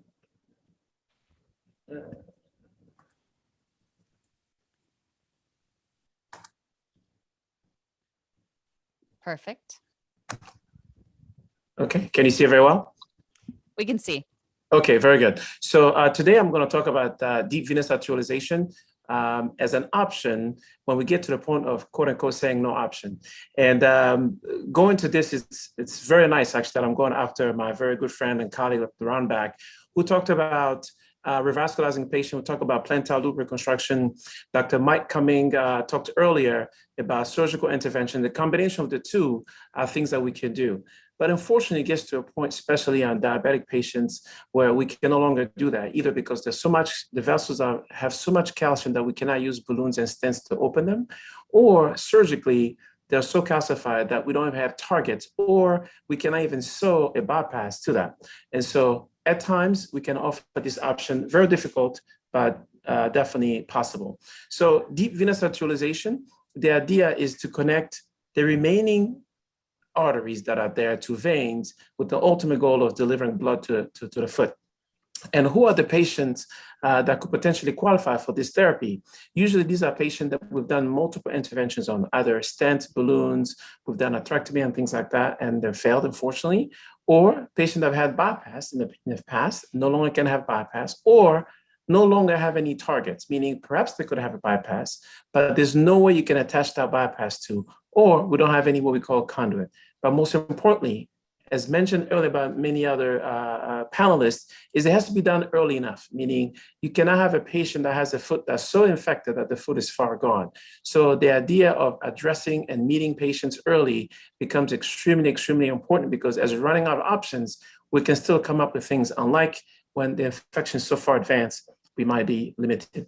And really here, by the time we're providing this option, the reality is we're desperate, because otherwise we would have done what all my colleagues have talked about: the pedal loop reconstruction, the bypass, the angioplasty, the stent, the atherectomy. By the time we get to this point, is because really we don't have anything else. And this can be done, what I mentioned, by percutaneously, meaning can be done with from beginning to end with small holes using balloons and stents and some specialized equipment, or it can be done surgically. We have some colleagues that can do that, or it can be done in combination with stents and surgical intervention combined. And that's what goes along earlier with some of the colleagues also mentioned about working together collaboratively to be able to accomplish this. Really, when you work on this in the silo by yourself, it's not possible.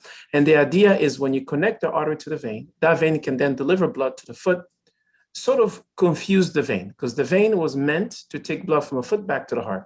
But here we sacrifice at least one to reverse that aspect, to deliver blood to the foot, to improve the perfusion to the foot, and hopefully be able to save a wound. There's a company called LymphFlow. They've been very aggressive and instrumental, and really in the forefront of improving this technique, where they've developed a specialized dedicated stent, specialized equipment that can allow us to cross from artery to vein, and some specialized equipment to destroy some of the valves in the vein so we can adequately deliver blood to the foot. And here I have a particular example of a gentleman who came to us who had a history of high blood pressure and diabetes and high cholesterol, had diabetes for more than 20 years, was on dialysis. By the time I met him, he had already one intervention, unfortunately, had failed. What I didn't realize was, but also by the time we met him, he had been offered to be amputated 5 times, including one time he was on the schedule. He just didn't show up for the amputation. And so we took him on, and our evaluation, what he showed us was the arteries from the hip all the way down to his knee were okay, which is not an uncommon thing for a lot of our patients, especially people that have been diabetic for a long time. His issues were the artery here is the level of the knee, is below the knee. So here we have 2 arteries that are functioning fairly well, but the artery going towards the heel, as Dr. Roundback mentioned, we need to give blood flow to the wound. The one artery that's going directly to that wound is completely blocked. And here I just have a picture of an ultrasound and x-rays to show you how much calcium there is. This right here is a bone, and that right there is an artery. Normally, these are things that we don't see. But when it gets to this point, because it's so calcified, and here I have a CAT scan showing how much calcium you have. This is his bone. Right here is just calcium in the artery. It shouldn't be that way. So by the time an artery gets to this point, extremely difficult to open. So what we did in collaboration, knowing our limitations, we brought in our radiology technicians. They helped us to obtain access. Here is an ultrasound at the bottom of the foot. We played around, we did some drawings, so we knew we're gonna get in somewhere around here. And the idea, if we get into the vein at this point, we're gonna travel in the direction of the vein and make a connection with the artery. And that's what we did. You can see the calcium within the artery right here. We're not supposed to see that normally.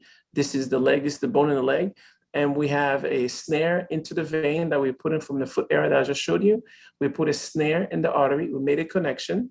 we're able to pull that together. And so we can create a connection between the artery and the vein.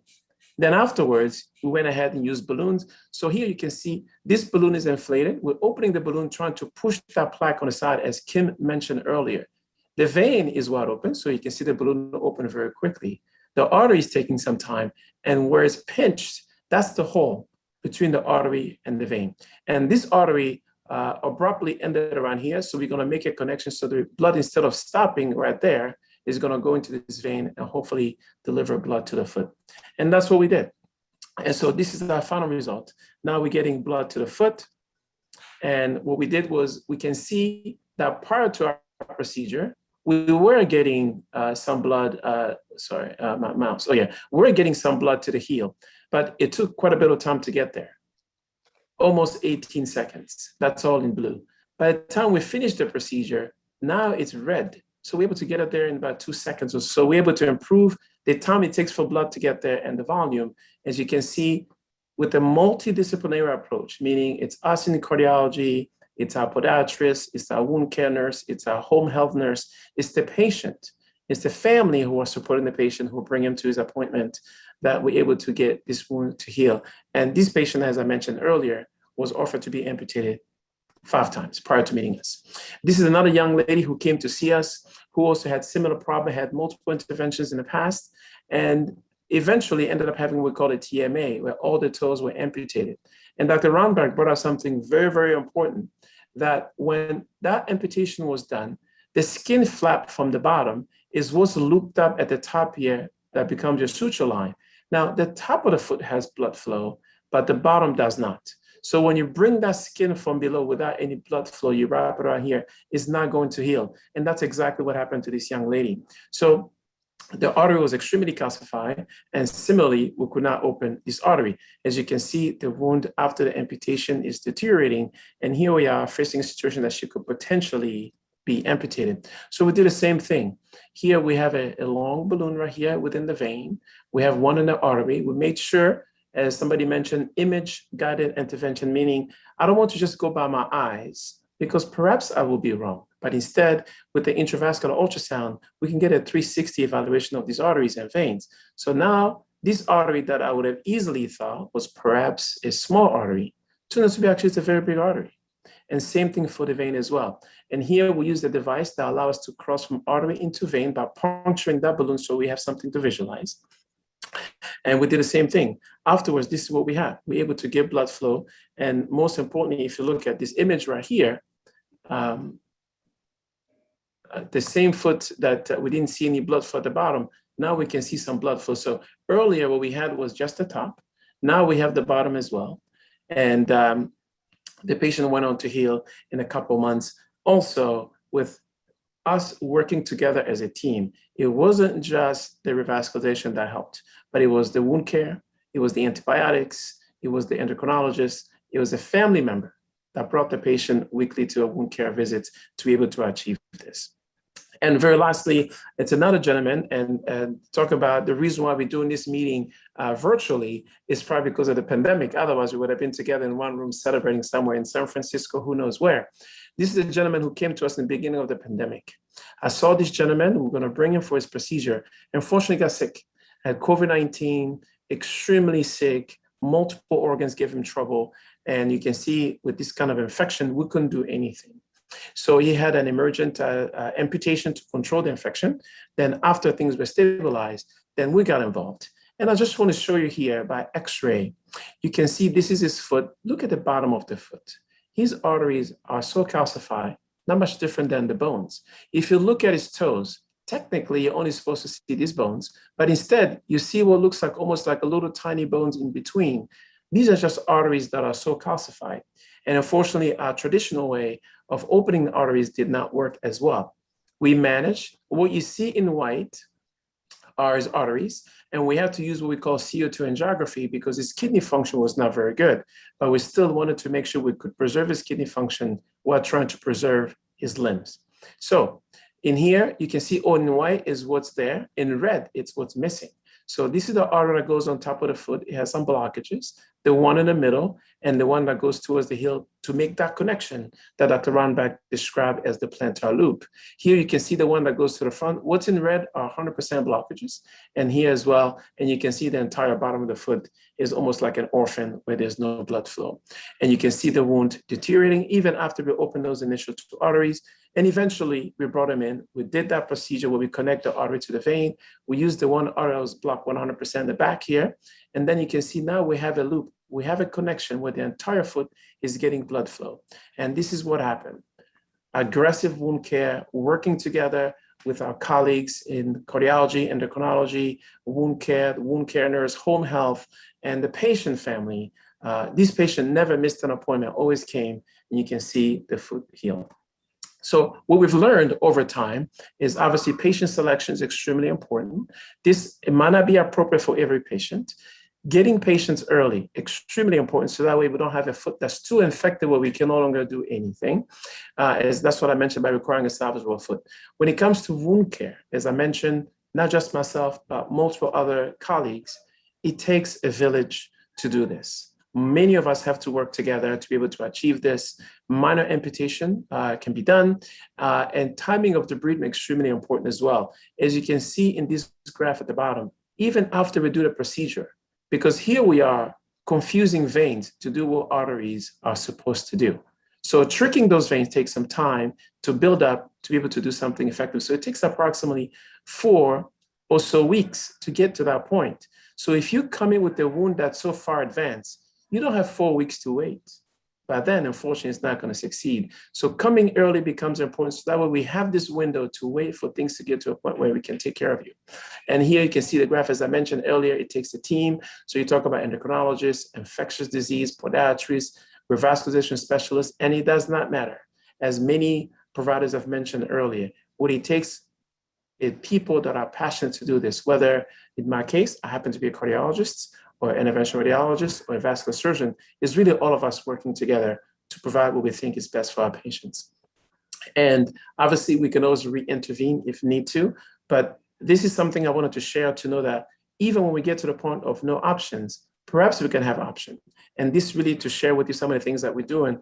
So hopefully we don't have to watch our patients hope for themselves, but we along with them can hope for them to come up with an option to save limbs and ultimately save lives. Thank you very much for the attention. And if you have any questions, please. Yeah, and the reason I thank you so much, Dr. Ndandu, and the reason I bring this up, this isn't going to be right for every single person, but I want to arm every single one of our PAD warriors with all of the options that are available to prevent amputation. It doesn't mean that you can get away from the amputation. It's really about you choosing the right doctor that has this strong armamentarium of just in case, that they can exhaust all efforts, or at least is willing to give you up to someone who can exhaust all efforts to at least give you the best chance at saving your limb. Only a small percentage of folks with peripheral artery disease end up with this critical limb ischemia or critical limb threatening ischemia. But you don't even want to get to that point. So it's really important to find someone who has these advanced skills so that, and make sure that you're on top of it. Each of these doctors has, thousands of PAD warriors that they have to deal with on a daily basis. It's really going to be up to you at home in between appointments to make sure you're not a toe step away from amputation, that you're staying atop of your foot care, and that you're making sure that if there's any break in your skin, you're getting into the doctor as soon as possible to make sure that you're not going to get to a point where you do need a deep vein arterialization. Right, Dr. Ndandu? You mentioned earlier the better. That is very correct. The earlier we do this, the better, because obviously we know when wounds are not as big, you don't have as much of ischemic demand. So you don't need as much. When the wounds are bigger, it's very difficult. And then we know the bigger the wound, the more expensive it is, the more hospitalization, the great likelihood of dying, and the higher likelihood of getting amputated. So the earlier, the better. And so that's why the early referral, the early evaluation, the early intervention, extremely important. Is this something, is the DVA procedure something that seems to be catching on more and more, or do you find that there are some doctors that are completely and adamantly opposed to it? And if so, why? Well, No, that's an excellent question. So I think with DVA is it's still, even though it's an old procedure, I was not utilized for a very long time. So in a sense, it's in its infancy. We're starting from zero. We don't have anything to compare to. Obviously, we do have some clinical trials happening right now with LymphFlow with the PROMISE 2. So that's going to give us more ideas as to how to apply this, patient selection, who can we do this on, and to help patients.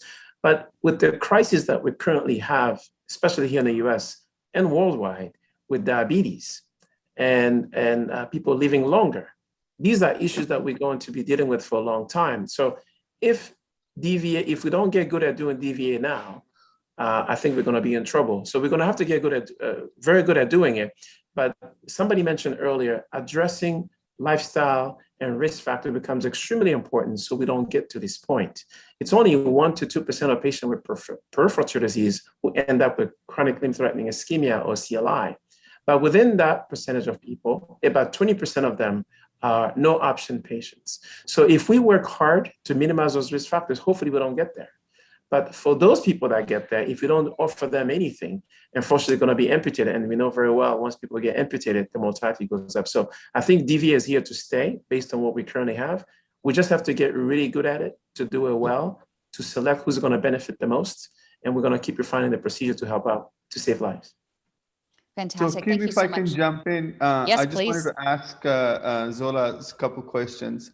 So thanks, Dr. Nando. I mean, you've been like trailblazer in this field, and I really appreciate what you do for your patients. You know, like you said, this particular procedure is not meant for everyone. That's correct. You have to select those patients very, very carefully. Unfortunately, as far as I know, there are only few selected operators in the country who I would trust to send my patients for DVA. And you happen to be one of them, but you are in a far off state from where I am. Yes. So if I have to refer a patient to you, how does that work? Because, you know, a lot of the times we are challenged by the insurance companies, and this is not a cheap procedure. It's a fairly expensive intervention. Yeah. So how do you handle that?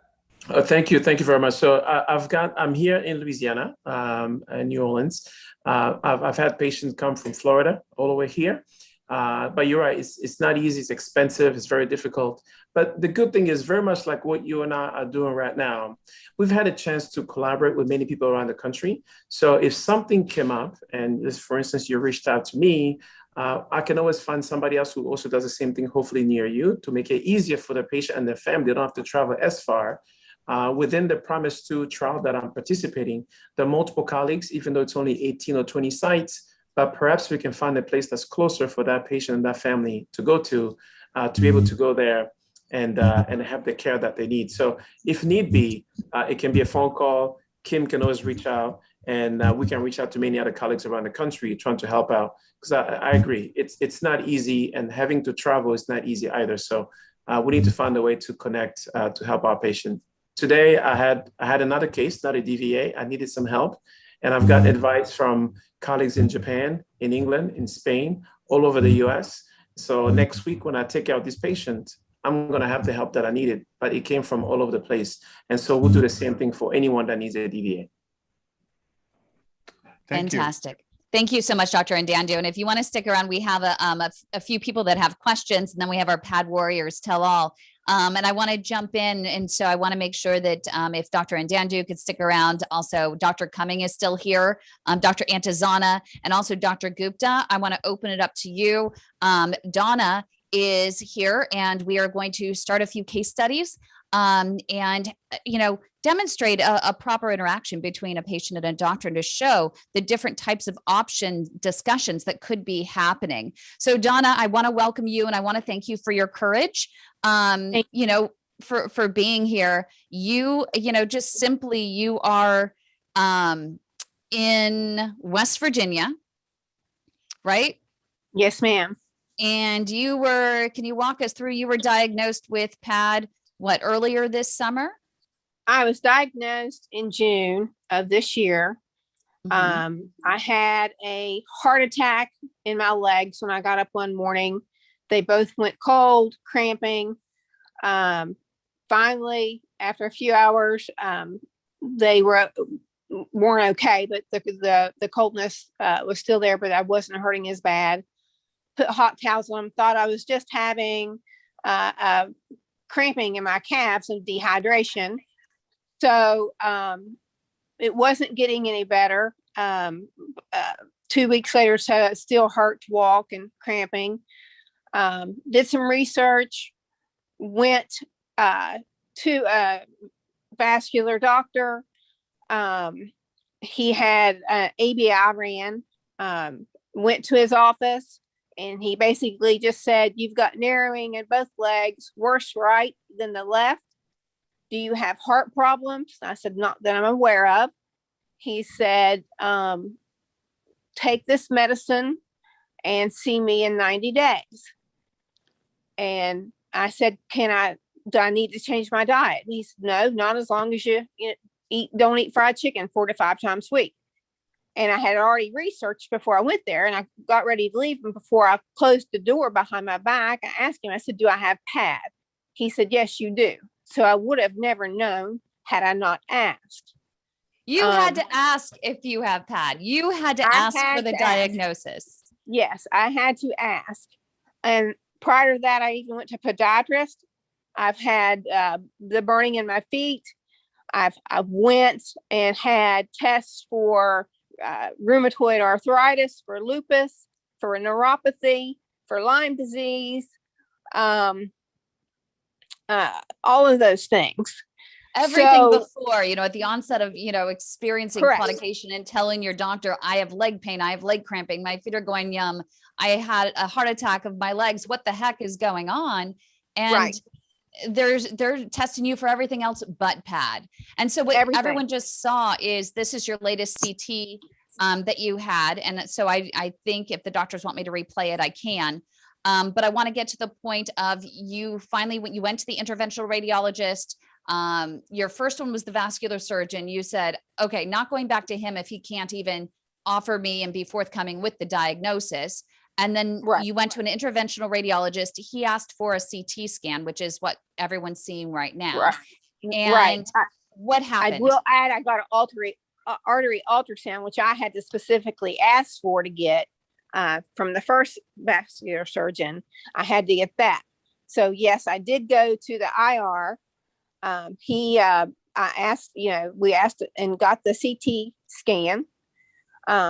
Upon him getting the CT scan, 2 days before I was supposed to come in and review it, his nurse calls me and she says, the doctor told me to tell you there's nothing he can do. You're too blocked. Go back to the vascular surgeon. So I didn't get to discuss with him what he found, what it meant to the extent or where he could refer me to for help. So I had reached out to another doctor and for help that was recommended, and he referred me back to the doctor. Okay, we want to get beyond this referral process, and we want to get to our doctors here so that we don't cut you short on time. The back and forth between doctors, it's a mess. It's a disaster. It shouldn't be happening. The fact that you can't get any sort of options available to you, no one's offering them. They're just saying, hey, go to someone else. I'm curious, you have some amazing physicians that are here based on these angios. What I've heard so far from some of the doctors that you did talk to is that it is possible. There is something that could be done. And I'm curious if we want to start with Dr. Gupta. What are your initial thoughts? And then other, doctors, Dr. Antizana, Dr. Ndandu, Dr. Cumming, if you want to chime in, please feel free. Is Dr. Gupta still there? Yeah, he's mute. Oh, unmute. Sorry about that. That's okay. So, it's actually very nice that we have all three specialties here. So Donna, you are going to get pretty comprehensive sort of recommendations. So the good thing for you, and I think we've discussed this before also, that you do have a blockage in your distal SFA, but below the knee, you have a very good runoff to all three vessels, and you don't have any wounds or ulcers in your feet. So you do have disease. There is no question about it. But there is certainly a hope for better outcomes. Now, as a cardiologist, when you said that you had a heart attack of your legs and your both legs went suddenly cold, it makes me wonder if you had an abnormal rhythm of the heart, like atrial fibrillation, and you threw a clot down your leg, and that clot ended up in your right SFA, which blocked. And if you look at the CT scan, there is a very abrupt blockage in the SFA. So the question is, what was the source of that clot? Unfortunately, the CT scan can sometimes tell you whether there's a chronic clot or not, but vascular imaging will certainly help us in figuring that out. So from cardiac standpoint, we have to make sure that you don't have any underlying cardiac rhythm problem which caused this to happen. I think from interventional standpoint, this is a lesion which can be treated endovascularly and surgically. So I would see what Dr. Cummings has to say. So either approach would be a reasonable approach for you, but endovascular first would not be, in my mind, an unreasonable option. And we can come in via antegrade access and tackle this lesion. And if we have to come from one of the foot arteries to go up, that can be easily done as well. So it's a fairly straightforward intervention, but I think it's really important to figure out what caused this blockage to happen. So that's my 2 cents on it. Dr. Antizana, do you want to weigh in? Okay, let me get unmuted. No, I totally agree. I mean, it looks like an abrupt occlusion. And looking at the contralateral vasculature, it looks essentially, I mean, there's some disease, but it looks normal. So I totally agree with Dr. Gupta. The first thing I would do is probably do a cardiac workup, cardiac echo, see if there's any issues, make sure that the patient is fully anticoagulated. An angiogram would be completely feasible. It can be done retrograde or antegrade. And, if you start probing with a wire and it goes through like butter, you know what it is. So you can use a multimodality approach. You can use TPA locally, laser atherectomy to evaporate the thrombus and reconstitute flow to the patient. But you have to determine what the origin of that is. I didn't see any ulcerations through the CT angio to suggest that there's an ulcerated plaque or an aneurysm. So most likely it's probably coming from the heart. And Dr. Andandu, if you can chime in, what would make, an interventional radiologist says there's nothing that can be done, go back to the vascular surgeon. Why would he say that? And maybe Dr. Antizana wants to weigh in after that. Yeah, so, the only thing I can think of goes back to what Dr. Ronbeck mentioned early, what Dr. Cumming mentioned early. When it comes to peripheral artery disease, critical ischemia, these are time-consuming procedures that we do and things that we do. And so you really want somebody who's dedicated to doing this. They'll spend the time and go through the details with you. And so you're right. I don't know exactly the circumstances of that visit and why would somebody say that, but perhaps that person was not really dedicated to doing this. But clearly, I'm sure in physical exam, there was a discrepancy between the pulses. I'm sure some non-invasive evaluation, even prior to the CT, could have revealed that. So I think that goes along with what we've mentioned throughout the afternoon is really going to somebody who's dedicated to doing this so you can get the proper care. And also as a patient, I think it's important to be stubborn, meaning if you go somewhere, you're not getting answers and you're still suffering, really going to look for that second opinion becomes extremely important. This is your life. You don't owe anybody an apology. You need to keep pushing the envelope until you get answers. And that's probably the best way I can answer that. Dr. Antizana, do you want to weigh in? I believe the individual lacks EP, empathy and passion. Yep. That's simply said. And that's exactly right. And, Donna, you've never had anyone address, this is probably the first time you're hearing about anything cardiac as a potential cause. No, he didn't. The vascular surgeon didn't even listen to my heart. He just asked me if I had heart issues. And I said, not that I'm aware of. He didn't listen to my heart or anything like that. And he didn't cross-reference my medications to see if there's going to be any contradictions of that. And what I need to know is I need a highly skilled CLI fighter that if anyone knows anybody in the state of West Virginia that they can recommend and send me to, because I have so little options here and fighting insurance barriers going across state lines that my options are so limited. And if any doctor out there has any connections with anyone in West Virginia that they could recommend me to, would be so greatly appreciated. So Kim, my partner trained in Morgantown, West Virginia. So I'm going to ask him, who does he know? And Kim, I'm going to let you know so Donna can see somebody that will take care of her. Fantastic. See, Thank you. Donna, is that fantastic or what? So as we finish up with Donna, see, this is great. I told you you were going to get hope this weekend. Would you mind, doctors, really quick, Donna, do you have your pen and paper ready? I do. Okay. What are the questions when she does get the right doctor?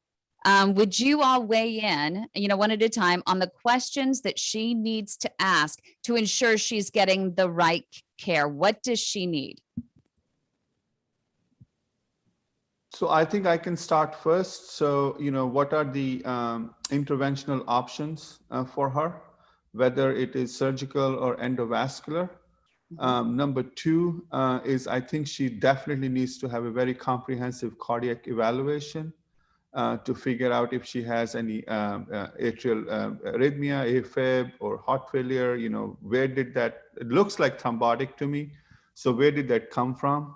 And number three is fairly aggressive further cardiovascular risk factor modification. And that's, high intensity statin therapy, dual platelet inhibition, appropriate pharmacotherapy for her.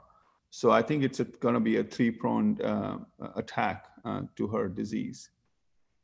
Dr. Antizana? I have to agree with Dr. Gupta. I think those are very important questions to make. Also, kind of look at the track record. How much experience does that individual have in endovascular surgery? Just looking at the images, it doesn't look like a very complex problem. I think it's something that can be resolved very expeditiously. But it has to be done in the right hands, because in the wrong hands, somebody going through there can shower all those beautiful 3-vessel runoff and screw it all up. There's got to be somebody who's got a lot of experience with dealing with thrombosis, and this thrombosis is not acute; it's a chronic thrombosis. So you might have a combination of chronic clot versus acute clot in that setting. And this is something that I think you can address as well, and especially being someone who's a vascular surgeon performing both endovascular and invasive procedures. And you mentioned that it is really important to find someone who's highly skilled and will actually preserve that landing zone in case endovascular doesn't work and a FEMPOP bypass procedure is necessary. You want to make sure that you're going in there as easy as possible and someone's taking that into consideration as they're going in percutaneously. Absolutely. Would you use a filter? I don't use a lot of filters in my practice because I've honed my skill to a point where I can control those issues, and I know how to manage my wires and the transitions between the wires and catheters and balloons. I think it's very important. When you start showering things down there, it's because either you're in a rush or you're not thinking your steps through, and you're using a mismatch of wires. For example, a 014 wire, and you're using a quick cross that's an 035, and you're plowing through there, or using a 035 balloon over 014. So there are a bunch of things that interfere with your success. Filters I think are a good practice. When you have maybe a single vessel runoff and you're going through and doing atherectomy through a very, very calcified vessel or a thrombotic vessel, and you want to really preserve that single vessel outflow. But even in that single vessel outflow in the right hands, using the right equipment, you'll be successful. And Dr. Andandu, anything to add to make sure that Donna asks as she's trying to determine what the best course of action is going to be with whomever you're going to send her to? Yeah, no, so I mean, I think luckily my colleagues, they help tremendously to make my job easy. They really answer those questions very well. I think an extensive cardiac workup is key, and then addressing risk factors for better outcome for tomorrow. So whatever we do, we cannot be limited to doing it for today. It has to be done for 5, for 10, for 15, for 20 years down the line. And luckily at this point, Donna does not have any wounds, has not lost a leg, has not been amputated. So we have that luxury to work really hard to make sure tomorrow is a better tomorrow. So addressing risk factors becomes extremely important. And obviously, if she fails medical therapy or what we call supervised exercise program for peripheral disease, perhaps she can then have an intervention that could be either surgical or endovascular, as my colleagues have mentioned, with balloons and stents. But I think the most important thing is to establish that relationship with that someone that's going to be there for her, not just today, but tomorrow and the day after, and 5, 10, 15 years down the line.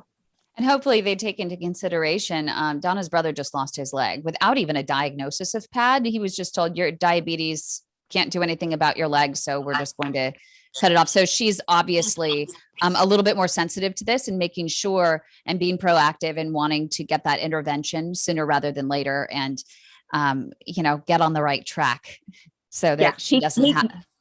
He didn't even have an ABI performed. Nope. This was in West Virginia. So she's obviously scared and wanting to make sure and being very cautious in who she chooses. So thank you, Donna. We really appreciate your courage, and check back in with us. And we'll make sure to connect with Dr. Ndandu to get some more names for you so that we can interview and find you the right person. Thank you. That sounds out of hope. Thank you so much, all of you doctors, so graciously. And I want to bring in Susan. We have one more we want to bring in before we get into our PAD Warriors Tell All. Susan Nicole has, been through the wars as well. Are you in Maryland, Susan? Massachusetts. Oh, you're in Massachusetts. Yes. And you've been through, the trenches here. So many different procedures. Most recently your doctor said there was nothing more that could be done interventionally and ended up performing an endarterectomy of your SFA, superficial femoral artery, which is in your thigh. And then, this was just a few months ago. In March. And then there were retrograde iliac stenting done at the same time. But now here we are in September, and claudication came back about 4 weeks ago. And they did an ultrasound and found a buildup of scar tissue in the femoral artery up by the iliac stents. So my question is, how do I prevent, if it's cleaned out again, one way or another, how do we prevent scar tissue from building up again? Do we want to have Dr. Antezana? Do you want to take this one first? Sure. Well, when you have scar tissue buildup on the inside of a repair, it's called neointimal hyperplasia. What happens is during the remodelation phase of your vasculature, there is a migration of smooth muscle cells. These are these cells, they're single cells that cover the inside of the vessel called the intima. So you get a pileup of those cells and it creates a narrowing, and then you'll start having claudication. Usually that doesn't happen, within a year or two. If it does, obviously there was more, perhaps there was some plaque that was left over after the endarterectomy, or the lumen wasn't big enough. And, when you have a small lumen, that tends to create more issues with neointimal hyperplasia. And then you have this problem. The good news is that can be treated with laser atherectomy, and all that neointimal plaque can be eliminated, and then you'll go back to not having claudication. How to prevent it? It depends. Everybody responds very differently to inflammation. And some people will not respond as much, and others will. And I think it also depends on the technique and how, you manage that vessel during your intervention. Yeah, and I think it's important to know, one of the things that we had touched on a little bit earlier during our variety of treatment session for PAD is just the fact that you need to exhaust all efforts in an endovascular manner first to make sure that you get multiple opinions before you go that invasive route. Because once you do go invasive, sometimes there are fewer options available. But what's really great to hear is that now what it sounds like, Dr. Antosana, is that if she does find a more highly skilled interventionalists, they can, in fact, there are solutions. They can try something such as laser atherectomy. Can you recommend, do you know of any doctors in Boston that utilize that technique? Any CLI fighters that you know of in Boston? I don't personally. Actually, one of my associates in the practice, or Dr. Arvid, my partner, he trained in Boston. But I'm sure in Boston you've got great endovascular specialists. That's kind of one of the great places to train. Yes, and maybe Dr. Gupta can jump in, or Dr. Ndandu. What are some of the questions that she should be asking to determine as she goes forward and gets another opinion from someone who can potentially do this? What should she ask to determine if this doctor is the right doctor for her and can take care of this scar tissue, hopefully for the long term? So I think among the many questions I wish to ask is for that doctor for that second opinion, to get a chance to look at the records from the previous intervention, both endovascular and surgical, to review and to see how things were done before. What can they offer differently than what was done before? And to make sure that it's done well and done properly to begin with. Earlier, there's mention about image-guided intervention, meaning what we see two-dimensionally sometimes doesn't correlate really with what the artery or the vein is doing. So having intravascular ultrasound can help to hopefully maximize and deliver the best therapy from day one. So I think those are some of the questions to ask. And then also to emphasize on long-term. As I mentioned earlier, addressing risk factors is extremely important, from hypertension, diabetes, high cholesterol, tobacco usage, and things like that. And so all those things have to be done to make sure we get to secure or at least plan for a better tomorrow. So, and it would be interesting to know, Susan, because you have been through so much. You've decided, you've tried to find, you've been through multiple doctors. What made you decide? I know you and I had talked before, and I'm still, the question's still burning for me. When your doctor, who was an interventionalist, said there's nothing more that could be done interventionally, and you made the conscious decision to go with an invasive endarterectomy of the SFA, which, I've seen that's rarely done. It's usually done more as a gold standard in the common femoral artery, as far as I'm aware of, but you had it done in the SFA. And I'm curious as to what was the catalyst for you deciding that you were going to move forward versus seeing if there was another interventionalist who could get through that particular area percutaneously? Well, this may be very hard to believe, but I cannot find an interventional radiologist in Boston. Kim, you and I have looked exhaustively, and there is no one in that specialty. They're harder to find. I mean, for interventional radiology, sometimes they hide in the background. And, we had Dr. Mary Costatino in there, and we had, Dr. Cumming, both interventional radiologists, a little bit earlier today. And there is a website for interventional radiology. There's a Society of Interventional Radiologists that we can also, check on. But no matter whom you choose, make sure that you do ask them the questions that these doctors have suggested. Yeah. But I do think it was my common femoral artery. Yeah. It was the CFA that you had done. Okay. The incision is in your groin. Yes. So what they did was a common femoral endarterectomy. And when you mentioned that they put stents, it's a hybrid procedure. So they went in through the opening of the common and got up into the iliac arteries and put the stents in. Yes.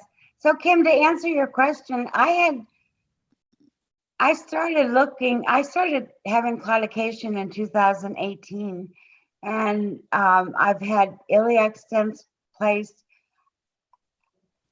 I felt like I ran out of options. And it was like, just do it. And I was so happy to be able to walk again. It was Right. so, You were doing so well for so long. oh, I was so happy. And then this scar tissue stuff. I mean, like, So I'm curious, when you say scar tissue, is it the scar tissue at your surgical site, or are you talking about closure of your SFA or iliac stent? Not the stent. They said that I have narrowing of the femoral artery, and it's due to scar tissue or scarring. It's just below the iliac stent that they put in. So it's what we talked earlier. It's neointimal hyperplasia. Right. They're referring to Yeah. scarring just to make you understand, but the true term is a intravascular progression of disease or neointimal hyperplasia, which either or. How long ago did you have your surgery? just March of this year. Wow. 5 months. That's surprising, isn't it? That it did it so quickly. That's too short. I mean, this should have lasted you for a long time, especially opening up the artery and doing a big endarterectomy. Usually you get beautiful results. You do a patch angioplasty, opening up the vessel a little bit bigger than it was natively. So you still think Dr. Antezana, and I'm wondering if all of you agree, and just so everyone knows, Dr. Antezana is a vascular surgeon, so he could do another invasive procedure if necessary. Would you suggest that she try to find an interventionalist, or do you think she should go back in and see if someone, maybe that same doctor goes in and performs another endarterectomy if that's possible? I would go back to the surgeon who did the procedure, and he would probably address it endovascular wise. All right, what the first step they want me to take is to have an angiogram. And while I'm on the table, if it appears feasible, they will try to use a balloon to open up the scar tissue. If that fails, then they would talk about having surgery again. Yeah, I think just angioplasty will give you just a short-term result. I think going in there and probably using a laser would give you a long-term result, because you want to remove that plaque burden that's causing the narrowing again. Perfect. Thank you so much. We really appreciate you. And again, Susan, thank you so much for your courage. Thank you, Kim, and thank you all so very much for everything that you do. I don't know where I'd be without you. Thank you. No, and you're so encouraging for so many people. And I think that everyone's learning along the way. And speaking of learning, this is time I think everyone's been waiting for. I've been seeing some chatter in some of our network groups that it is time for our Pad Warriors Tell All segment. It's where our fellow Pad Warriors are going to get to share their stories and the lessons they've learned along the way that will not only help Pad Warriors, but also help the industry, doctors, clinicians, and researchers to help all of you Pad Warriors in the long term. We have with us Dr. Fadi Saab with Doctor, I think I see you there. Dr. Fadi Saab is here, who is with ACV Centers out of Michigan. Doctor, do you want to say a quick hello? Yeah, hello everybody. Thanks for having me. This is really exciting. I met Kim a while ago, and she talks about the community, and to be truthful, I was really eager to meet some of you, and I asked him that maybe you guys can teach us some things that it will really be helpful when we take care of other patients in the future. So really excited to be here. Great. Thank you so much, Dr. Saab. And I want to let all the doctors know that this is really a free-for-all. I see amazing world-renowned researcher in PAD. I just want to give a shout out to Mary Yost is here. Also Jim Wilson with CSI, Cardiovascular Systems Incorporated. They make an orbital atherectomy device. We talked about the removal of plaque. That's one of those devices. And he also is in charge of the Stand Up Against Amputation. If you've seen their movement to support PAD Warriors, Warriors as well. Jill Somerset, our technician, is here. She can also jump in at some point with questions. And of course, Dr. Gupta, Dr. Antizana, and Dr. Andandu, you're welcome, as well as Dr. Saab. But I want to start off, our co-host, Pad Warrior, is actually Rodney. So I want to welcome Rodney in here. Rodney, say hello. Hello, everybody. I am so pleased to be able to join this, and I'm amazed at the panel of doctors and Pad Warriors that are here. And if everyone who's not speaking can make sure to mute your mics so that we can hear him a little bit better, that would be amazing up until the point that you're going to say something so that we can hear Rodney just a little bit better. You know, Rodney, why is it that you wanted to do this? You wanted to set the stage, you know, for all of our panelists as to why this is really important, that, you know, Pad Warriors each presents uniquely and should be treated as such. Exactly. You know, one of the things I've been hearing lately is they want to have a standardized approach to treating PAD. And in my eyes and from my experience of dealing with it for multiple years, everybody is different. You know, it's just like I may have extreme burn at the onset of my PAD. I had extreme burning in my toes. And it literally felt like somebody every night when I tried to go to sleep was under the bed, and they would reach up with a blowtorch and put it under my toes. You know, and I'd have to get up, sit on the side of the bed, let my feet dangle to get more blood flow, and then I'd lay back down for a few minutes and do the same thing over again. But before I forget, one of the things I wanted to touch on as what everybody was talking about before we presented was, you know, going to the doctors and multiple doctors getting second opinions, third opinions. One of the things that I found really difficult was that being on disability, my insurance would not allow me to get third, fourth opinions. You know, they allowed me quite readily to go and get a second opinion. But once it got past that, their mindset, it seemed to me, was, well, we've given you the opportunity twice. So, you know, deal with that. Another thing that I think is very, very critical between the doctors and the patients, you know, doctors need to speak in a way that we understand. You know, I mean, I'm not saying, pull out the crayons and a coloring book. But, you know, we don't have any medical knowledge as far as anything else but what we're going through. And it would be it seems to me to be imperative that the doctors make sure that we understand what they're actually saying, what they're meaning.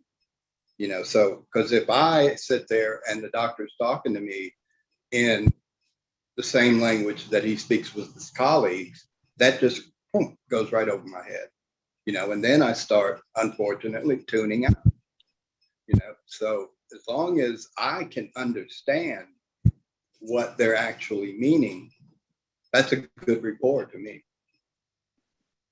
And the fact that they do take the time, which is important, 15 minutes obviously is not enough. What would you like to be covered in those 15 minutes that are not being covered? That's a loaded question. I'll give you that. Yeah, it is.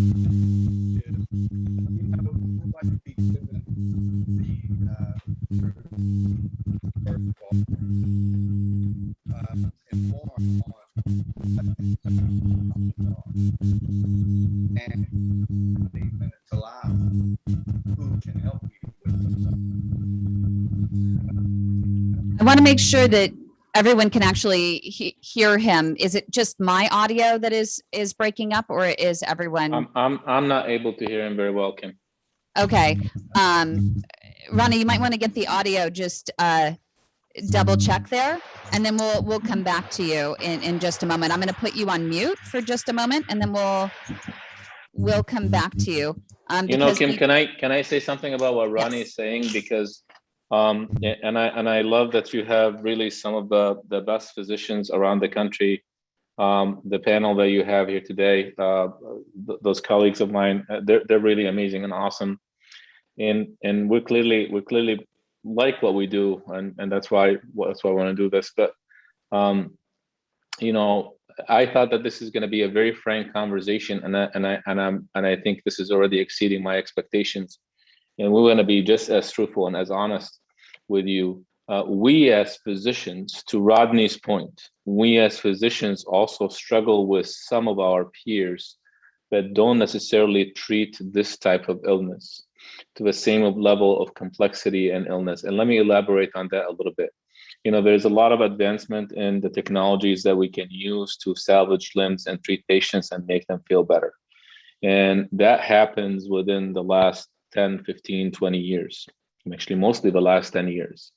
And a lot of the physicians that really, you know, just engulf themselves with that technologies and realize that these are some of the things that we can do and help with patients, regardless of the specialty. But what we have observed, even amongst ourselves as physicians, that some of our peers that have not necessarily immersed themselves in these new technologies have struggled quite a bit to realize the lost potential in helping patients like Rodney. And I'm going to take something that Rodney just said. You know, he was describing his symptoms. And if Rodney goes to a physician that does not necessarily treat this on regular basis, the book answer says, you know what, Rodney, I don't think your symptoms are real. I don't know anything about the clinical situation with Rodney, but I'm just assuming that he has bad peripheral vascular disease and critical limb ischemia. Someone's going to listen to him and say, you know what, this might not be related to circulation. That was the first opinion, and he might refer him to a colleague of his within the same practice or within the same institution.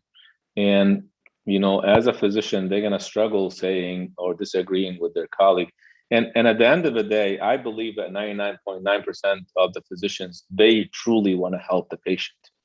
But you know, you don't know what you don't know. And if you don't know that people present in a different way, people describe things in their own terms. You know, Rodney's saying, you know, someone is holding my toes to a torch and burning them, and I have to sit at the edge of a bed. Someone else might say, well, my toes are hurting. Someone else might say that I feel pins and needles. So each person describes things differently. And we as physicians that deal with this have not done good enough job in educating our peers and saying, you know what, you need to pay attention to the different way people perceive or objectively perceive discomfort or pain when it comes to peripheral vascular disease. I don't know, Rodney, if you have back your audio, but I'm really curious to hear more about your experience. Rodney, do you want to give it a try again? Yeah, and I want to make sure that especially the doctors know that I am in no way bashing. I had some really awesome doctors when I finally got to the right doctors that were me. But yeah, you know exactly. You know what I'm thinking, Rodney, is I think you actually have your phone is probably nearby your tablet, and they might be interfering with one another. So you might want to give that a try. I just threw my phone away. We're still getting some interference. Why don't you try it again on your phone and then come back on in a second, and we'll move on to, we'll come back to you in just a moment and see if you can log on, log back off and then log on. And let's go to Derek and Tony. Derek, if you want to jump on, this is interesting because I actually met Derek through his wife, Tony. And, you know, Tony came to us through the group, you know, in a dire situation with Derek. And she said, oh my gosh, he's getting his toes and his foot and everything amputated at a high rate. Like, how can this whole thing stop? So I want to see if Derek can jump on. Hi, Kim. See us? Hi, we can see half of Tony. We want to see full Tony. But hi, Tony. Thanks so much, you guys. Actually, it's so great to see Derek, you know, smiling, because it's been a really, really tough journey over the past year.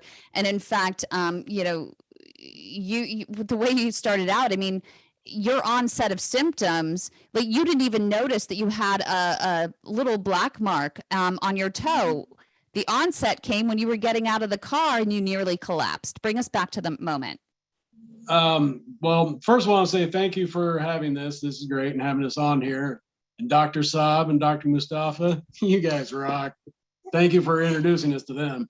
But years ago, I had back surgery, and the first time I actually felt anything in my leg was about 4 years ago.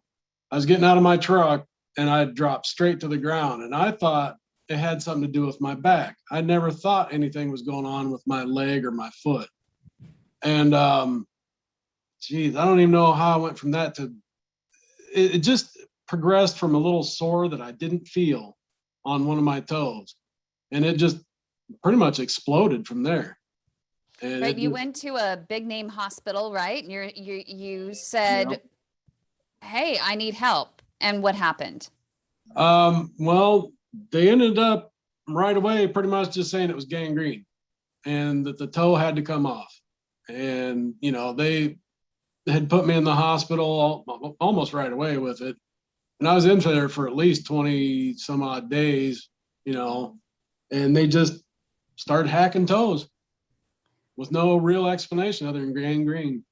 That was it. And they just kept taking. How many toes did they take before they explained to you that it's peripheral artery disease and that something else needed to be done to fix it?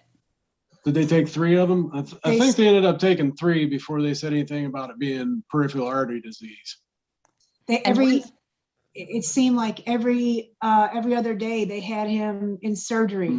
They just kept bringing him into surgery, and then they would Cutting this toe, cutting that toe, or cutting a piece off the bottom of my foot because there was infection in it. and then they said that they were going to have to cut off all of his toes on that foot, and it was just, I mean, it was just days and days of just amputations and in and out of surgery and back and forth, and it's horrible. Was it during this stay that you ended up discovering that it was peripheral artery disease, or did that come later? I'm pretty sure that was probably later on because, you know, they had me so medicated and scared and freaked out by it all that I really don't remember when they said peripheral artery disease. They constantly were saying, you know, your husband's got these infections and he's in, you know, critical condition. He's, you know, he never talked about amputations. I mean, they never discussed that what was happening was from a lack of blood flow, what was causing this. It was just like, he's got these infections that are going on and we're having to clear the infection. It was never like, we're taking this because we can't get blood flow. It was just like, there's an infection. We can't clear the infection. We've got to go back in. We can't clear, you know, that kind of thing.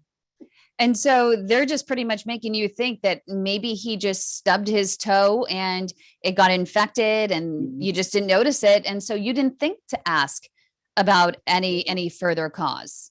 No, I mean, like I said, I didn't feel anything going on down there at first. And like what Rodney was saying, he felt fire on his foot. My foot felt like I had it in a bucket of ice constantly. And I kind of always thought that had something to do with my back, is when they went in and hacked up my back and fused all that together, that had something to do with it. But it turns out it wasn't. But yeah, to me, I didn't feel that toe, and it progressed fairly quick. In fact, we even went back to the back surgeon because we were like, why is he having this foot? Why is his foot, you know, it's like an ice cube? And he kept calling it his ice foot. And I'm like, well, you better go back to Dr. Ahn and see what's going on. And Dr. Ahn said, you know, it takes a little while for nerves to regenerate. So it was like, we always thought, well, this is attributed to his spinal fusion. He was never diagnosed with any heart problems. He was never diagnosed with any vascular problems. In fact, when they finally did say that he had a block, was it by your knee? Yeah, they had finally said, the first vascular doctor said I had a blockage in my right leg close to the knee, and they ended up putting a stent in that spot. But they had never said nothing about going below the knee or anything.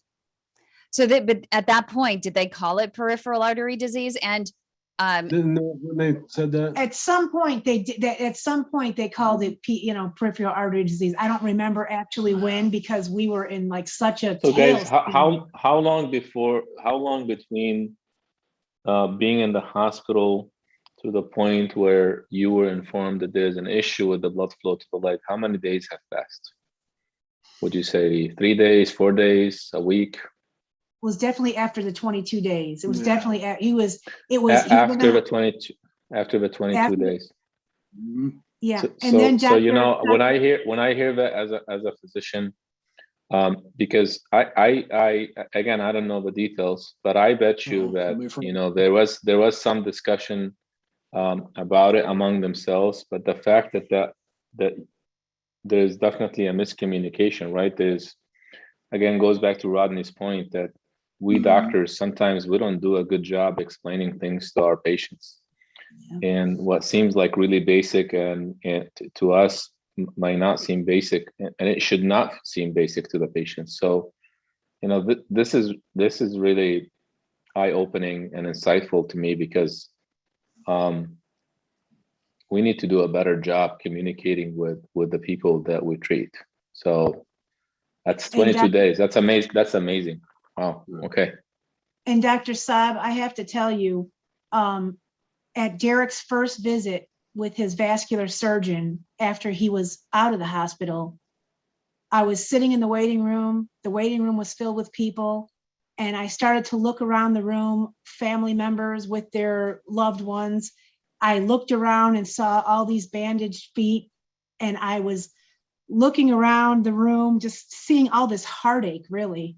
And all of a sudden, somebody came to open the doors, and the chairs were like kind of stuck where the doors were at. So I had to get out of the chair, and they rolled this man in. There was nowhere else to sit. They rolled him in a wheelchair, and they turned him around, and I saw his missing leg. And at that point, I started crying, because I said to myself, this is the progression of this disease. I felt like God had showed me that this was the progression. First comes the wounds, and then you lose your legs.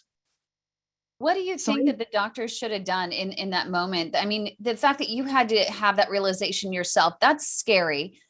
Of course, it brought you to tears. What do you think that doctors should be doing or saying, you know, sooner rather than later when it comes to peripheral artery disease, and particularly in your case, where he literally went straight and presented in critical limb threatening ischemia?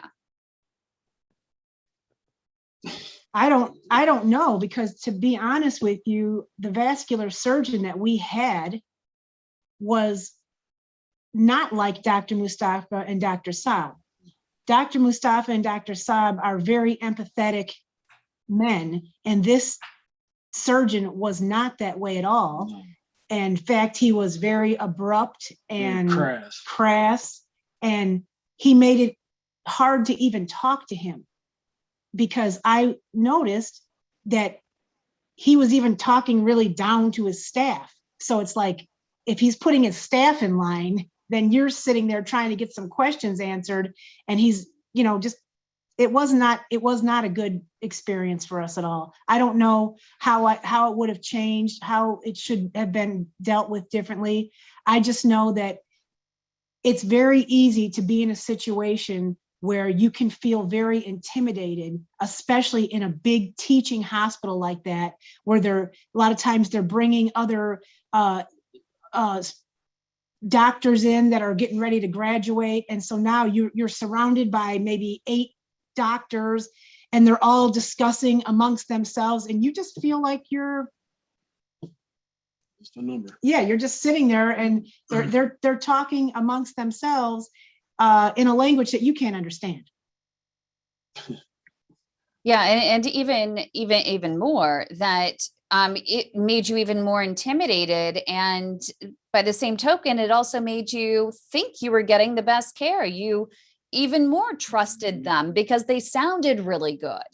Exactly. And a lot of money was spent to advertise them. I mean, I see they have huge commercials on TV, and you hear, we live in Indiana, and I'm going to be honest with you. you know, they tell you all the time when different things are happening, oh, make sure you go to this hospital, make sure you go to, it's like everywhere you hear it all around. Oh, if you're having problems with this, go to that hospital, go to that hospital. So by the time that I met you, Kim, and I was in such desperation, you didn't trust anyone. And I even told you that. I said, why should I trust you? What is it that, why should I trust you? You know, and I remember you saying, like, you know, I've never heard that before, Tony, you know, but I felt, I told Derek last night when we were talking about this, I said, I felt like I was standing at the edge of the Grand Canyon and I had to jump because I didn't know who to trust. And all I knew was Derek was dying. And I knew that for a fact. And that was the hardest part. And you didn't know which way to jump. You could have jumped back into the same situation. What was the catalyst to make you jump and try something else? Completely different. And especially you guys had to jump into the car for like a 4-hour drive in the opposite direction. Most definitely. And I'll do that every time if I have to have more problems going on. I'll take that drive. But what made me go for a second opinion and all that was the first vascular doctor and the first podiatrist. Once they removed these toes, the middle toe, they left bone in by the ball of my foot. And that created a wound which has just recently been healed up. But they had left bone, and I had gone to a different wound care and a different podiatrist out here by us, and they both pulled bone out of that part of my ball of my foot.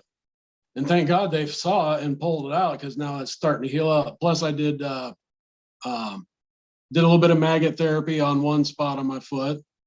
But that you even had to fight for. They weren't even offering that. You had to, again, do all the research yourself. They told you you were in store for yet another amputation. And you said, God, when does this cycle end? Yeah. I mean, I've come so far.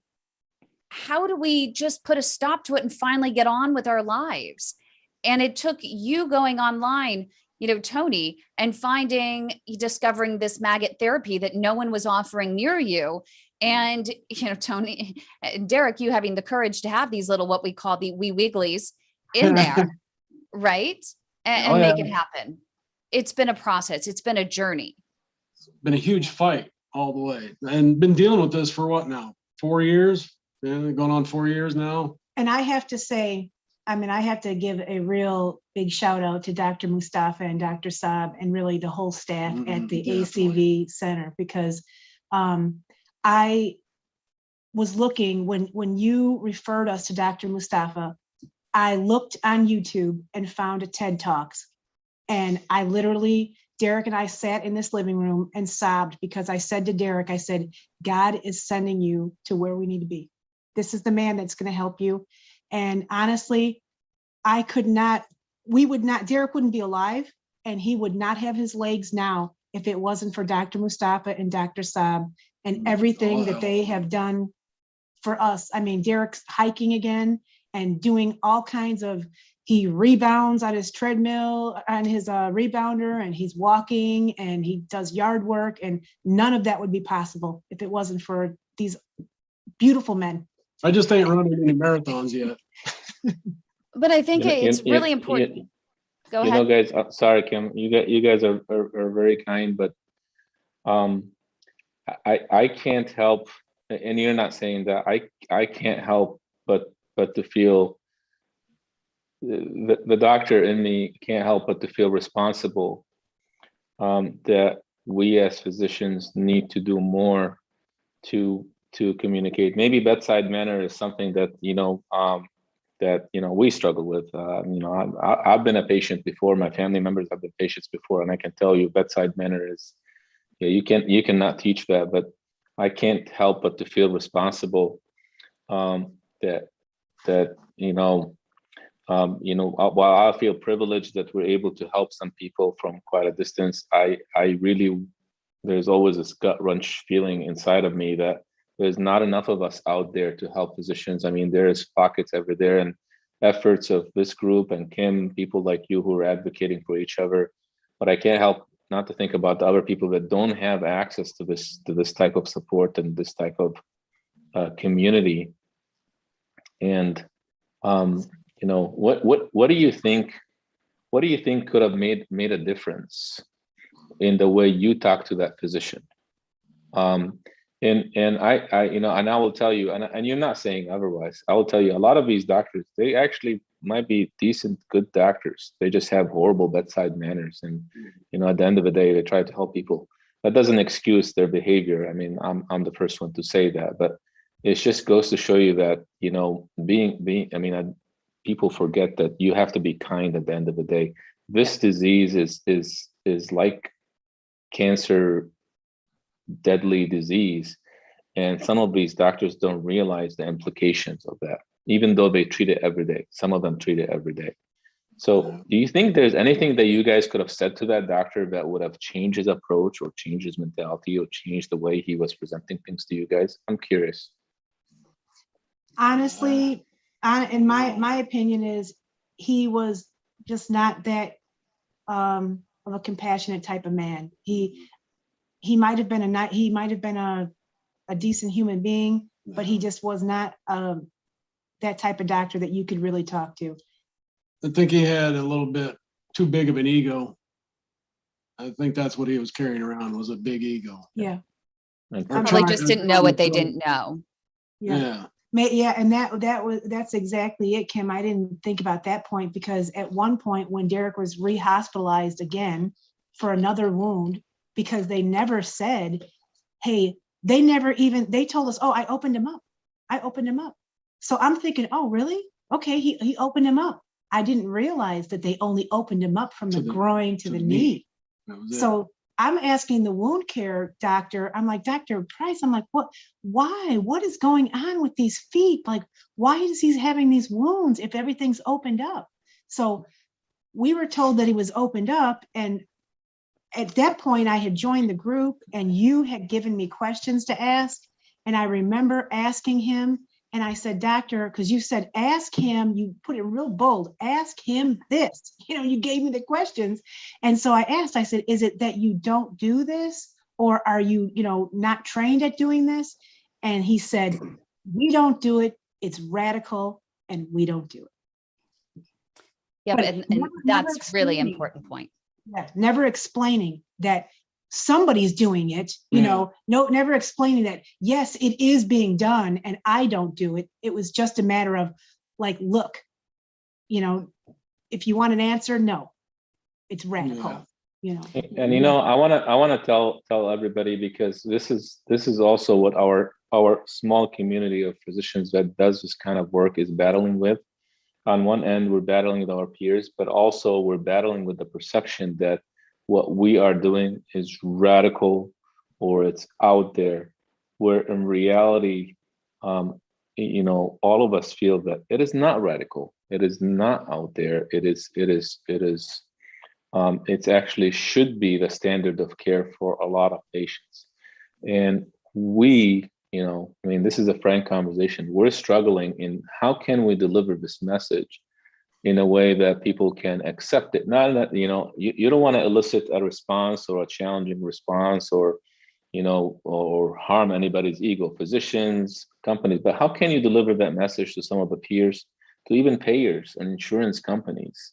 I know Mary Yost is on with us, and she's, I don't know if she's able to talk to this, but even payers sometimes, because these physicians in some very respectable places and positions, as they should be, they're not necessarily up to date on some of these techniques.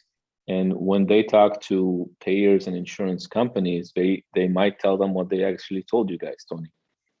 This is this is very advanced, or this is kind of not tested, or whatever it is that they might say.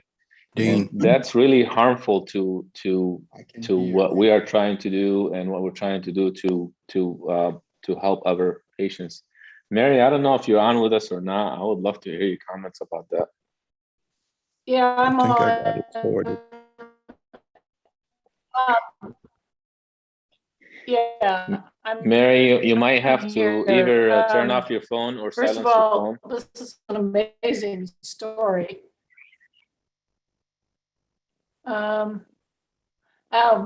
It's my internet connection. Oh, sorry. My phone isn't on. Oh, no. Can you hear me at all? It's doing a If little bit of a not, we'll reverberation. just move on. Okay, we'll come back to you if the internet gets Yeah, better. well, Feel then free to maybe we chime in. should move on to somebody else. Okay, maybe you could put a few notes in the chat area as well. I have one more point with Tony and Derek that I really think is very, very important. That is missing when it comes to everyone's trying to research CLTI and what is the patient experience. And I think and where is the gap? And the real gap with the CLTI patients, I think especially right now in their case, is the gap between the podiatrists or the wound care specialists and the vascular specialists that the vascular specialists get the flow going, and then there's a gap in wound healing with these patients. Tony, you became a permanent caregiver in a sense, having to deal with these wounds on a daily basis with absolutely no support. Can you address that and what doctors need to know about that experience for someone with non-healing wounds? Yeah, definitely. I learned a lot from the wound center at that hospital that we're in, really about just keeping the wounds clean and being very diligent about checking his feet every day and making sure that I got the right products from Amazon. And I mean, I have a whole process of just the way I wipe my gloves with alcohol and wipe all the utensils, the scissors and everything, but really being diligent about taking care of those wounds and keeping everything wrapped up. So nothing can get in those small little holes. Sometimes even just the small little fissures in the skin have to be wrapped. And, I think that there's a lot of conflicting, you go to the hospital. You're a professional now, Tony. Thanks to you, Kay. And that's nurse practitioner Kay, who's there, and she's been coaching. She works with The Way to My Heart. She's also a pad warrior herself. And, we're trying to fill the gap, that's in wound care, which is that real time. And nurse practitioner Kay has been with Tony and Derek every step of the way, even with the maggots, to really try and heal these wounds, which you've gotten to ring the healing bell, haven't you, Derek? Yes, I did. I told him I was going to ring it completely off the wall. But, Can I ask? I'm going to be selfish, guys, because I never get this opportunity to sit with a group of patients, and I really want to learn from you because I want to share something personal with everybody. When you have to be a certain type of personality when you do this kind of work, and I don't know if that's a good thing or a bad thing, but at the end of the day, we are professionally invested, but we're personally invested in the well-being of our patients. And we have been told, and I don't mean that as an inflammatory comment, but I want to hear from the patients. We've been told before, why do you keep putting the patient through this over and over again? Because when we get the patients that come to for me, in my practice, we get the patients that been told that there's no other options. And we have to really fight with them. And we have this conversation, and it's a constant battle. Every 2 months, every 3 months, we have to do something. We know who they are, they have our cell phone numbers, and so on and so forth.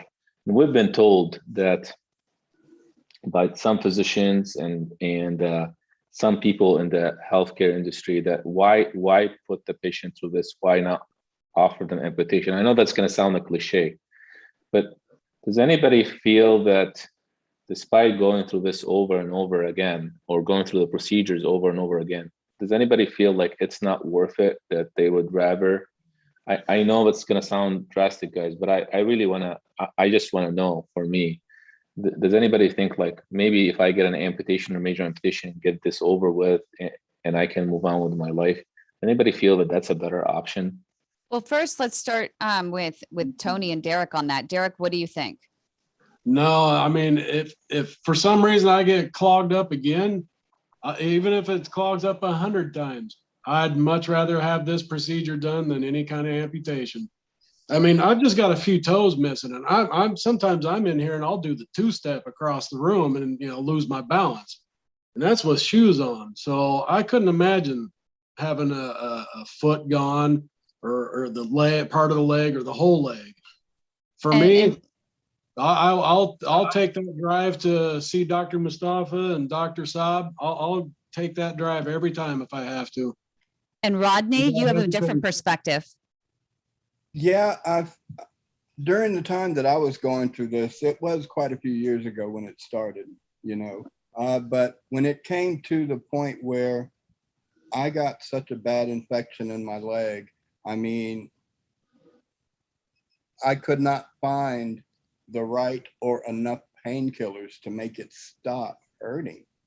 And, I was under a lot of constrictions as far as what my disability would pay for.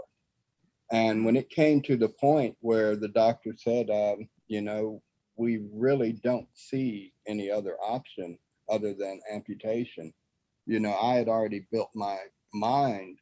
My mindset was already there. Whether there was another option still, I didn't know, but I had already prepared myself for the amputation. And, I had some really good doctors that helped me through that, helped me with that.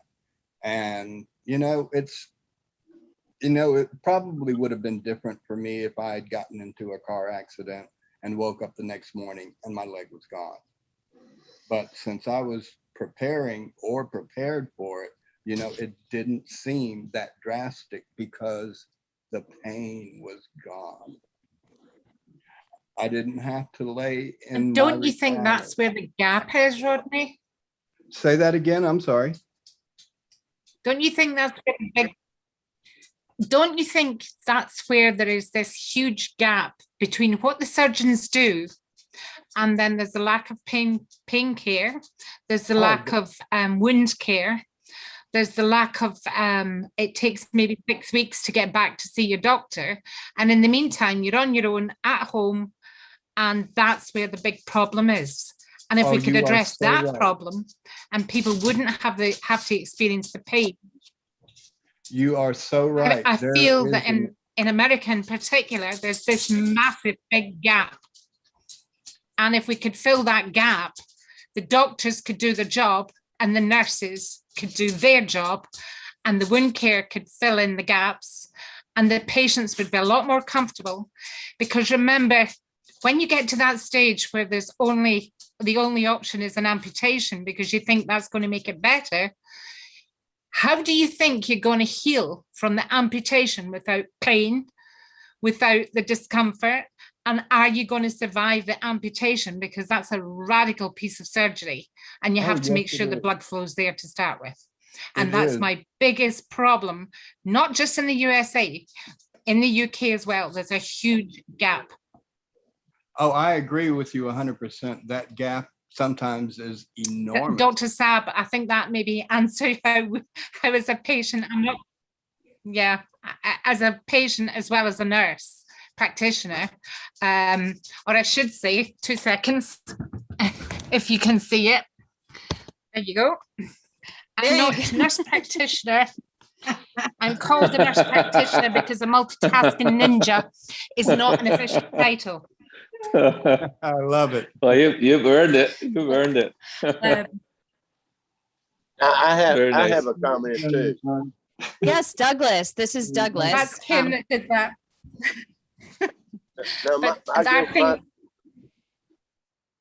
And we have Go ahead, Douglas. Jay. Douglas wants to speak up. Because I have maybe mine's a different point of view too, is that with what I've been through and what I'm living through right now. No, Douglas, you go first.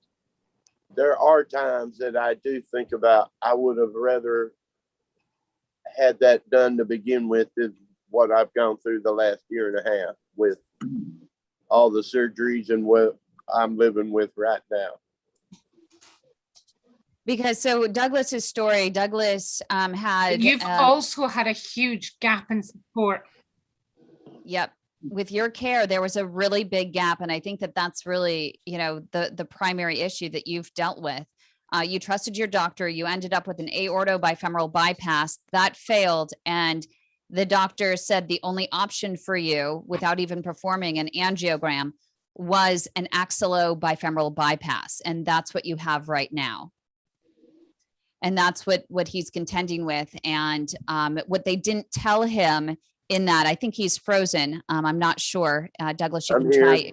There you are, chiming in with what you've had to deal with. What they didn't tell you, this was just in this past winter that you had it. And immediately your February. organs started shutting down because they weren't getting any flow. It was all being rerouted.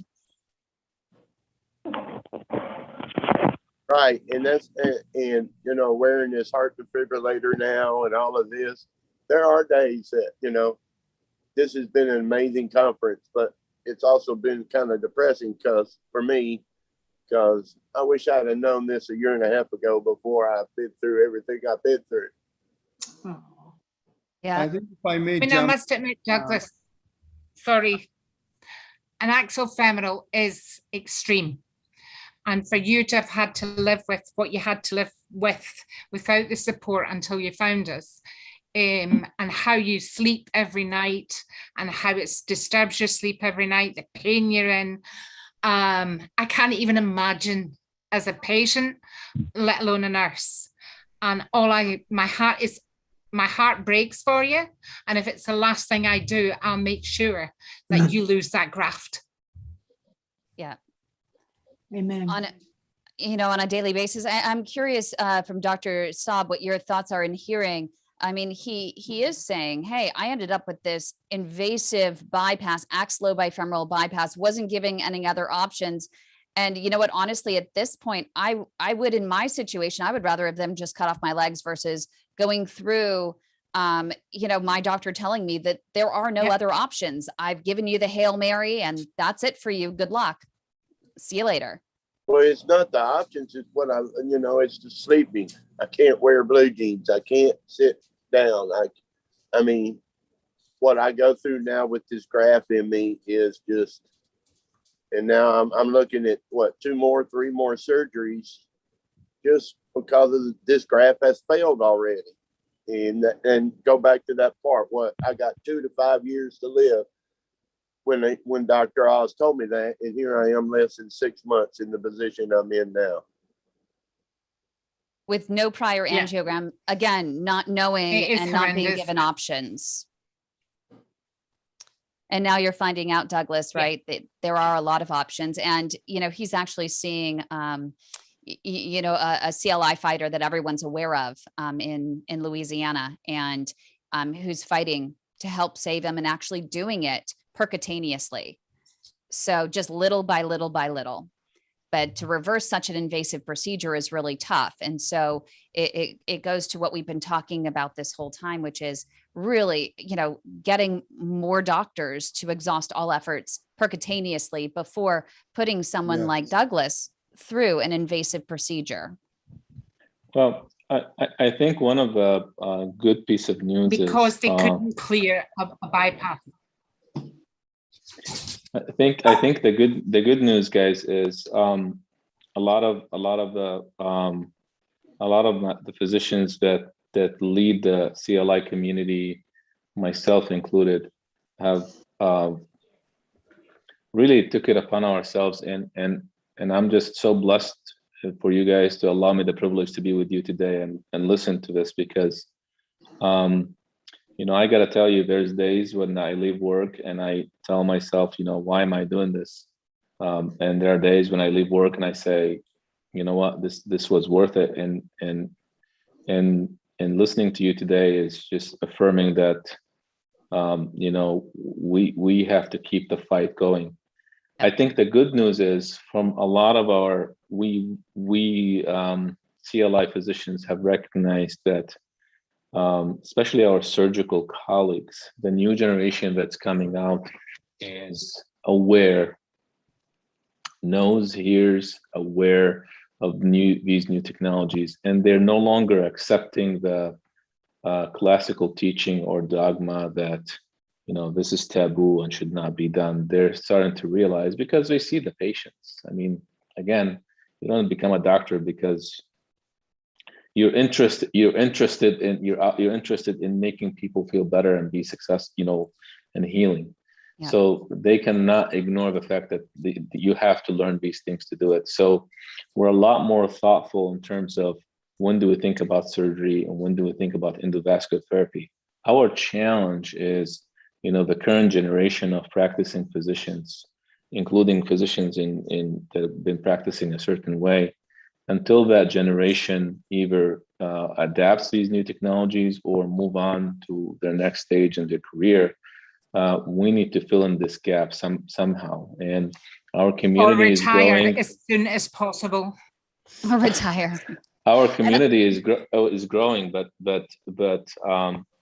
we need your voices to be heard more and more through platforms like this. Go ahead. And Kim. Brenda is another one. I want to bring in Brenda because she had lost hope after 13 angioplasties, the first 6 by one vascular doctor, the next 7 by another vascular specialist. And on that 13th, the surgeon just gave up saying, hey, it's just too difficult. And he said bypass was the next step, but he refused to do it soonest as he wanted her to then grow collaterals. And she's already walking, you know, trying to walk, you know, 45 miles going, not walking, but she's on a bike daily for 4 to 5 miles, along with 20 minutes of walking on the treadmill. But, you know, while she couldn't, you know, grit her teeth and push through that claudication daily, she said that the rest pain was just a nightmare. Brenda, I want to, you know, call you in here and to describe, you know, that nighttime pain and your vascular specialist response to your complaints.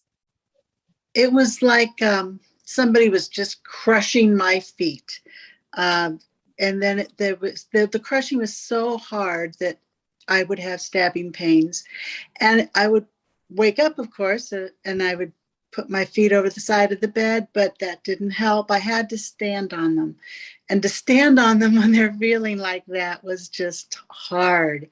And by the time I walked it out and got the blood flow going again, I would lay down and it wouldn't be very much longer, and boom, I was up, and I didn't get much sleep, not much at all. And I told my doctor, my vascular doctor, and he just was, yeah, that's going to happen. Didn't really do a whole lot.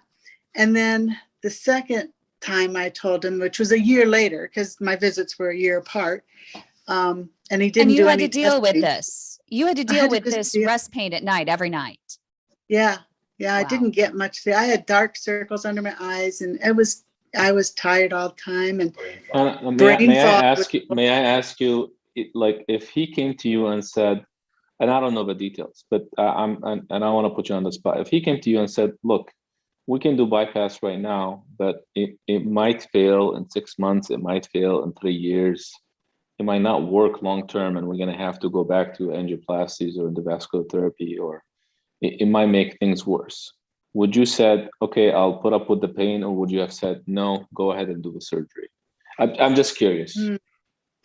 I would have said, is there anything else? I guess I would have been desperate at that point for a different route, because I just couldn't handle the pain, and yet I did not want bypass. Or what he said was, in 5 years after the bypass, I would probably lose my legs. And so I was living with that depression, and that was really hard. Finally, the last time I saw him, he gave me opioids, and that kind of helped me get some rest, but he gave me only 50 tablets. And so I made them last for 10 months. And so that meant I only got a couple nights, 2 or 3 nights a month in sleep.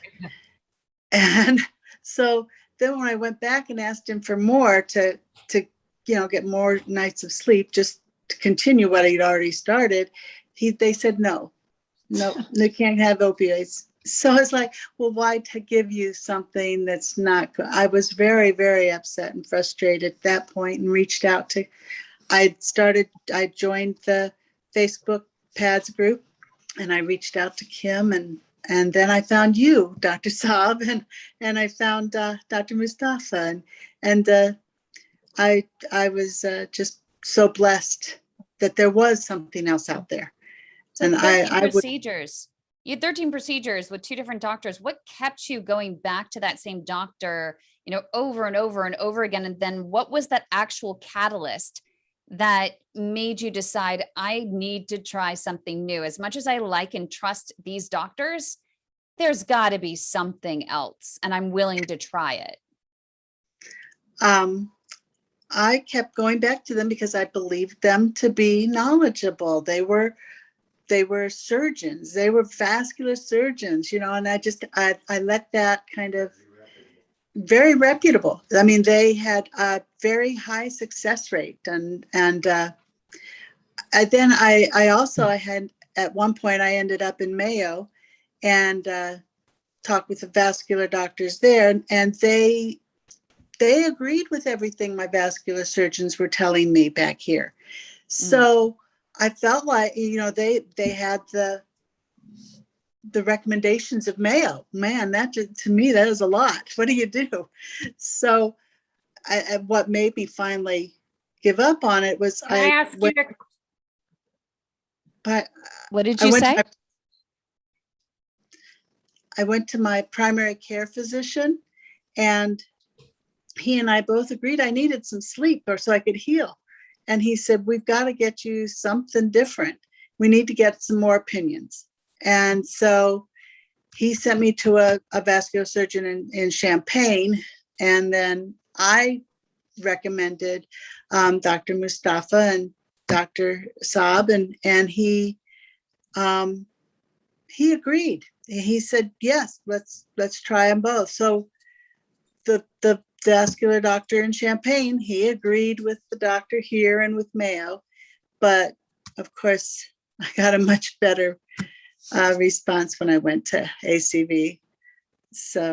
And so just really quickly, because we have a few others we want to jump to, what are the lessons that you think doctors can learn from your experience? Because obviously there's a huge difference. We've talked about you have a new house, you're walking like you've never walked before. You actually won our most inspirational and most improved in our last walking challenge, which was huge.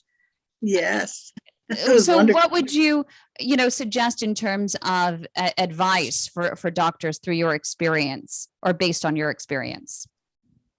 Well, I think they need to be open to new techniques, and they need to be ready to recommend them to everybody. They need to learn that these are not radical, that these really do help people.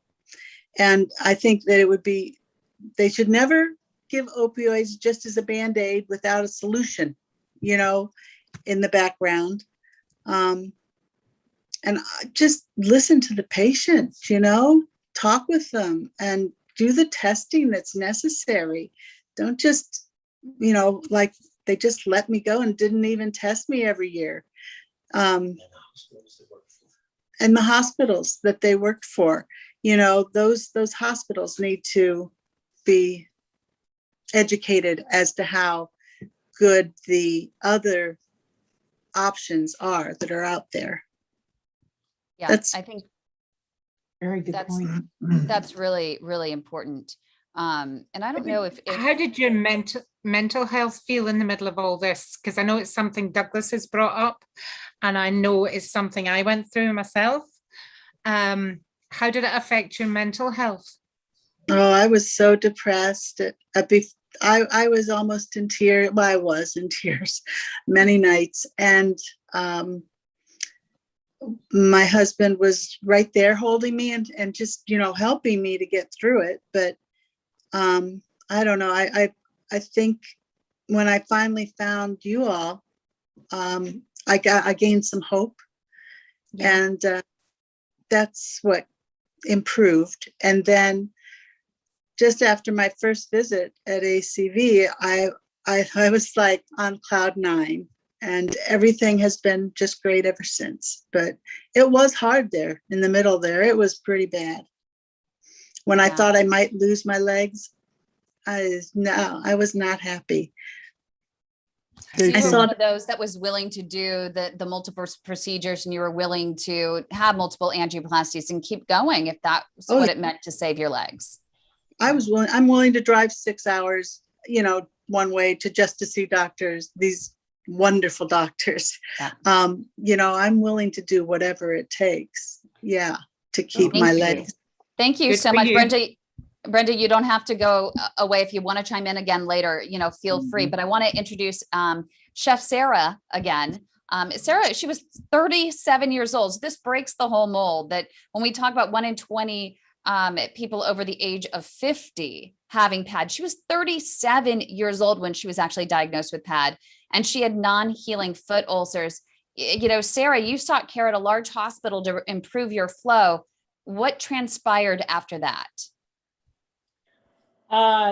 So thank you, Kim. I was 37 when I first started with the pain. And like Brenda, she said like so beautifully, pain at rest. And it just started in August, like from nowhere. And I couldn't sleep. I was crying every day. And my depression went out of the roof because I didn't understand what's going on. And also I was diabetic. So when I went to my doctor, they say it's nerve neuropathy. So I was prescribed pain, a spray for the pain. And thanks God, this spray burned my foot, my toe. Because of me developing ulcer from this spray, 4 months later, because my ulcer wouldn't heal, I finally was recommended to a wound doctor, to a big hospital. And that day, it was in November, and they finally diagnosed me with PAD, like vascular problem. Then week following, I had my first angioplasty. And what I want to say about that is like, I had my first angioplasty and I was grateful because I have finally a diagnosis. It went well, but a couple of days, like a week after that, the pain came back and even worse, and I didn't understand. So I was trying to reach my vascular at that time, and he told me like, you have to keep working. You just have an angioplasty. It's gonna take time. You have a lot of blockages, but he did a good job. But the problem that I had with him is like, I told him like, is it another doctor that can help me?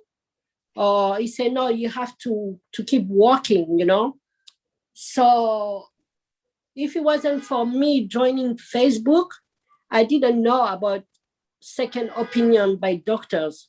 I know what is a second opinion. When I go shopping and I don't like this, I'll go to another store. That's my second opinion. I know that. But I never knew that I can change doctor just like that. And I trust my doctor because, like say, Brenda is a qualified vascular. He went to school for it. So you know what? I'm gonna trust him. But I joined Facebook, and Kim like say, you need a second opinion. You cannot just be walking, being pain since August. And I was like, how? And from that point, she helped me, and God bless. They introduced me to Dr. Runback. He was there earlier. And, I explained to him my situation, and he did see that I had a lot of calcification and that I was very small and it will be hard, but he can do it. And that's why I learned from even Kim from Facebook and from Dr. Runback that they're going to do like what is called a pedal loop. They go like below knee, and they try to open up those small vessels that are in the toes, because that was my problem. And here's the thing that I think is really interesting about your story. Until you found us, you didn't know, you were willing to settle for walking with a cane and having a boot on with non-healing ulcers at age 37. Yeah, because I didn't know better. Like from what my doctor was telling me, he said time. with time, you're gonna get better. But when a doctor like Rodney said before, they talk to us like with some vocabulary that we sometimes don't understand. So me, when he told me with time, for me, maybe like in 1 month, 2 months, I'm gonna feel better, But no, months, and I'm walking with a cane. I'm 37. I look like I'm, I'm sorry, but I look like I'm 60, 80, and I'm not supposed to live like that. Especially for me being somebody that love life. I'm a little bit crazy. I like to dance. I like to do this. I like to do that. And I live in New York. New York is a city that doesn't sleep. So how am I going to be able to stay like that? No. So, I did the pedal loop, and thank you for Facebook, the PAD. A lot of doctors say, oh, don't believe in Google. But, I Google and Facebook helped me. If it wasn't for the group, I don't know where I will be right now, So second opinion for me is the best. And even second opinion doesn't work, you go to third opinion. Yeah. I encourage everybody to do that. Because, yes, the doctor went to school. Maybe I didn't go to school far, but I know what it's like to have pain. They go after work, they go home. They don't know what Sarah is going through, Sarah was the type of girl she enjoyed her life. Sarah became a woman that cried every freaking night because this food didn't want to stop. Like, I didn't understand. Even myself, I was cursing God. Like, why you do that to me? Until that I had the pedal loop. And it took time. It was not easy. I bring my A1C, that's a diabetic number, to 5.1. Last July, it was 10.5. That's bad. Now, I don't take medication for diabetes. My wound had healed.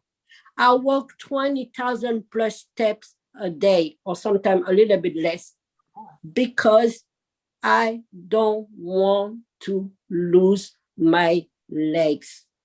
I don't deserve, thank you, Tony. I don't deserve, and nobody deserves to be told by a doctor, oh, you have to keep the time doing this job.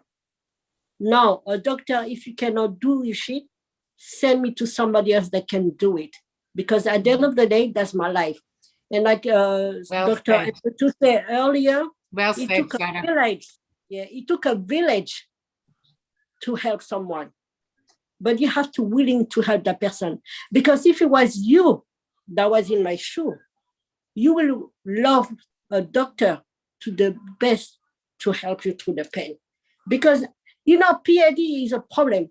But I think what is the worst about PAD is to deal with the pain. When you go outside and you have to smile at people because they cannot see crying inside. You have to be brave, you have to be strong, but sometimes tired of being strong because it's nothing that you can do to say to the pain to stop. And I was hooked to painkiller because of my pain. Thanks God now I don't do that. But I don't know what to say. I have tears in my eyes right now. I went to hell. And I'm so happy that I have Dr. Runbag, Dr. Saab, Dr. Mustafa, Dr. Endotu, those doctors that really take conscious. We are human, we are not robots. This is not like a little scar that's gonna heal up in 2-3 days. Our circulation is blocked. I know I did some bad thing. I drink, I smoke, I eat bad, but I stopped all that.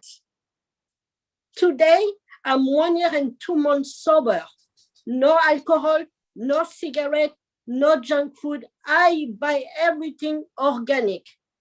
I use my food stamp, even if it's expensive, because I want to live and I deserve to live like we all do. Painfully. Yay, well said.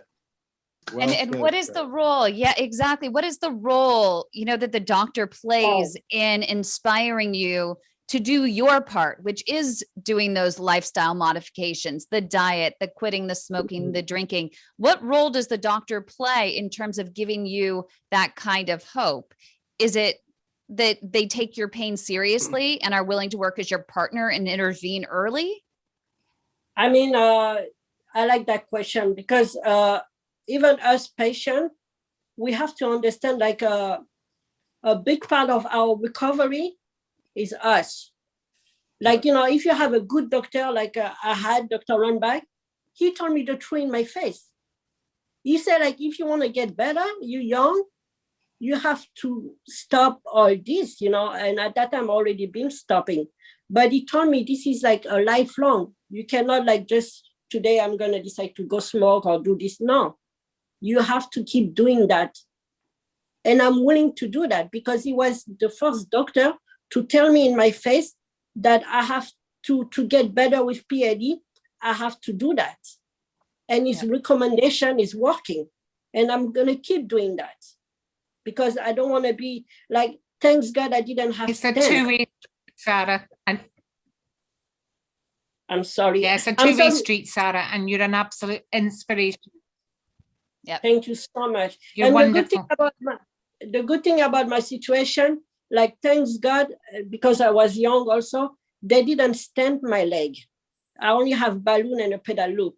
But unfortunately, PAD give me a coronary artery disease. And now inside my heart, I have 3 stents that were placed in February. Not everybody with PAD have coronary, but it leads to coronary for other. But And here's, also, this oh, is go ahead. important though, Sarah, this is really important, that you, you didn't know, no one ever told you that the two are related. It was because you learned in the group that, you know, there was a relation and you took it upon yourself to go get your heart checked. Exactly. I play like a Detective Columbo. I told my doctor, you know what, I need to see a cardiologist because in the group, somebody said, well, wonderful comment. You're amazing. No, sir. I told my doctor that somebody in the group in Facebook, and I mentioned Facebook group, somebody told me to go check my heart because people with PID sometimes have heart disease. And me, I never had PAD. symptom in my heart. Yeah. Yeah. So I go over there, they check my heart, they call me back, they say, hey, you have blockages. And I'm like, what? Yeah. I go back, they put 3 stents in my heart. Yeah. Go Thank you Colombo. so much. Yeah. Thank you so much, Sarah. I want to jump over to Sunshine as well. If Sunshine can unblock really quick, we want to go through this because we still have a few more really quickly. And I know everyone's tight on time, but I want to get to Sunshine because she's in the heart of Mississippi in there. And, you know, a very, very high rate of amputation. And you had the experience, you're sitting there, you had lost your insurance, you're on Medicaid, and you went to this doctor out of pocket, scrounged up some money to pay. And what did the doctor tell you, Sunshine? What were your options? Because I didn't have insurance, he wanted me to just check into the ER and refused to leave until I saw him, and he was going to cut off my toe and possibly my leg. And he gave me 2 days to make that decision. Wow. How did that, what was going through your mind at that point? Absolutely not. That was what was going through my mind. I got on the internet and I started my research, you know, and it led me to you. It led me to the group, and I just started asking questions, and then you were there. You said that I need a second opinion. You instant messaged me and got me to where I am today. But there was you had a non-healing ulcer on your toe and no angiogram was ever performed. They wanted to go straight to amputation. No angiogram was ever performed. They never swabbed my toe. To find out what type of bacteria. Right. It started in April, the beginning of April, and it started just my toenail was flaking off, and then the blister appeared. I went to the emergency room. I went to urgent care. I went to a self-pay clinic several times. And nobody would ever swab it. I gave them, I told them my foot's falling asleep at night. I'm having to get up and move around. I have this pain in my calf. All the symptoms that I'm having. And they didn't even do like an X-ray or, CAT scan or whatever to see. They just, the one lady told me that it was because of my sciatica that I was having this issue with my feet falling asleep and all that. But they never ran any tests to confirm that. They never did any swabbing to find out what was causing the infection. No, and what's even more is that she was diagnosed 6 months prior or 8 months prior with factor V Leiden. No, I've been factor V for years. And but no one ever have told insulin. you. Right, but no one ever told you you were at risk of losing your limbs because of it. No, nobody ever told me that. And like I said, I went to several doctors to, pay out of pocket to try to get back on my Coumadin. And it was a runaround just to get on my Coumadin. Like it had to come to this for me to get put back on the Coumadin. I had one doctor tell me when I said that I didn't have it because of insurance, she said, well, it only costs $4 at Walmart. And I said, well, yeah, but you have to have a prescription to get it from Walmart. Yeah. But yeah, I mean, just the runaround. And I paid the podiatrist over $200. And they told me that I had gangrene, and it turned out that it was necrotic, but it wasn't gangrene that I had. And he's the one that sent me to that vascular guy that was just gonna, cut my toe off and quite frankly, probably my leg too, which I hear now that would, with the fact that I was blocked with clots, probably could have killed me if he would have tried to cut off my leg. And the good news is, and this is where you're at right now, is 2 angiograms later and stabilization with your factor V, and you're starting to walk again, and it feels really good. Yeah.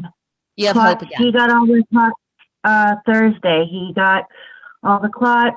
I'm on Plavix and Coumadin now for the next 30 days to try to keep, the clots from coming back. Of course, he said there probably will be more procedures, but the real issue, the biggest thing for now was to try to save that toe. Yeah. And we think we've done that, hopefully. And that's where, It's looking good. Dr. Saab had mentioned earlier that I think that answers your question as well, that, there are a lot of people out there that would rather keep their leg than, and have multiple angioplasties or angiograms versus an amputation, right, Dr. Saab? Yeah, I mean, Kim, that's I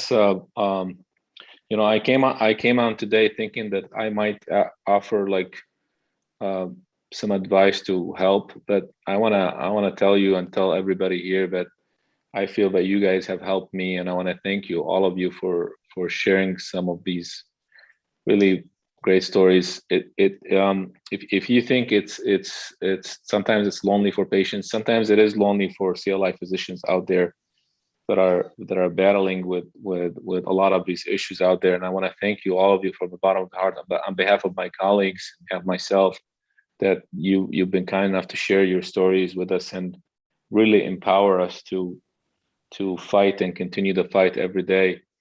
You guys are amazing. Yeah, we do these difficult cases, these difficult procedures, but you know what? You are the ones that go home at nighttime. You are the one who's dealing with the pain. You are the one who's dealing with this constant fear. I and a lot of us feel that it's a privilege to be able to help and take care. I feel that we're lucky to be able to do this. We have a lot of work ahead of us, but you know what? Through this grassroots movement and effort, and people like Kim, Kim and your team, you guys are doing something that's phenomenal, touching everybody's life. So thank you, all of you, for allowing me to be a part of this. And I feel privileged that I've met all of you, and hopefully I'll continue to help. So with that, I'm going to sign off, Kim. I apologize. I need to be on another meeting after 5 o'clock. So have a great day, everybody. Thank you. No, thank you. Thank And you, we're going to Doctor. continue, and I'll send you the tape of the rest of the conversations, because we have a few more to go that I think are going to be impactful, that I think also Mary and Dr. Gupta and Jim would want to be, to hear. I want to jump to Kay because she is our nurse practitioner, and she's in Scotland. And she's been here from the very beginning with all of us. But I didn't find out that she was a nurse practitioner until just recently, just in the last few months. You came to us as a patient. Okay. I did, yeah. And I came as a patient because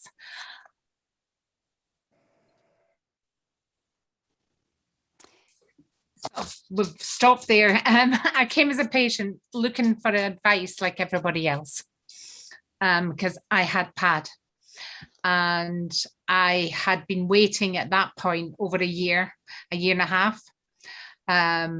They tried a procedure. The procedure was stopped because it was an interventional radiologist and he wasn't allowed to touch aortas. They started to operate, discovered my aorta was blocked, and stopped. And then I started the waiting game. I had a slight heart attack while I waited, and that was just pressure on my heart. And if it wasn't for the group, I, like everybody else, suffered mental problems. I was depressed. I had more anxiety than depression.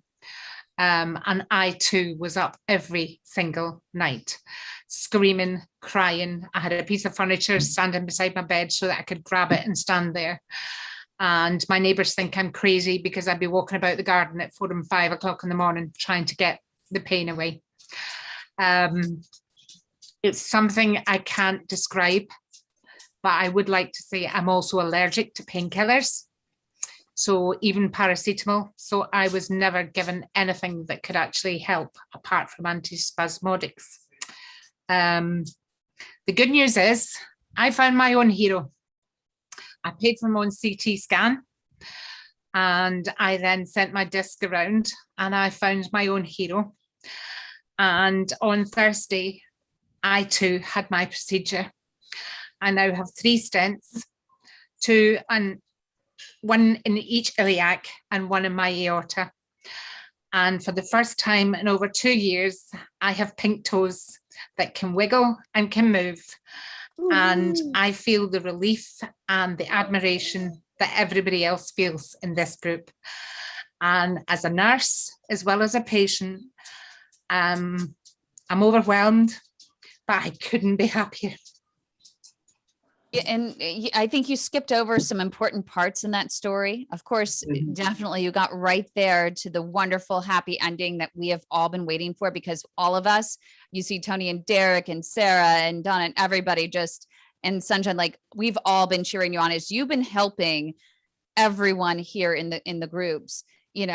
You've been suffering yourself and it's been incredible, but you missed that part that doctor had marked you as palliative, which that's why no one else would touch you. I have lupus. I have diabetes type 1. I have what's known as MACUS, which very few doctors know about.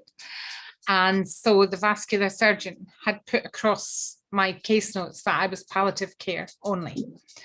And that's why nobody else would even look at me, let alone give me a second opinion. Because I was written off just to go. That was it. And I refused to give in because I have a family. I have a family online here that I love to look after and help. But I have my own family, my 2 daughters and my grandchildren. I have a husband that I adore, and I was not ready for going out that door yet. No, not at all. And you've said it best. PAD is people. And I think that's what everyone forgets is PAD is people. Everyone has a story to tell, right? Yes, every single one. And it's not just the pain. It's not just the PAD. It's also the mental anguish that everybody goes through. It's the gaps in care. It's just the whole thing needs sort of rewritten slightly. And if I could help fill that gap in any way, shape, size, or form, then I feel honored. And for every time we save a leg, whether it be in the Philippines, whether it be in Mississippi or whatever, that makes my day worthwhile. Tony and Derek, I love you to bits. You've become the most amazing friends. Sarah, Sunshine. I just can't say a big enough thank you to every single one of you, because not only did I help you, but you've helped me. You helped keep my mind focused, and you helped keep my mind off having Pat and my problems too. And I love you all. You make me cry, KK. Yes. Piggies, It go works. pink piggies. It works both ways, guys. It works both ways. And you were offered, the other part of it is you were offered multiple bypasses and even the Axilo bifemoral bypass, that Hail Mary of all Hail Out of order. Marys. And you kept fighting. Yeah, I was offered an axofemoral bypass. Yeah, and I said no, not under any circumstances. I said it's a death sentence. And he said, well, that's true. We normally only offer it to palliative patients. He offered me a fem-fem, and I said no. And he said, why? And I said, because there's no bailout from a fem-fem, apart from another fem-fem. So no, I held out for the one and only pedal loop specialist in Scotland. And everything was working against you. I mean, not only 19 months later, but then you get your surgery scheduled, and then the surgeon breaks his arm, and then you have to wait beyond that. Then it's shut down because of COVID again. And then beyond that, they bring you back, and then the anesthesiologist was giving up on you. So you get to the hospital, you're in your gown, ready to go. And the anesthesiologist says, I think that's just too complicated for me. And I want a bed for you and blah, blah, blah. So they sent you home again. And finally you came back. Yep. What kept you going? I mean, that you mentioned the mental anguish. And I think this is something that's really important for everyone, to understand, especially in the industry, that it's real. And there are these large time gaps between treatment and, what's another week? What's another week? What's another week? But you're up almost 24/7 because of the pain. Those weeks feel like months and years. Yep. 19 months and 11 days. And it sounds like, I don't know, Rodney and Sarah might want to chime in there, that that pain is real. And, even waiting, 24, 48 hours between the onset of, that serious pain. And then the doctor saying, oh, okay, well, I'm going to schedule you for a week out, or let's see you in 3 months.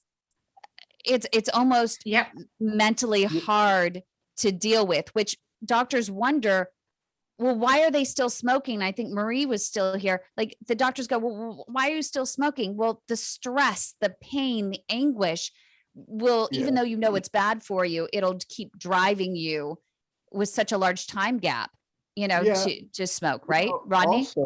Also, one of the things I found with the non-smoking is that, it is an addiction, just like all other addictions. But one of the things that separates smoking from 20 times more addictive than heroin. Yes. And, a heroin addict or an alcoholic, they don't do that 24 hours a day. We smoke just about every hour that we're smoking, quite heavily. And it becomes so ingrained in our being. This is just my opinion. It became so ingrained in my being that being able to stop was, that seemed astronomical to me at the time, But, going from another point of view, with the constant pain, and I didn't have rose-colored glasses on, but the one thing that got me through, well, two things: a good support system and positivity, a positive attitude. That helped me so much. I was dealing with the pain. I was dealing with the frustration, but I tried to keep myself positive, not saying, oh, well, it's going to go away tomorrow, but I can make it through this today. And that just helped so much for me. Does anyone else want to chime in there? Yeah, I want to say something. Yeah, like about the pain actually, because everybody experience pain, and people look at you like you're crazy, But I thought personally like a hair break was the worst pain in the world, losing like someone that you love, But seriously, PAD pain is the worst pain I ever experienced in my life, and I'm still traumatized by it. At this moment, my right leg is starting to show symptoms. It's not painful, but I have a scheduled appointment with Dr. Runback, so I can do another angioplasty, because I don't want to go through when I went through last year for 4 months. I cannot do that, because seriously, that can take somebody to the verge, like I don't know, like it's crazy. Like it's nobody can actually describe the pain, because the pain do a lot of painful sensation. It's either stinging, stabbing, burning, shooting. Like you go through like this, like even your mind become even crazy, because that's why when you go to the doctor, you don't even know, like like you feel like it's like this, it's like that. Yeah, extreme and constant pain definitely can change you. Yeah. And it's like you said, it's just undescribable or indescribable. And Julie's even sitting there in the background and totally agrees as well. And I want to jump in. Donna's been sitting there in the background. I know that she's been dying to say something in here as well. Donna, you just got to persevere. You got to walk, Donna. Just walk. Keep walking.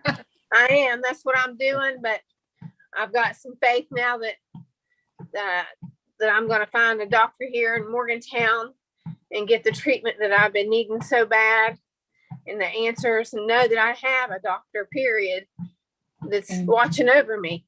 Yeah.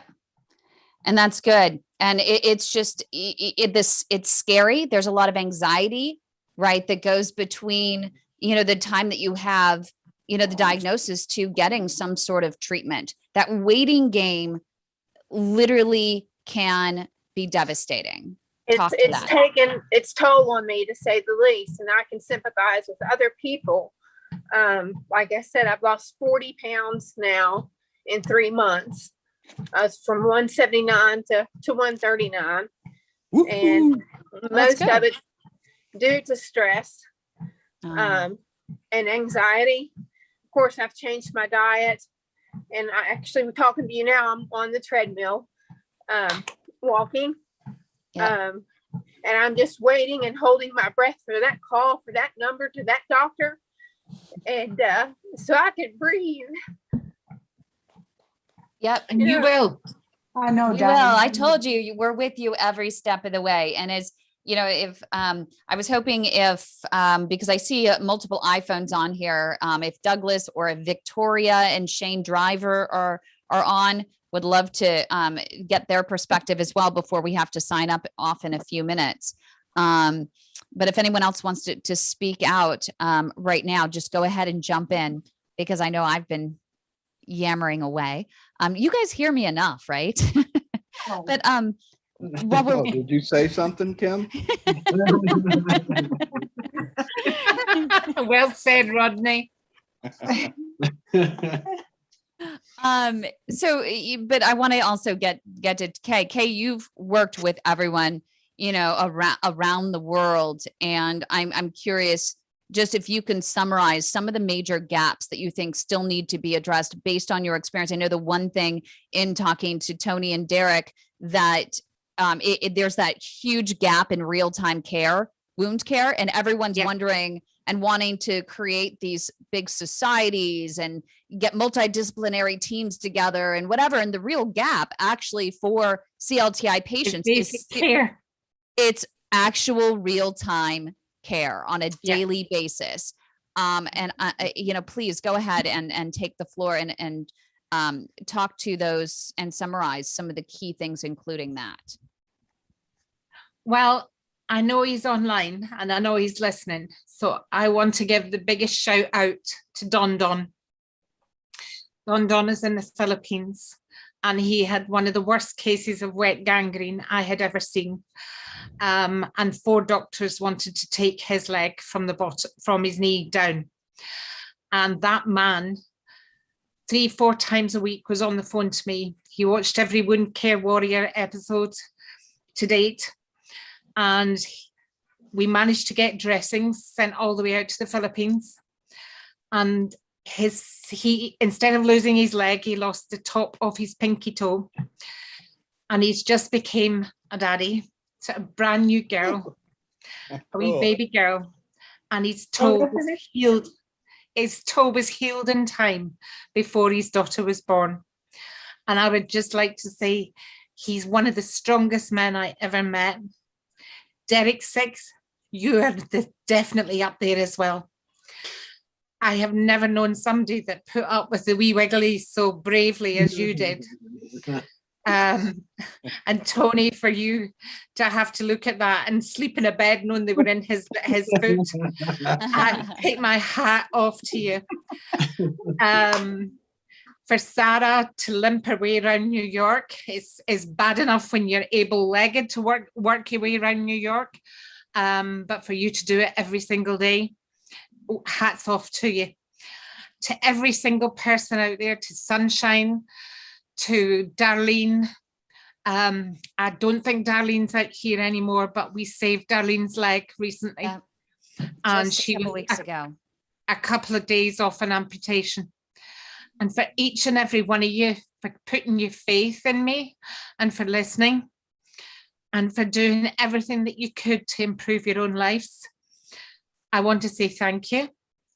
And I want to say it's been the biggest honor, because there is a massive gap between leaving that doctor's surgery, having had your procedure, and waiting till you see your doctor again and being left on your own. Gangrene, I have never seen dry gangrene or mummified gangrene in my life before I started helping Kim. I had heard about it, but I'd never actually seen it. And I'd heard about it in the past tense, in his historical comments, not in modern day. And to see people in modern day life having mummified toes so that they'll autolytically debride is nothing short of barbaric.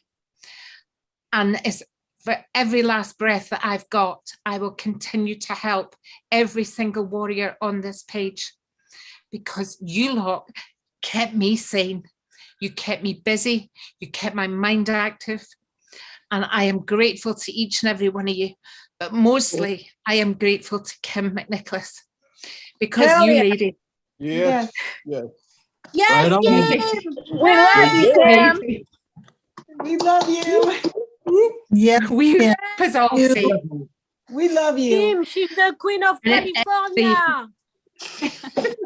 Yeah. Now, if we can I just came as get a her- patient. I am here now as a nurse. But if it wasn't for you, I'd never have kept fighting. And I owe you my leg. Oh, thank you. I don't even know what to say, because, Awesome. you know, Pat is people. And every single one of you is family. Every single one of you, you inspire me every single day. Every single one of you inspires me every day. With every text, with every phone call, with every post, with every message. Donna is so adorable. She apologizes to me all the time. No. You don't apologize. When I see you, when I hear from you, Bob's on here as well. He still apologizes. No, you message me, you call me, you post, put up the SOS, because I know you're fighting. And with every fight in you, you're inspiring me to work harder every single day to fight for you, because you're people, your family, no matter where you're at in the world, you matter. You matter. Couldn't do it without you guys. You and Kate, either one. Kim, you're You are awesome. the way to our heart. We love you. And I couldn't do it without my partner in crime, without nurse practitioner, Kay. I mean, you've inspired me from, the very beginning. And I literally, I wish I could have just, if it wasn't for COVID, I mean, I would have been on the first plane out there. We were ready. We were working on, getting our visas and getting over there to come and knock on these doors. And I even reached out to your doctor personally to say, you better take care of our girl. And I have to And he apologize, did. Kim. I know you get tired of hearing that. You're but I had apologizing again. I had doubts today that I was going to get a name or something from West Virginia. I have to be honest. And I just thought they're not going to know anybody from West Virginia. There's just no way. And when that doctor chirped up and said, hey, I've got a colleague I know in Morgantown, I underestimated Oh, you. no. Miracles happen every day on Every day. the way to my heart. Yeah. And Julie, I know as you you're said, we right. are all family. I know you're right. I just want one so bad. And I'm just waiting. And today, I feel like I got my miracle and that it's coming. So, again, thank you, Kim. I just can't thank you enough. And I love that you're up there walking. Oh, yeah. I've been You're taking here and you're breaks. walking every day. Oh, yeah. Every day. Well, I'll walk every day. I want to give the floor if there's anyone else that hasn't said anything that that might just want to finish out. I hopefully we won't get cut off in the next 4 minutes by our platform, but I know that there are several people on here that are such fighters. Bob has been a serious fighter through this. They offered him invasive procedures, multiple ones, and he kept fighting. He kept searching. And I know Jim left, and I wanted to introduce Bob to Jim because Jim's company, CSI, provided, the orbital atherectomy device that helped him with his right leg, finally getting that going. Still not in the clear, I know, Bob, but we're in this fight. Every one of you, we're in this fight together, and we don't give up. I'm not giving up on any one of you. And, I work for you. I work for you and I work with you. And I want every single one of you to know. And Kate, you feel the same way, right? I mean, whatever you 100%. need, you have to let us know what we can do for you. Please, be honest with us. We want you need to be heard, and you are creating the change that you want to see right here and now, just showing up, just being here today. You heard Dr. Saab. You had a world-renowned PAD researcher, Mary Yost, on here. You had, the head of the Stand Up Against Amputation organization in partnership with one of the largest and most used atherectomy devices that was here, a company that makes that. I mean, they're hearing you. You were brave. You stood up, and let's keep this fight going. Can I say something real quick? Yes, please. I wanted to tell everybody on here that fight, fight, fight. You guys have so many options these days. I didn't have quite as many of those options. I am an amputee, but I go on. But don't settle for anything less than the best and the most you can get. Man. Yeah, they're right. Thank you. Yeah, that's true. Thank you, Thank you. guys. Thank you. I mean, I couldn't have wrapped it up better myself, honestly. And, Rodney, thank you. I know we had some audio problems.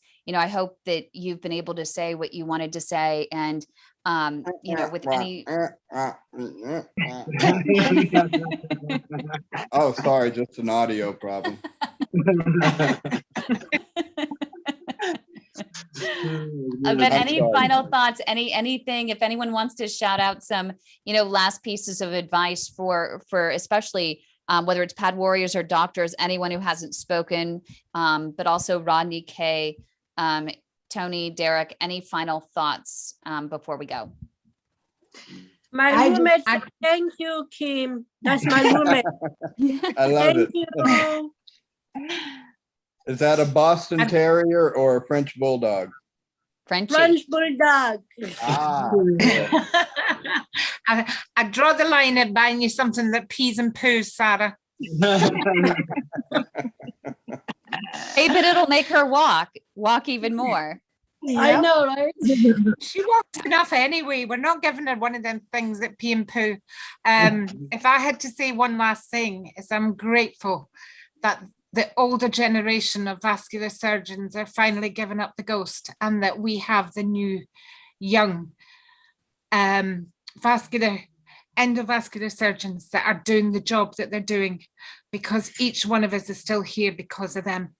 yes, So exactly. yes, PAD is patients and patients are people, but we wouldn't be here if it wasn't for the doctors that are working on our behalf. So as well as patting ourselves in the back and keeping our own spirits up, we must always never remember or forget the doctors that have helped each and every one of us, because 10, 20 years ago, they wouldn't have been there and we'd all have been amputees.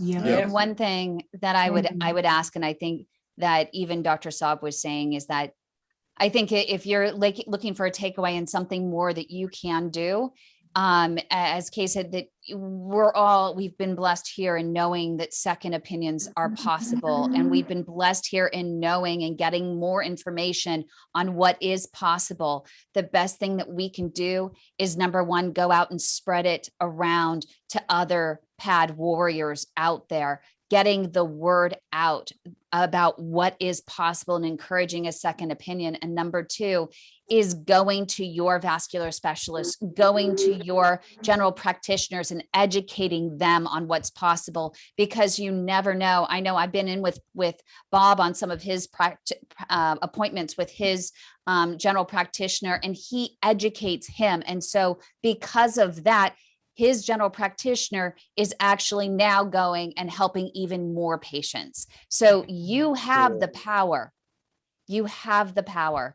So I think together, I think that we're going to create the change we want to see. And I thank you very much from the bottom of my heart for allowing me to be a part of this journey and this fight to save life and limb. Yes, well said. Thank you, Kim.